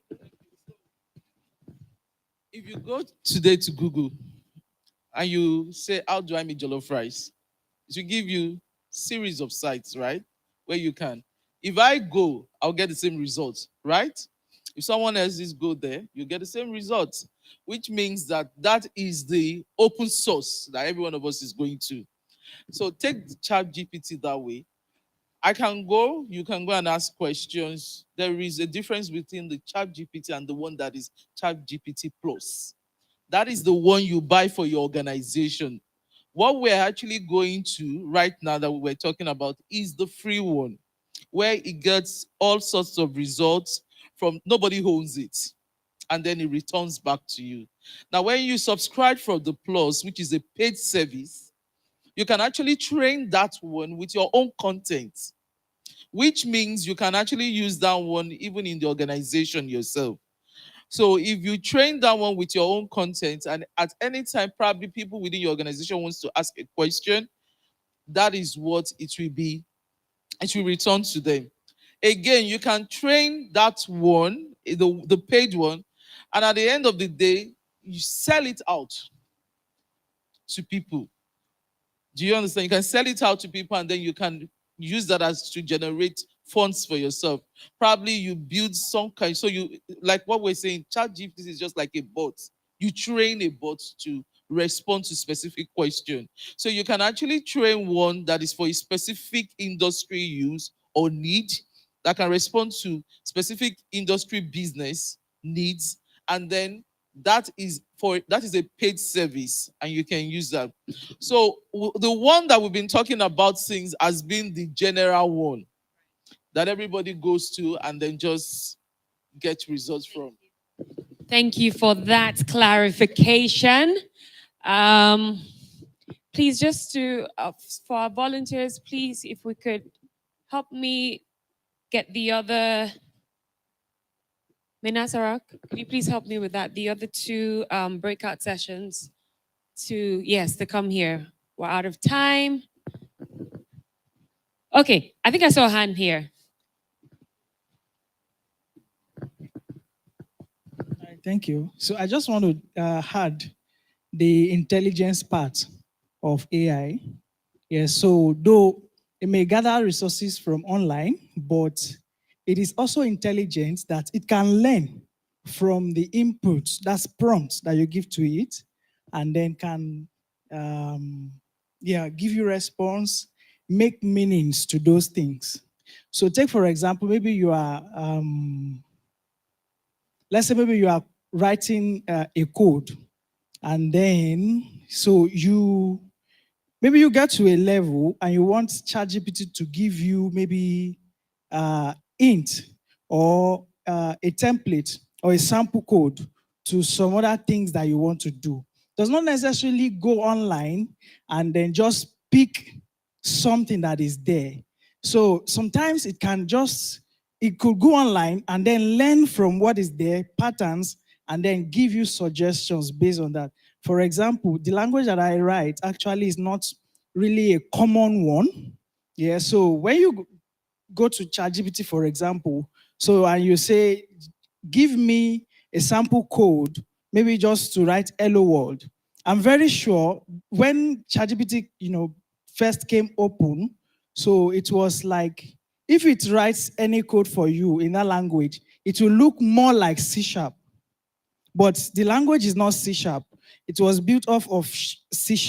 You understand? So, but as the developer of that language, you tell it that this what you have written is wrong. Sure, you understand? So, and then it apologizes and be like, I'm sorry, I didn't, things like that. Then you say generate again. So it's going to generate something else, but it's going to be similar to the first one. It's learning from what you are telling it at that time. So it keeps on, and when you give it, okay, no, this one is wrong, change it to this, so it learns from that. So, and there are different people all over the world using it and giving it such corrections. So it's learning from those patterns. And then, so when people ask it next time, so it's going to, based on those things that he has learned, then give you results. And also hoping that the person teaching it is not teaching it something bad. Wow, now I have another question. Do we have like bad chats? Like we have those, right? Like just someone consciously taught a bot to be a terrorist. Not yet. But there's a possibility. Please, can I get your response? Because, please, seriously. Because, I mean, these are real questions that we have. Like something on terrorism. With the framework Microsoft is doing, especially responsible AI, in all their build-up, they're feeling it, all the compliance, all the legal things that can make you not to go outside the box or go into search. But other OEMs also having that, but I know of Microsoft, which is very firm about responsible AI. Okay, appreciate that. Responsible AI. Can I get us to please move forward, because eventually we're going to wrap this up and then we'll take pictures again. So if we could move forward to fill the seats in front, the sooner we can do that, the better. The rest of the other participants are coming from the other room. We're going to be going through the last segment, which is the giving of the awards. 2 full days of amazing conversation. Please, if there's a seat in front of you and in front of you and in front of you, just move to that one. So you don't have to stand up or 3 times.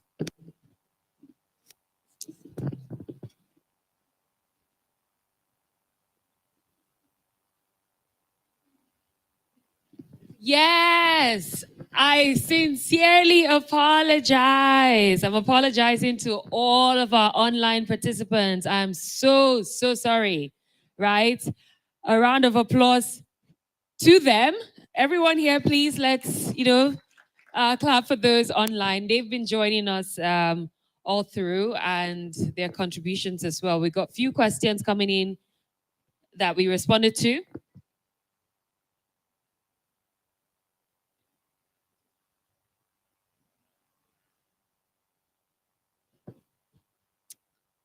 Right.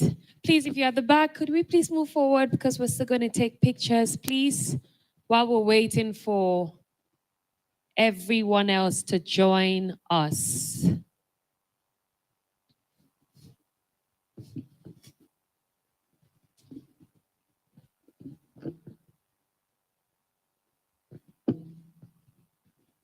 Okay.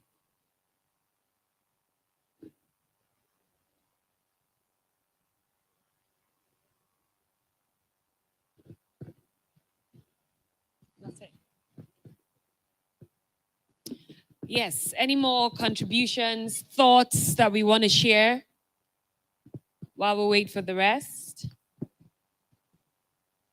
Contributions or thoughts? Something we're going to do differently?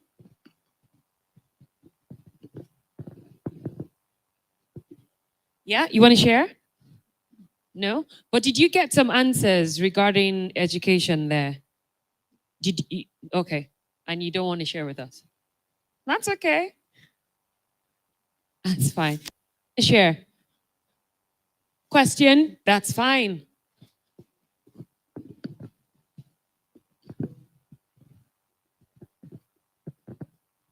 Whether you would like to send the slides to our email address.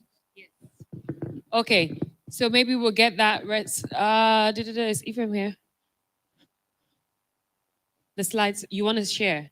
Okay, I know that the slides will be sent to all of the participants, right?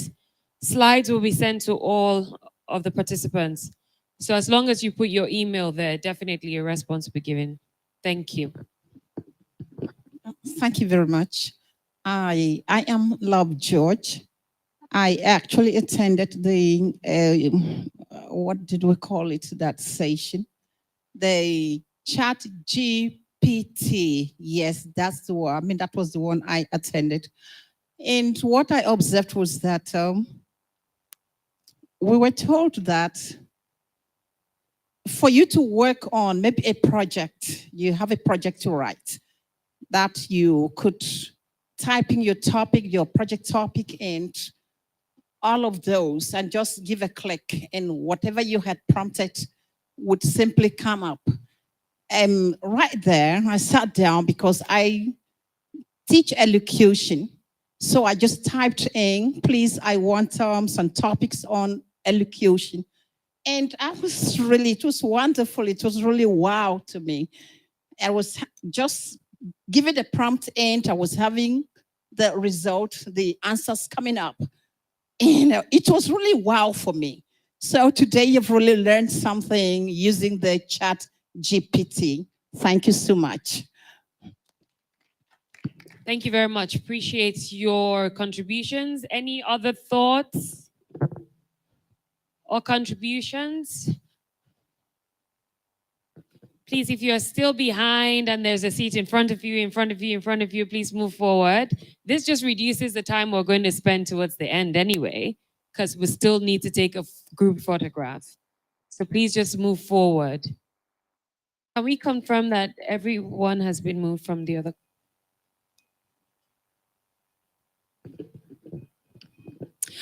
So I have a question. What do we, do you think that you've gotten some level of clarity in relation to your next steps moving forward from today?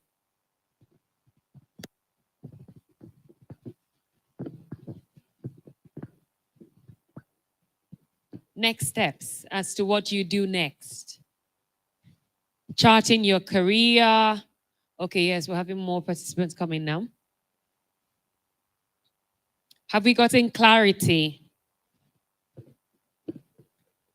Thank you. As to a next step, would you like to share? No? To join a community. Great, he's going to join a community. Thank you. Thank you very much. Next steps for anyone that you'd like to share? Thank you.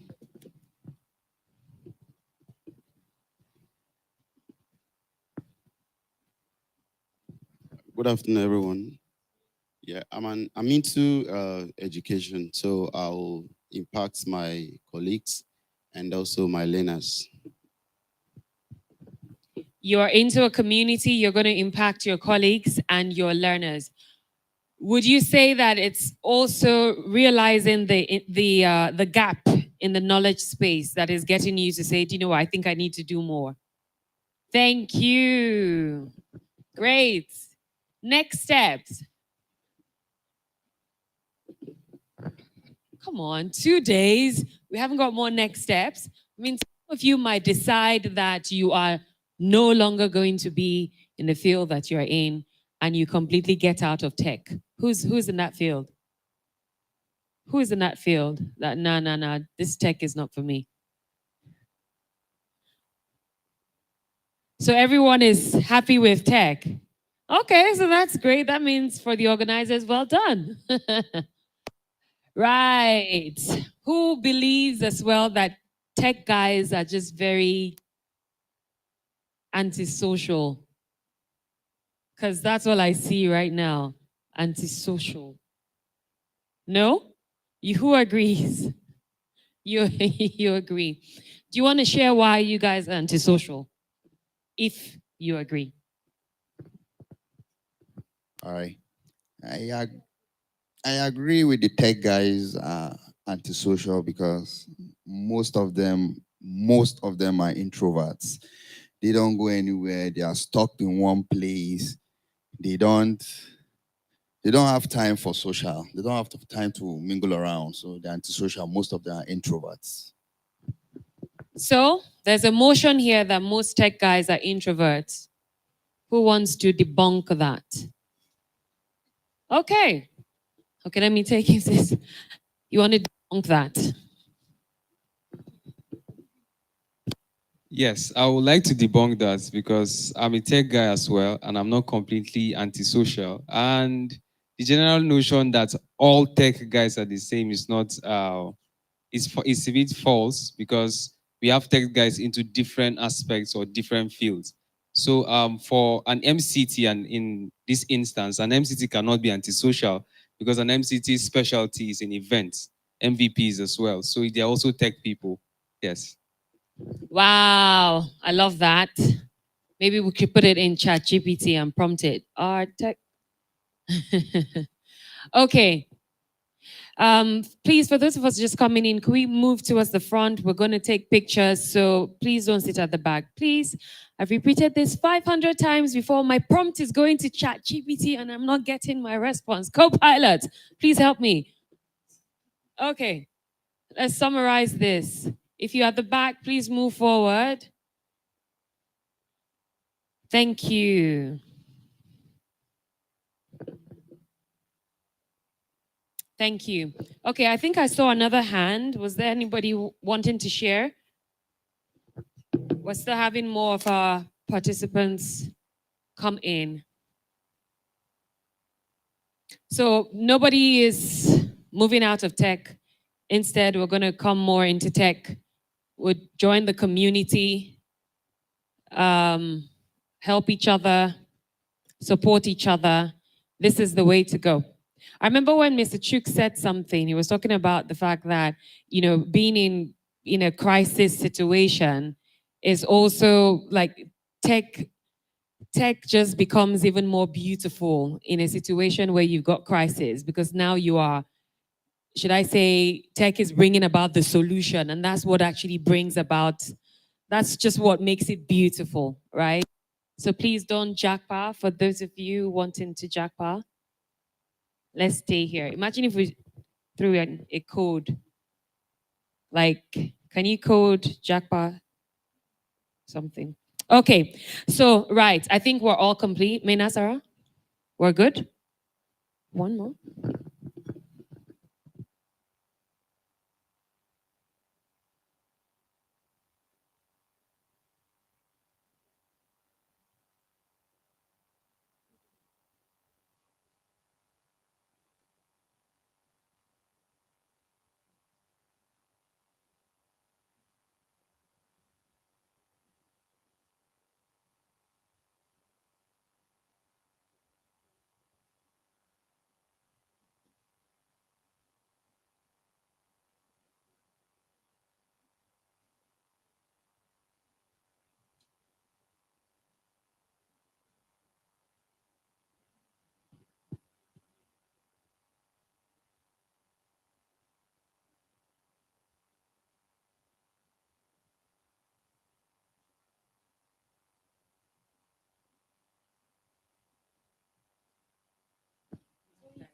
Okay. So apologies for that again. It's the code that we sent into. Okay, I think I need to stop this code joke. I even saw on ChatGPT, you could put in, write me this nice joke. So maybe I could try that as well. But who's tired of hearing my chat GPT jokes? Maybe I could put it in to fine tune it. Okay, so I just honestly want to say, let's just give ourselves a big round of applause, like a big round of applause. Doing this for the past few days or 2 days, this being the second day, it's been a great time of learning, specifically for me, also getting to network and meet each and every one of you and just connect in different ways. And I think that this has been a wonderful, wonderful experience and event. So a round of applause to each and every one of us. Again, those of you joining us online, thank you, thank you, thank you for this as well. Okay, so we're just going to be giving just some awards. First of all, we'll be starting with just appreciating the organizers of this event, the organizers, the speakers, and I will just be calling on board right now a representative from the Federal Ministry of Education. We have Mr. Kende here with us. If you could please just, are we doing this here on the stage? Yes. All right, so can we get you to stand there? Is that okay? We'll just do it this way. And then once we call the names, please. Right. Okay, so we just call out the names and then please you just come forward and Mr. Kendi here would give the award. So the first goes to to Fulcrum iLab and would like to call upon the CEO of Fulcrum iLab, Shalade Soye, to please come for this award. A round of applause for him. Thank you. Okay, maybe we could just move this way. Thank you. And pictures will be taken. Can we do it? Okay. Yes, thank you.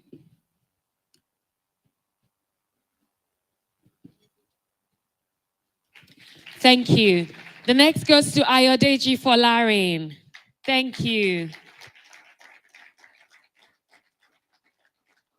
This way.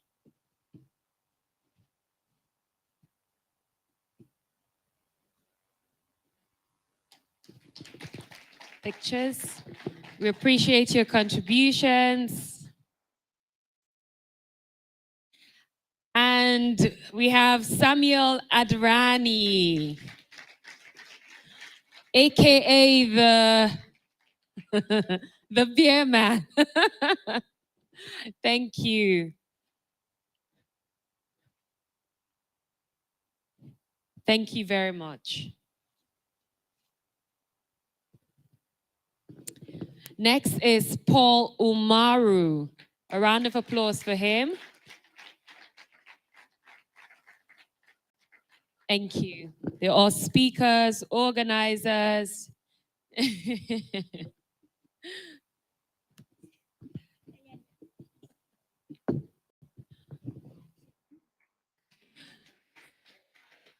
Okay. And last but not the least is Tabitha Harris, and I'm the one giving that to you. Thank you. Thank you very much. Okay, you can go back to your seat. Thank you.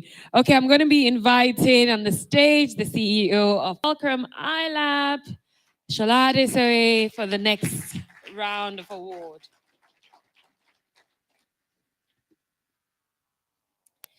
This is going to Panchak Koproda.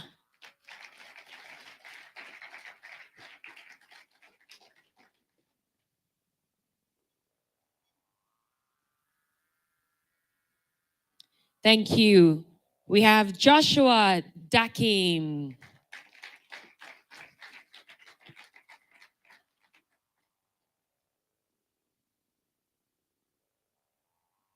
We have Anna We have Olajumoke Toriola, MJ, Michael Jackson, not Michael Jackson, MJ. Thank you. A round of applause for her.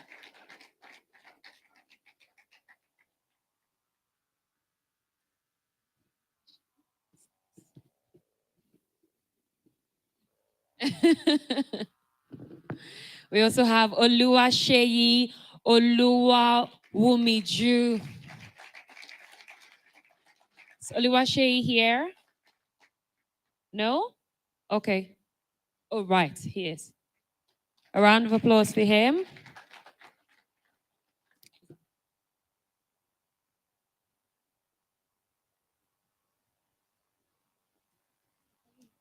Rashid Ogumiron.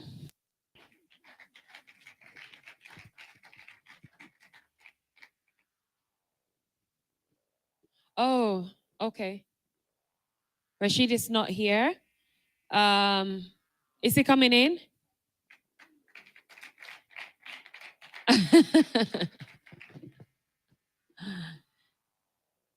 Thank you. Thank you very much for your contribution, support, speaking, everything. Thank you. We also have Collins Ajonier. Collins Ajonier.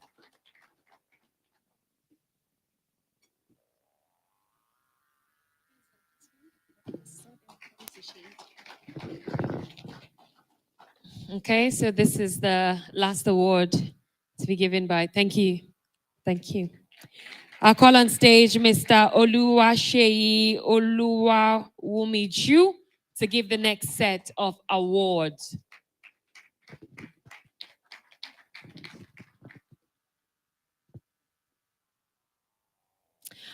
Okay, the first will be going to Olajide Idowu. Olajide Idowu, aka no. Thank you. The next here is Adedeji Awolesi.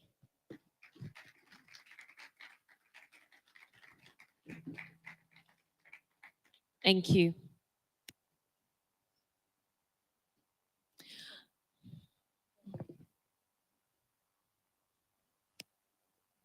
Okay, so we're also going to be giving this award to the Director of ICT Ministry of Education. Sorry? Yes, the Director of ICT Federal Ministry of Education, but it will be received by Mr. Emmanuel here. Thank you. Mr. Kende, sorry, apologies, Mr. Kende. Oh, really? Okay. See, ChatGPT.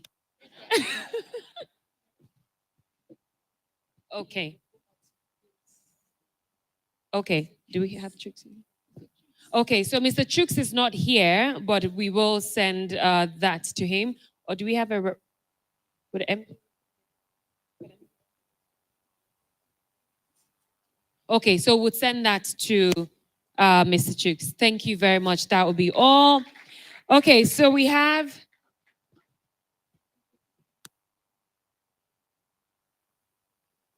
Okay, so for those of us who want the Q&A, right, I just call your name and then your gift will be given to you.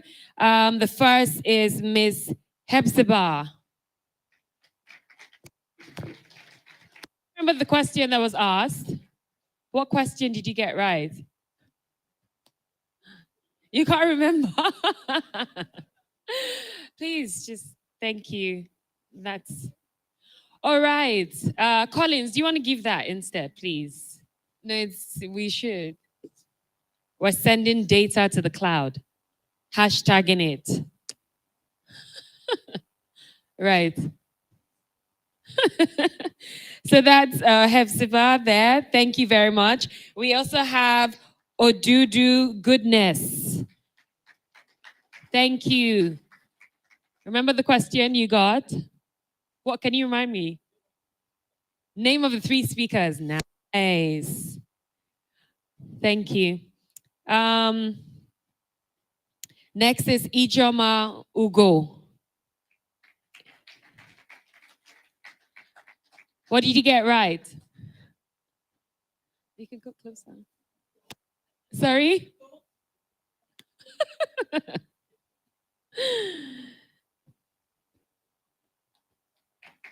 Thank you. Wachuku Sandra.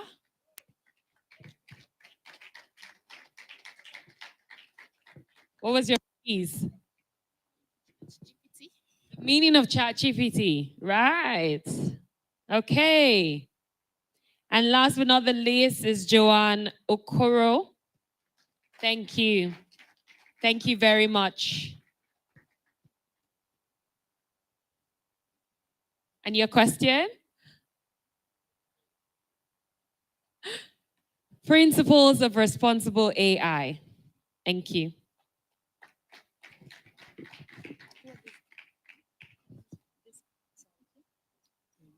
Okay, so we're going to be giving, you still do the same thing, Collins, right?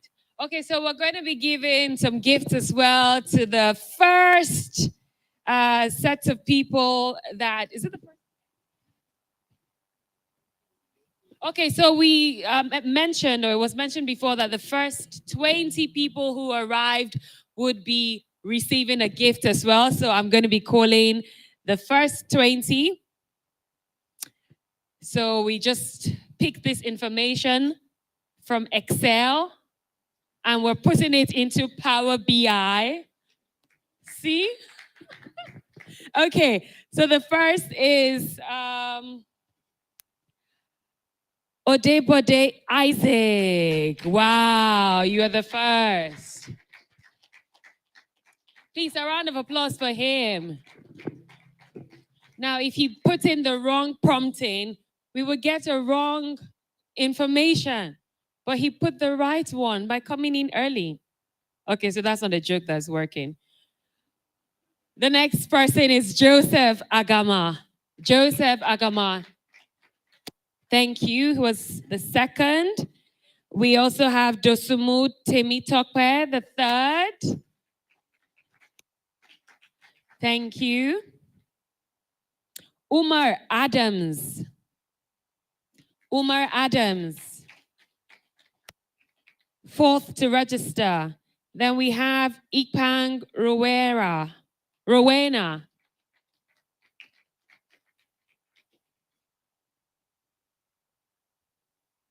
Ipong Rowena. Is that you?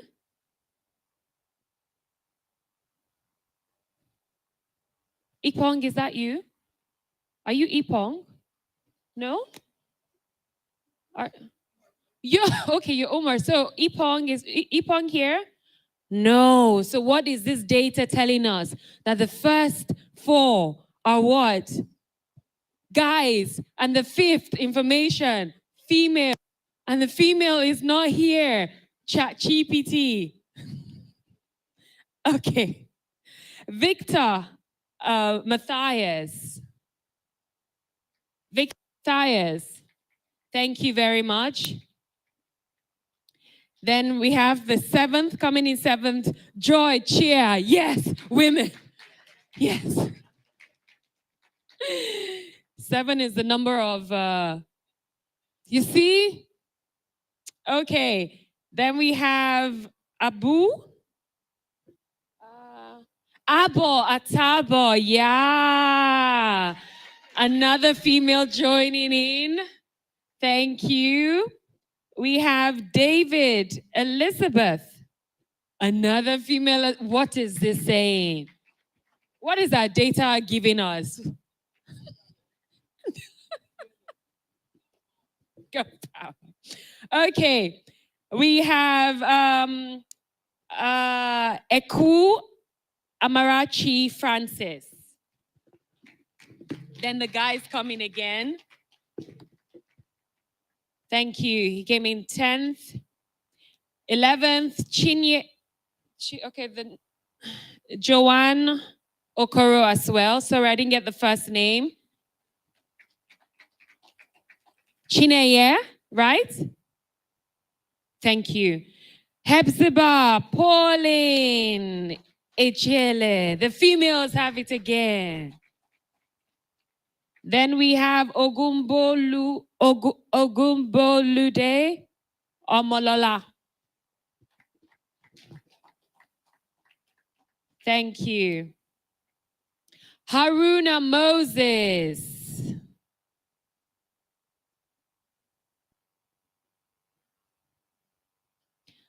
Okay, I think I was, sending in a lot of prompts. The network became faster, MTN. I think I'm really getting good at this.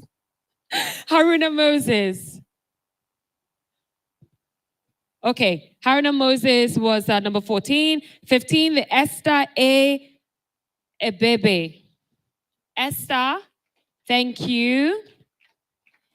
16th, Ara Fatima Abdul Qadir. Thank you.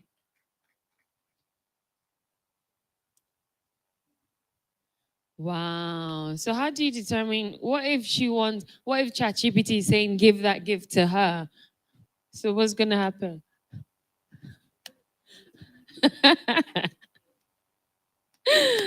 Okay, we have Ojumu Ruth Lorena.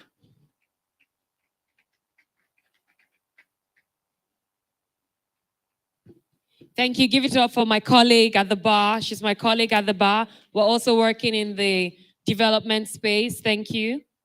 Please give it up for her. Thank you. Okay, we have Isaac Joshua. Number 18, Isaac Joshua came in 18th place. 19th place, Waziri Joy. Waziri Joy. Thank you. Then someone was written in the 20th place, but that person's name was cancelled and 21 came through. So maybe that information, can someone help me with this last ChatGPT thing? Give me something that would make this final joke work. So there was a 20th person and then the person was cancelled. So what could have happened in ChatGPT? And thank you. Anomaly. It's not, it's what? We need to wait. So, right. Okay. Thank you. And last but not the least, Udwak Etuk. Thank you.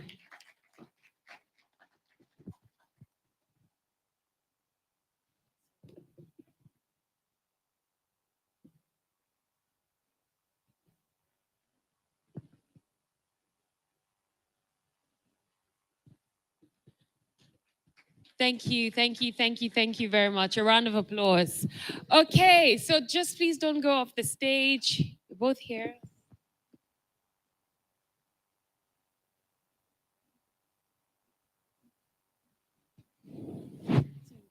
Okay, so thank you to everyone. And yes, I thought I was going to get an award as well, but it's okay. So I'll get the ChatGPT award. MCT, yeah. Anyway, so I'm going to be calling on the CEO of Fulcrum iLab to please come on stage to just give a vote of thanks and closing remarks. Thank you.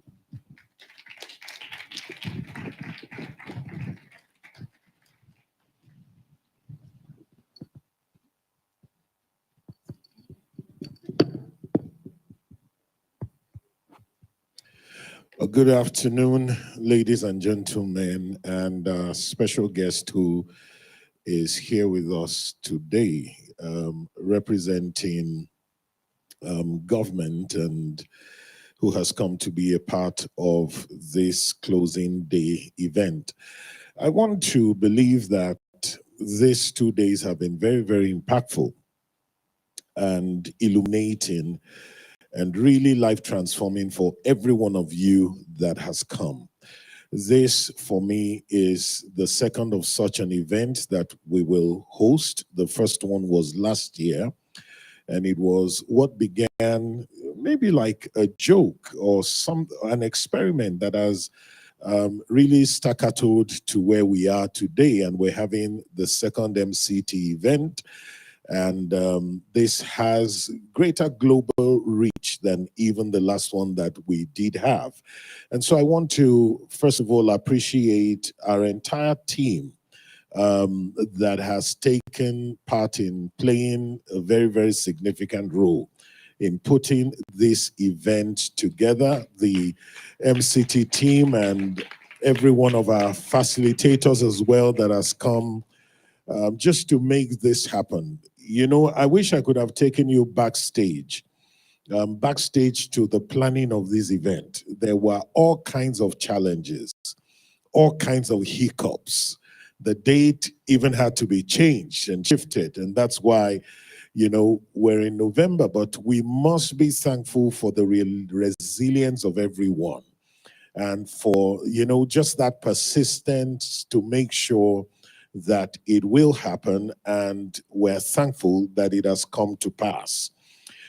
For me, being a part of day one and day two, especially yesterday and today, honestly has opened all kinds of vistas of opportunity for Fulcrum iLab and for encouraging and impacting people and pushing them into the tech space and looking forward to their development. Yesterday, there were collaborations that began to happen here that's leading to meetings that I'll be a part of next week to see how we can deepen this experience and to increase its reach as well. And I want to believe that every one of you here did not just come to listen to facilitators speak, but that you're connected with them. Samuel's from Ghana, that was such a very impactful time. You know, I almost would, can I be a Ghanaian? You know, would I get a Ghanaian passport quite easily? It would be great to visit you in Ghana too. I've only been to Ghana once. I had to transit, you know, to Europe from Ghana. And while I was in Ghana, all I kept hearing was Chale, Chale, Chale. I don't know what it means. It means my friend. So you're my Chale now, you know. But I know that it's been a huge prize for you to come here. And also, we have someone from the UK. I didn't quite catch your name. Deji. Oh, yeah. And I should, gosh, you know, names just fly. This isn't our first time of connecting. And we also have someone from Togo. And where's the person from Togo here? Is disappeared. Well, whether you're from Togo, from the United Kingdom, or you're from Ghana, what we've done here is far-reaching beyond what has taken place here. And the reason is because we've been able to leverage on technology to spread these teachings and this instruction and this time to other people who are out there. And to those of you who joined us on the different broadcast platforms, it's been a joy having you here, being a part of this time, and also having your life transformed. There is a tech incubation center in the city of Kaduna that we are connected with. And some of you may know it. It's called CoLab. CoLab Sanusi is part of the house and has been part of the conception of Fulcrum iLab itself.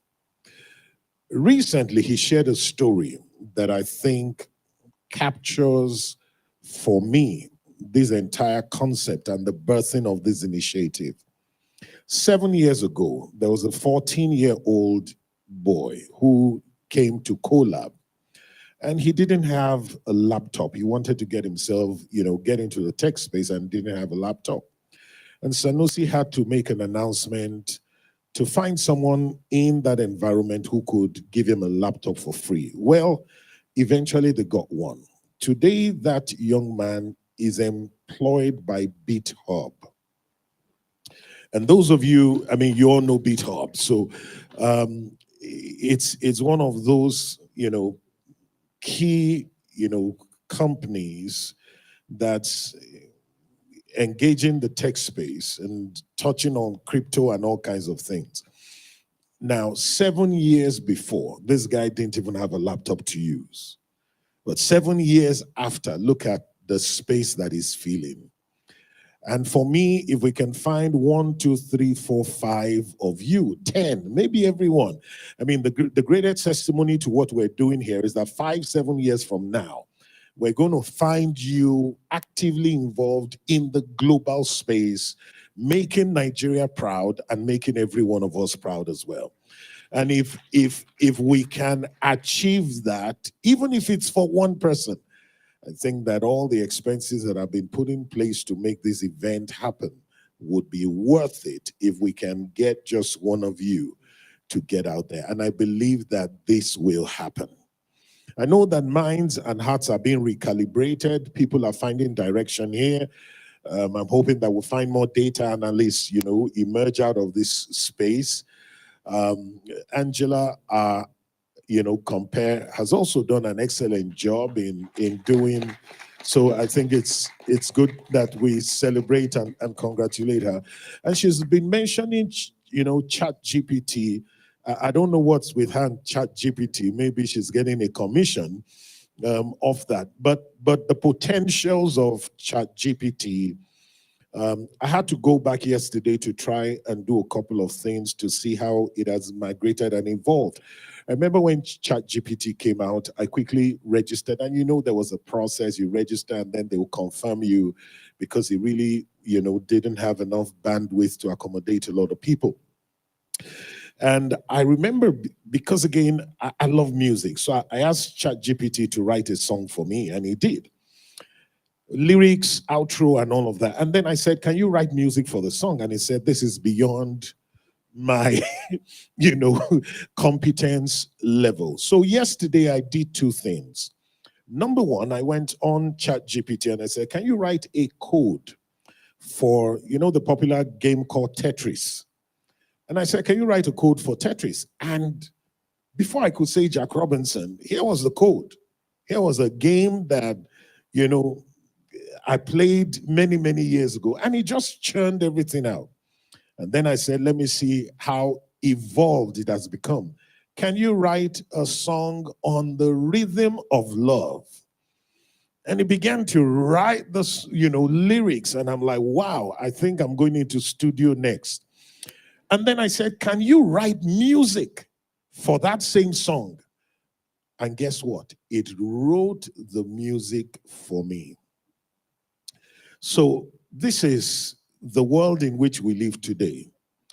I'm already speaking to, some of our facilitators here and collaborators that we need to deepen understanding of AI. And the next few events we need to have in this place should actually be focused on AI, not only for tech people, but for literally everyone, because it has come to redefine our world. We've come to the end of this event, and I can't thank every one of you enough.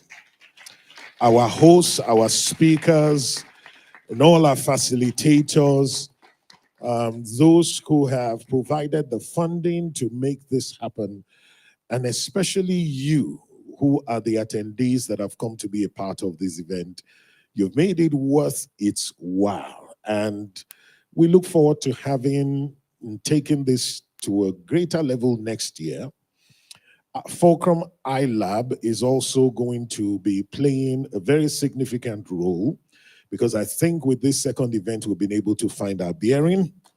We've been able to set our footing upon the ground, and we're looking forward to several events and several activities that are going to be taking place, because we've got to grow this innovation and incubation center in a way that would benefit every single one. So once again, MCT crew and all of you guys, God bless you. And we look forward to further collaboration, interactions in the future. Thank you very much. Thank you. Thank you. Okay, just some quick announcements. And then just some quick announcements, and we're just going to do a mini, just a launch of a book before we just go. So the first announcement is the Azure Cloud Computing Challenge course. The QR code is going to be displayed. It's probably going to be here all through. And the first 15 people to complete the challenge would get exam vouchers to sit for the Azure exam for free. Thank you.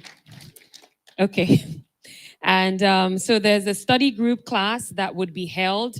So once you just click on the QR code that will be displayed, there's going to be a study group class that will be on WhatsApp.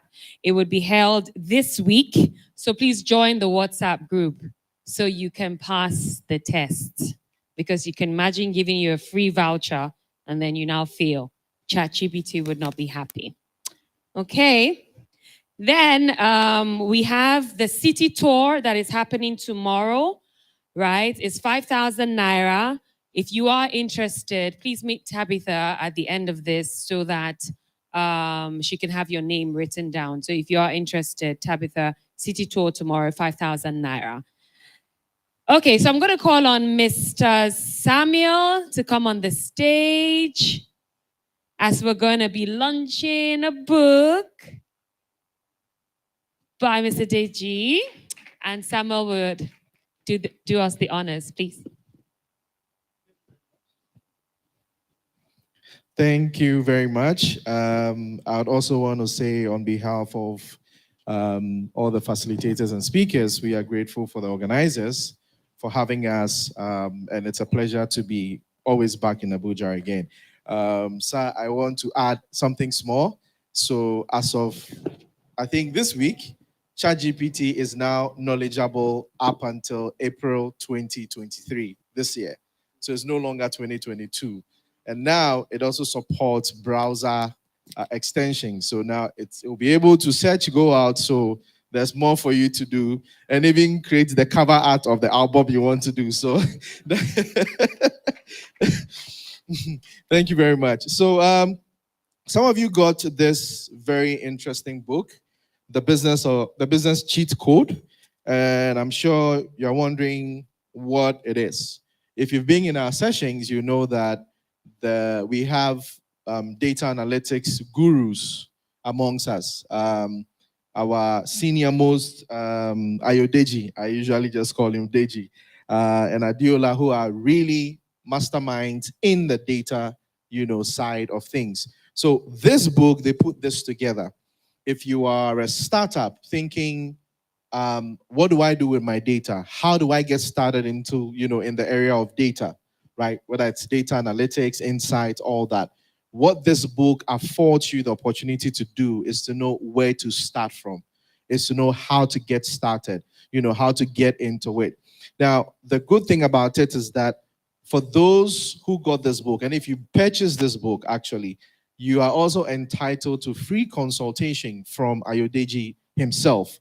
I mean, this is, and maybe I should put it in perspective for you to understand the value of buying or the value of what you have. I'm going to be a bit moderate, right? So for some of us MVPs and architects or consultants, right, when you call on us to consult, we are charging nothing less than between $300 to $500 an hour, right? I mean, for an Agile. So if you call me and say, Mr. Sam, minimum $500 an hour, right? That's just an hour. So imagine having Deji's, the brain tapping into it for free for just buying this book. 6,000, right? 4,000, sorry, 4,000 cities. Sorry, Naira, where am I confusing it? 4,000 Naira. So we have some out there at the registration desk, but it's more than 4,000 Naira if you ask me. Because trust me, the level of content or research that has gone into creating this. Yesterday, people were asking, sir, the problem is we have a lot of data or a lot of information. We don't even know where to start from. We don't even know how to. This makes it easy for you. And that is just more than the price that is being quoted. And obviously, we're doing this because you are here at the MCT Summit. So I'd encourage all of you, and this is not just related to people doing tech, right? You can be in the furniture business, in any business at all you are in. You are generating data. Whether you are selling, foodstuffs in the market, whether you are selling, whatever it is, you are generating data. And trust me, with insight into your data, you can take it to the next level. And, add some chat GPT into it, and then, you're almost there. So thank you very much. Make sure you pick a copy, and I'll see you tomorrow on the City Tour, which is 10 a.m. 10 a.m. Thank you very much. So I would like to launch this book. I launched this book in no. I wanted in the name of ChatGPT. Okay, so I just want to say that I would like to make my own contribution towards this book by putting a sum of 50,000 naira towards this. Thank you very much. And we should have Deji and Biola, if you are here, please come. Let's acknowledge them. See, one thing I realized when I lived outside is that we don't make a lot of noise about our own. But trust me, we have what it takes on this continent, the resource. Most of us are here. You'd be surprised the amount of work this my brother is doing for people in the US and the Europe, but he's here. So all of you trying to jackpot, that's not the only solution. Upskill, you can be here and make the money. All right? Some of us have gone, we've run, we've come back. So thank you. Thank you very much. So for me, I'm specifically because I'm trying to move into becoming a data analyst, specifically for work in relation to the nonprofit space, right? I want to be able to, yeah. So this is, I'm grateful for this. Thank you for putting it all together. I will put in my contribution and I get my free consultation, right? Like for life. For 1 hour. Okay. I think he will even endorse it for you. Actually, yes. Let me, please do, yes. Can we have a pen, please? Let's do this symbolic thing right now. So if you got it, whether free or you purchase it and you want the author to, give you an autograph on something on it, please catch him up and, just sign it for him. Thank you, Sam. Thank you very much. Okay, and while he's doing that, just the final announcement for our speakers. Please, you'd be having your lunch at Revolution, that area. We have a volunteer that would take you there as well. And then for the rest of us who have been great participants, would also have our refreshments given to you at this end. You want to put your number as well, right? For life. For life. Thank you. Thank you. Okay, so we'll take our picture now. It's been a wonderful time. I'm actually missing you all now. I want to cry, but I'm sure you want to go as well. But let's just come together. We're taking our group photograph. We'll take one from here and then we'll come back again on the stage. Right? Are you ready? So you please, if you could take from here.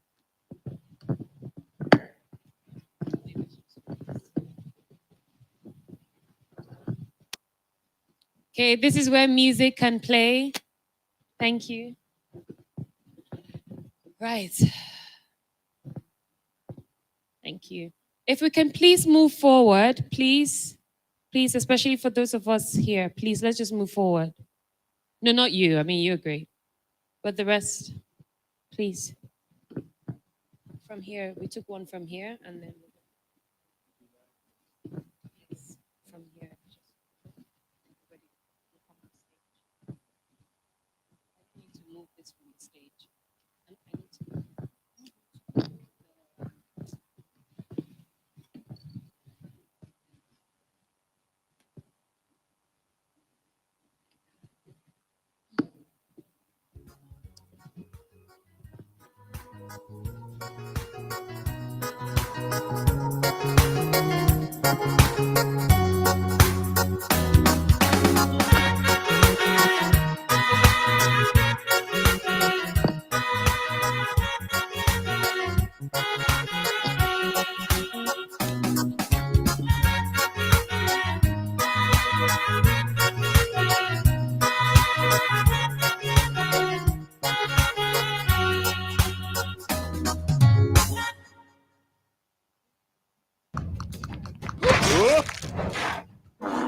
Okay. Right.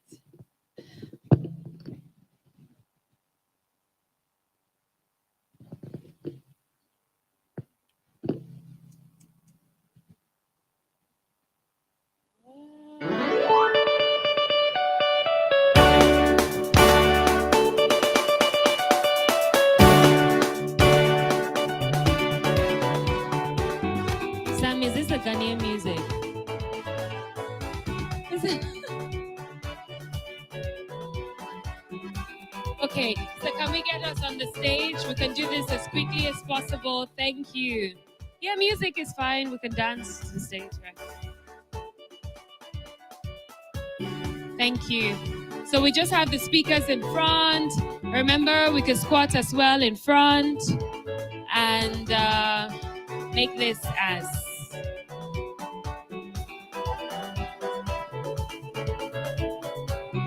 Maybe we should have had a dance competition.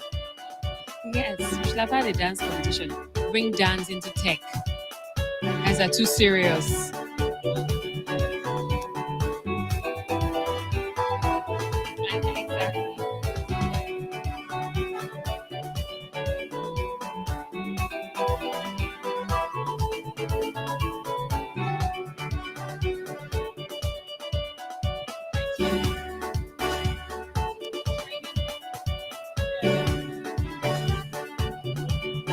Okay, so again, because of the lens that we have for today, are you good? You're good with this? Thank you.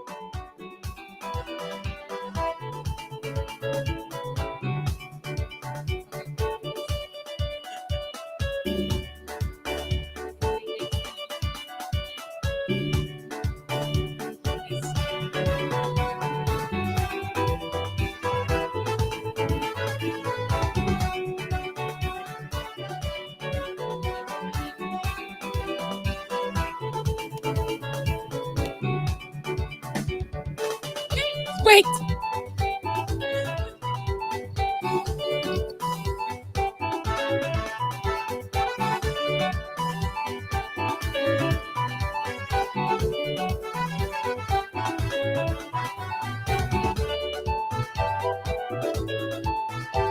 Okay, wait. I think we should do something like, just something Summit 2023.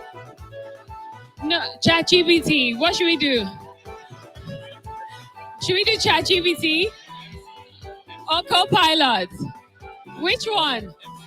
Okay, MCT. Let's do MCT 2020. MCT MVP Summit 2023. MCT MVP Summit 2023, right?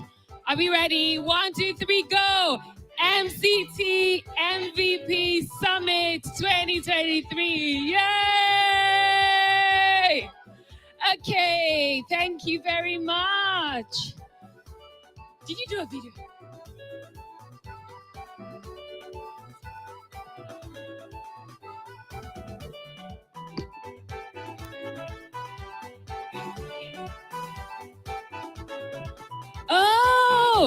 Oh, guess what?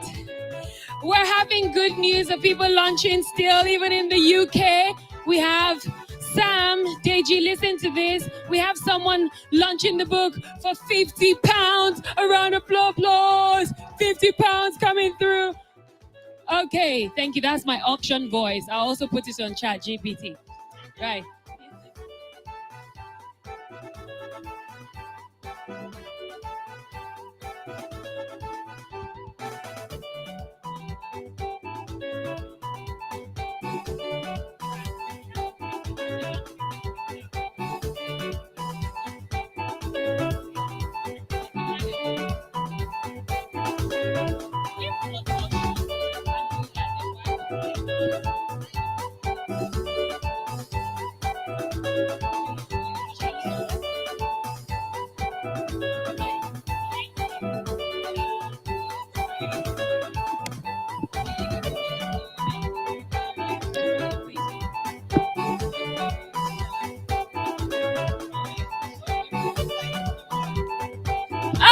Guess what? We also have Deji here, launching all the way from the UK. He's right here. £15. A round of applause. £50. Okay, who's doing 17 naira? Sorry. Who's doing who's doing 70,000 naira? Going once, going twice. Okay. Please don't forget to do your hashtags as well when you're making the post. And nobody should steal my book. Wait. Is there? Okay. Yes.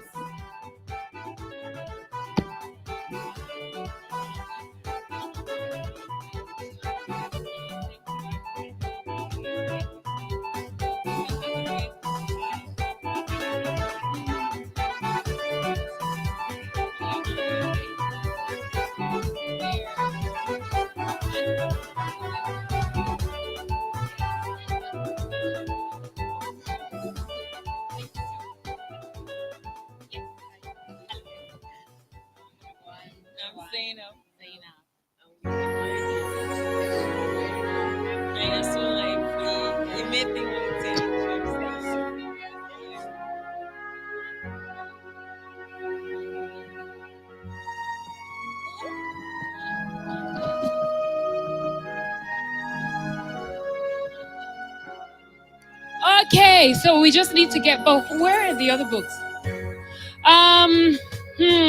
Sam, where are the other books? They're but okay. So Deji, you would like your book to be endorsed as well, right? Can you help me with that, please? So can you help me with that? Please, can you help me get his book? This is his one here. I've already collected it. Can you help me get his book?